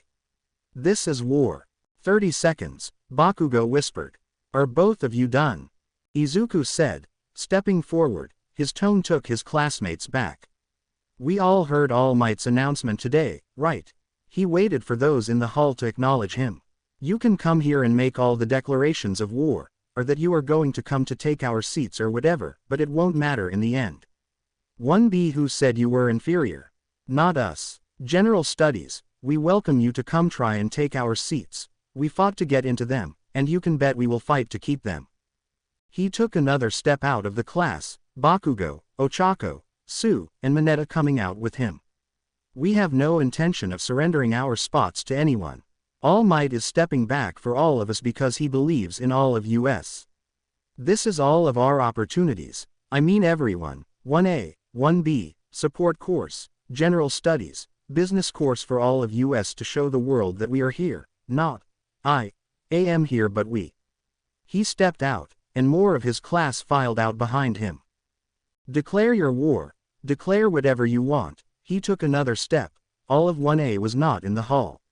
Scream and do what you want. We will stand here and say, we are here. We are here. 1A shouted with him. See you all at the sports festival, he said, extending his hand to Tsuyu as the crowd parted and Class 1A walked away. Sunset meeting. Toshinori Yagi, or All Might to almost the entire world, stood in his skeletal form, staring out over the ocean in quiet contemplation. He had a cup of coffee in his hand, a habit he had picked up in America. His teacher there always had a cup. Toshi thought it was unpleasant until a particularly pretty girl introduced him to different varieties of espresso drinks.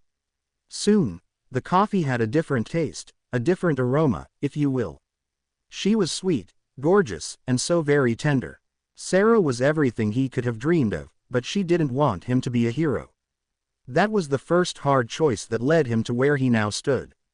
She eventually married, had a few kids, and opened a small independent coffee shop. She had a good life, a happy life, a life that he was pleased to see unfold and flourish. But not without pains of regret or what-ifs. He knew he made the right choice, and he understood the assignment. Yet, coming home to emptiness was never a good feeling. He wondered if there was still a chance for that life, that after Izuku had graduated and emerged on the scene when he finally stepped away for good, would he be able to enjoy just a taste of it? A warm cooked meal waiting for him when he came home, a key from someone who loved him, sitting on the couch enjoying a movie or a show, and falling asleep with them in his arms, knowing they would be able to do it all again tomorrow. A sudden coughing fit jolted the man and Crow back to reality and out of the lucid daydream. His time was limited, his abilities were dwindling, and his quality of life was a holding pattern of keeping things steady. Maintaining steady things was a way of life for him now. But it was still life. He had things to do, some necessary and final things that he had to see through, the most important things he would ever do. Hello, Mr. Yagi, a familiar voice called to him. Without looking back, he replied, "Hello, young Midoriya." His protege came to stand beside him, a cup of tea in his hands. Toshi smiled at the boy who came to stand next to him, adopting a similar pose as he just looked out over the water. "Shall we sit?" he finally said, motioning to a nearby bench. "I'm sorry I wasn't strong enough," Izuku began, his voice breaking some. "None of that, young Midoriya," Toshi interrupted. "The truth is I should have been preparing for this after I received my injury. I wish I had stumbled upon you all those years ago and saw what a great hero you would be." "You may have found someone better," he said quietly. "There is no one better, Izuku." The boy stopped hearing his name. "I have found that you find the people you are meant to find when you are meant to find them. I may have found someone more physically ready to accept one for all, but not someone with a better heart or mind. You figured out how to use it without my help, and after the USJ, you have also been granted the gifts of the other bearers. No, Izuku, you are the perfect choice because you understand what it means to be powerless. Now that you have power, I know you will do everything possible to defend those around you. I still feel like I should be better, that I don't know," he said, sounding a little lost. "That is because you have been put down and tossed aside for so long," Toshi said, turning his coffee cup around. "That I didn't even see your true quirk, your heart. I heard about your speech in class in the hallway. That is a true hero. I am sure you picked up your entire class, and your words in the hallway reached some of those who had gathered there. The sports festival is a chance to stand up and say, 'I am here.' For years, it has been exactly that, but you understood that this time it is different. We are here," he said. "Exactly," Toshi said, smiling. "There is no reason that you and your classmates cannot work together to advance to the final round. The final round is always a tournament of 1v1 combat. That is the stage to show your personal growth and talent. Showing you can reach that stage together by lifting each other and putting aside your personal goals to carry someone else will show the world. We are here. I am afraid I am going to fail," Izuku said, his gaze going back out over the water. "Then you fail," Toshi said simply. "You fall, dust yourself off, and then get back up. Everyone fails, everyone falters, but are you going to choose to have your life defined by your failure?" "But, there is no but, Izuku," Toshi said warmly. "Go out there and do your best. Show the world that it can be done differently, that society will have more than one pillar to hold it up, that those that lurk in the shadows will not just have to worry about the symbol of peace but a whole army of them. That is what I want. That is what I will commit to doing, training all of you, Class 1A and Class 1B. "But your time limit," Izuku said concerned. "That is my worry, Izuku," he said, placing a hand on the boy's shoulder. "Mine, you need not fret about that. Can I suggest something?" Izuku said quietly. "Go ahead," Toshi said, squeezing the boy's shoulder. "General studies should have training as well," Izuku said, looking at his tea. "Some want to be heroes like us, they just didn't pass the exam. It doesn't mean they don't have gifts that wouldn't be useful for heroics."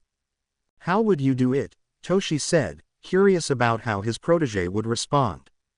"It's too late to add a third heroics class, and with your time limit, that would be next to impossible.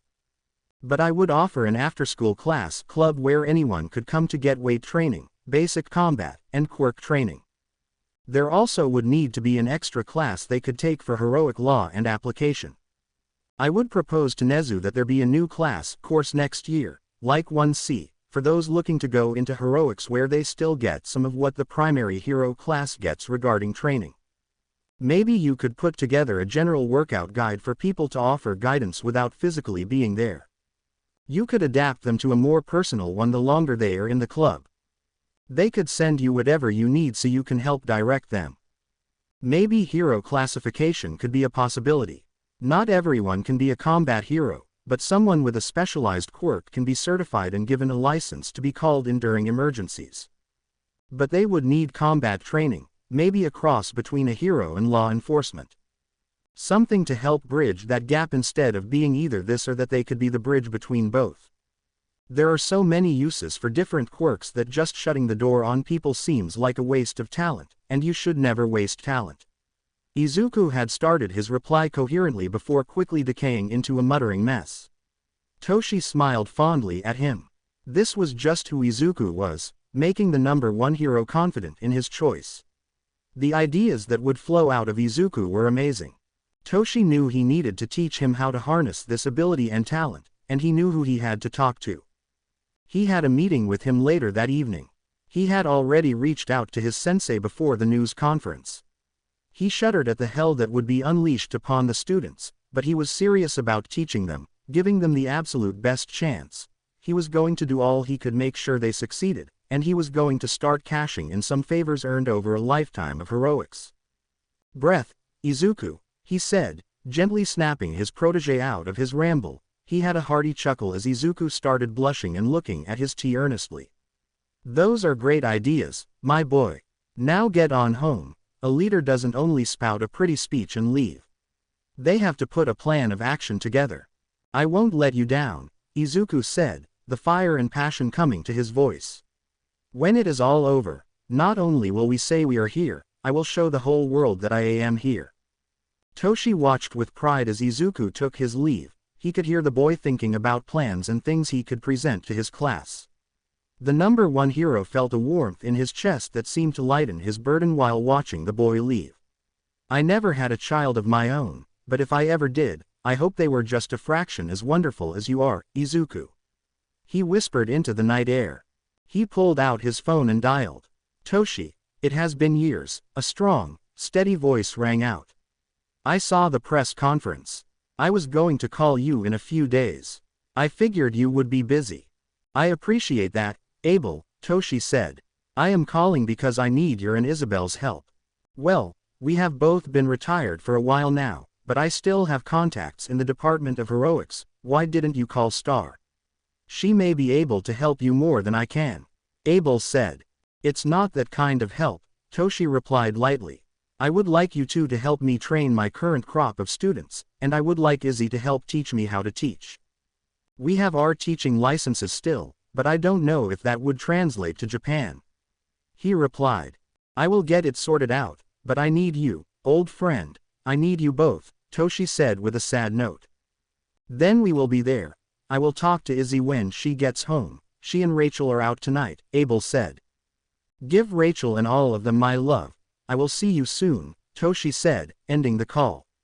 Now for a conversation with my former sidekick. He thought. Izuku and Tsuyu. When he walked in the door, not only was he greeted by the smell of food, he was greeted by the most beautiful sight in the cosmos. Tsuyu was doing homework at the coffee table in one of his sweatshirts with her notebooks open. When he entered, she immediately had him sit as she went and served them dinner.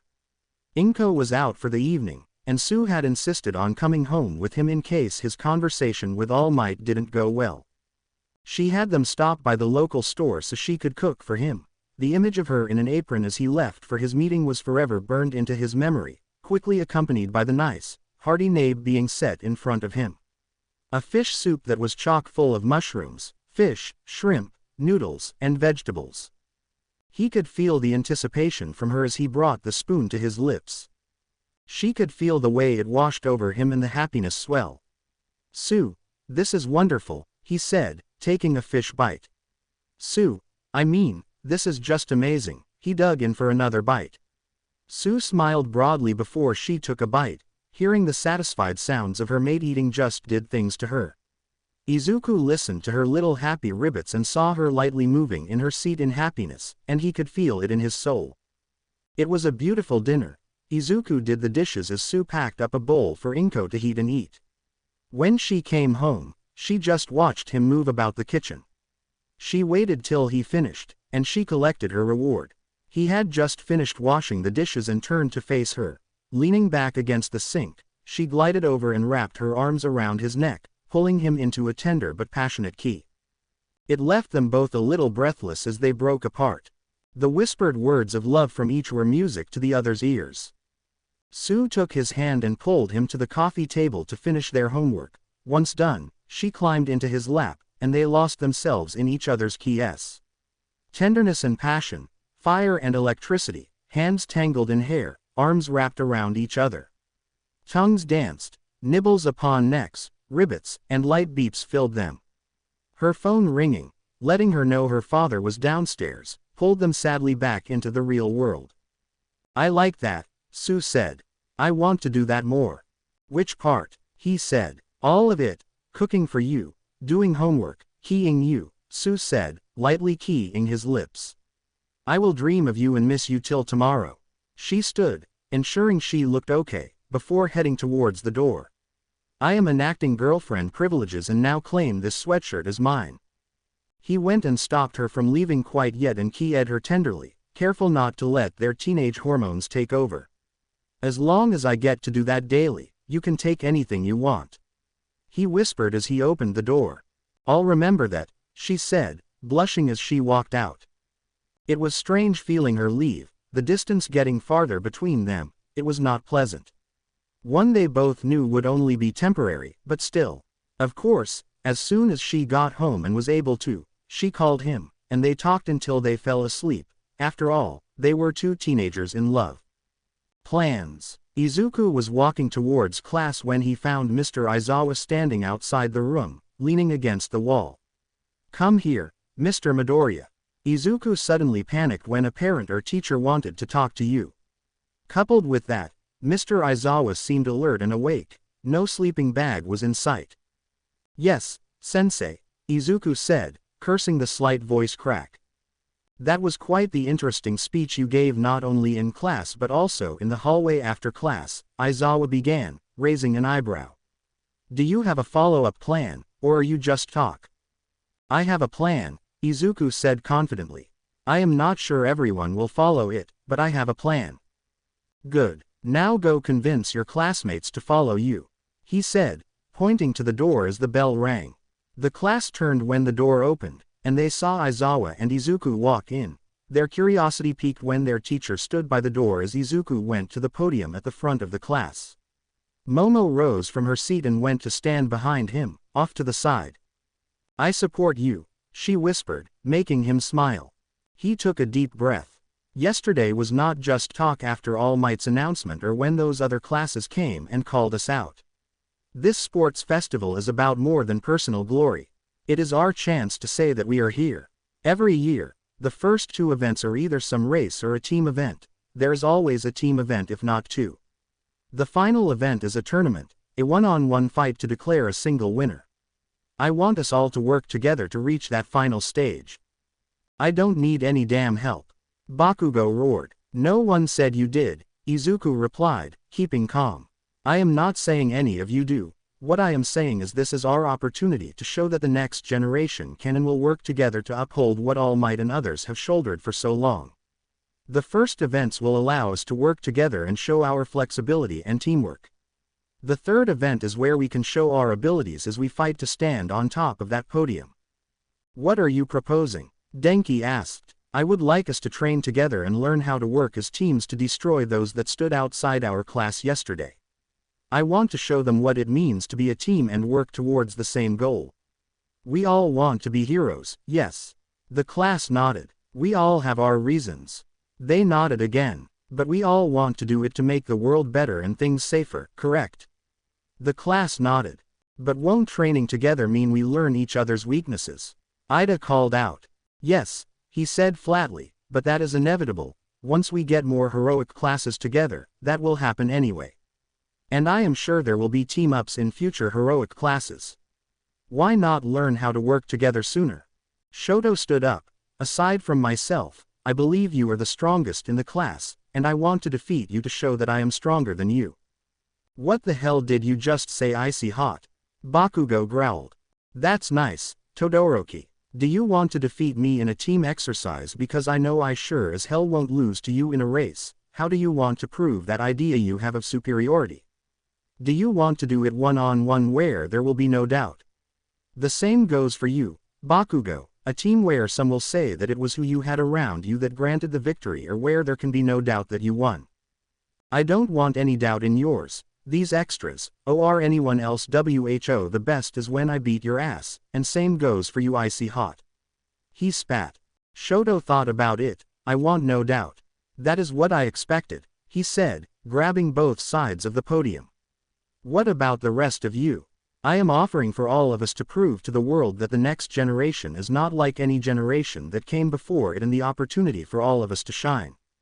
And if we say no, are you going to knock us out before the final round? Zero asked. Nope, he said. I will still do what I can to help you get to the finals. Let me know where you stand by the end of the day. Thank you. Oh, and Todoroki, you better come at me or anyone else here with all you got. If you come at any of them with half measures, you will find that you have much more than me to worry about in this class.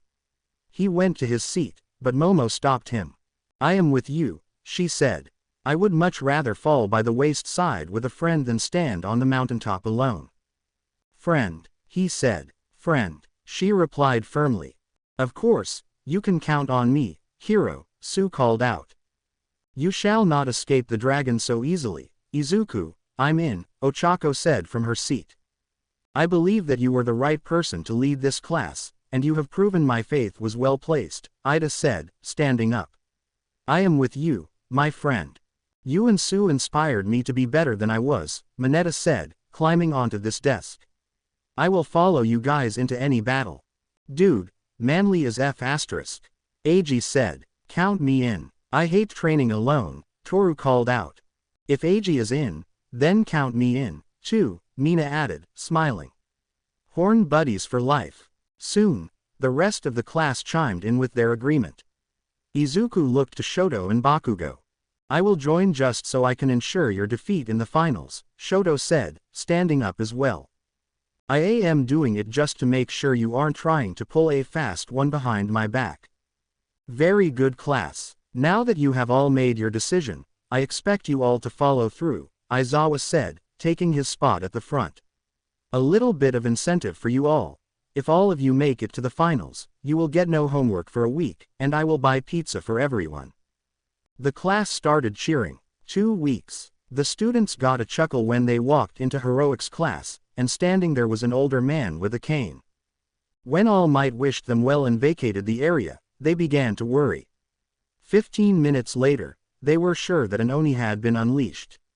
1A and 1B meet the devil that day, and his name is Gran Torino. When they thought they had him, he would go faster and harder. The two classes would disagree about most things, but they all agreed that Gran Torino was the devil. The class training started that very afternoon. As soon as class ended, they all changed into their gym uniforms and reported to the training ground Theta. Izuku was nervous when the class turned to him to start. Still, Momo stepped up and started them all in simple warm-up exercises, Izuku pulling on his memories of his training with All Might to start them in physical training while pulling individuals aside with a bundle of nerves and showing them his notebook on their quirks. Most of his classmates were amazed at the questions and ideas he put forth. Of course, Bakugo and Shoto declined his advice. Ojiro was happy to step up and help teach hand-to-hand combat along with Mezzo. Quirk training was done for 1 hour after an hour of physical exercise. That was when groups would break off on their own, trying to develop new moves they could work on at home and others to share with the group. Ochako was concentrating her hand on a boulder she had been trying to do, something that Izuku had pointed out in his notebook. She could be heard cackling across the training ground when the boulder suddenly cracked. They would spend an hour reviewing previous events and working out strategies for dealing with them and different team compositions to put together. 3 hours every day they worked. Izuku could even swear he heard Bakugo use Ojiro's name a few times, but that would be just madness. That was how it was for 2 weeks, 3 hours every day after school, with everyone training on their own over the weekends except for Tsu and Izuku. For the young couple, it was great. They got to spend an incredible amount of time around each other, constantly training and working together.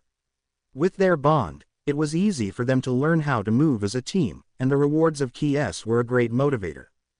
What are you going to do if we have to fight each other? Tsu asked him. Give you all I got because I love and respect you too much not to do so. He spoke, though the thought hurts. Good, I feel the same. Tsu cuddled into his lap. After the festival, can we go on a date again? I can think of nothing I would want more, he said, heeing her forehead. Opening day. Class 1A were in their locker room dressed and ready. Nervous excitement permeated it. "Hey, Prez, got any words for us?" Eijiro called out. Izuku looked to Momo, who held up 3 fingers. "We have trained our butts off for this, we have fought Gran Torino." "More like got our butts kicked by him," Denki called out, getting a laugh. "True that," Izuku said, smiling. "I have to give a speech in a few minutes, so that I won't make a long one here. The USJ brought us together, our training has prepared us for this moment. I don't know about the rest of you, but no homework for a week sounds like music to my ears, not to mention pizza." The class chanted no homework. If a bunch of villains couldn't stop us, then I am sure that Class 1B or anyone from General Studies will stop us. We will show them in the world what we can do together, then, we will show them what we can do on our own. In the end, we will show them. He threw his fist into the air. "We are here," they yelled. They all heard the buzzer as Momo and Izuku formed them into their lines and exited together. As they took their place, the other course came and lined up. 1A could feel the stares boring into the back of their heads, but they never looked back. When they heard their class call, they walked into the stadium. The crowd's roar bombarded them, and Kyoko was grateful for the headphones Momo had given her. Their eyes slowly adjusted to the packed stadium as the cheers rained down along with the flashes of the cameras. Izuku heard the cheers quietly dip as 1B entered, then even more as other courses were introduced. Midnight immediately commanded the attention of the crowd and the students with a crack of her whip. "Okay, I want to be good, but this has already been worth it for me," Mineta said to the chuckles of those around him. The girls rolled their eyes. "Good boys and girls," she purred. "Now that I have all your attention, I would like to welcome you all to the first-year sports festival." The crowd and students cheered. "I will be your master of ceremonies," she purred the word master. "And you referee for all of today's events, so before we begin, I would like to welcome Izuku Midoriya to the stage to give this year's student address." Izuku took a deep breath as he walked up on the stage, a million thoughts of what would go wrong flooding his mind. Then he found her face, and all the noise and all the static disappeared. Her smile chased it away and whispered "I love you" empowered him. "Greetings to my fellow classmates, all those in attendance, and those watching us around the world. My name is Izuku Midoriya, and I am a member of Class 1A. I have been chosen to represent our first-year class and am honored to share a few words with you today. Thank you for being here." He paused as the crowd cheered. "All our lives, and from the day we are born, we are told that everyone is created equal, but that isn't true. Some are born with extraordinary quirks and powerful abilities that can shake the ground we stand on or bring the rain to parched and dried lands. Doesn't sound very equal," he said, looking over the class and crowd. "Some people are told their quirk is weak, useless, or even criminal, but is that true? Does your quirk define who you are as a person? I don't believe so. In my own experience, my quirk manifested very late in life, and for many years, everyone around me believed that I was quirkless and, therefore, useless. But I don't think that's right, and I don't believe that someone's worth should be determined by the strength or usefulness of their quirk. There are heroes here right now," he said, pointing to the VIP section. "I bet if you asked every single one of them, they were told they could never be a hero. That a fire quirk user could never break into the top 10. That woman with a rabbit quirk would never break into the top 10, that a man with a smile and a lot of muscles would never be the top hero in the country." Chants of All Might began to echo throughout the stadium. "In my class, they told a girl with pink skin that she couldn't be a hero, that girl with a frog quirk couldn't be a hero, that boy whose quirk is to harden his skin could never be a hero, that boy with weird elbows or a tail could never be a hero, or that a once quirkless boy could never be a hero. Yet here we are. Yet there those heroes sit. A quirk is neither evil nor useless, the person behind the quirk makes it that way. Your quirk should never define you, you should be defined by your heart. What type of person are you when the chips are down, when your back is against the wall, or when villains decide to attack you during rescue training? I found out what kind of people I have around me, I hope they found out who I am. We fought villains that day. We fought to survive because they didn't come there for fun. They came to hurt us, and they came to kill. They failed because we are here. They failed because not a single member of my class stepped down, because not a single member of my class would be cowed or beaten into submission by a bunch of cowards who decided that the only way they could make a name for themselves was to attack children. That grown adults thought the only way they could succeed was to attack children. That is the definition of a villain, a coward who felt the only way they could win was against children in their first week of class, and guess what? They failed. The crowd broke into cheers. Then we all saw All Might's news conference, we all heard his words, and those words crept into my soul and my classmates' souls. And we took those words and knew what we had to do, what we would do. For decades, the world has lived on 3 words. I am here. They kept us safe, comforted us in the night, and chased the villains farther into the darkness. While those words are still here to do all that, my class and I have a new word to add. We are here. None of us would dare to say we could fill All Might's shoes, but together we can. We can ensure that his decision to step back and teach us will be remembered for all time. This is all of your chances to fulfill the dreams of the child inside of you or the one next to you. Be a hero in your own right. Step up and show the cowards hiding in the darkness that this world is not theirs for the taking, that this world is all of ours because we are here. To show them that what All Might, and all the heroes out there are fighting for, is not theirs for the taking, that we will not bow down to cowards, and that we will not fear the dark.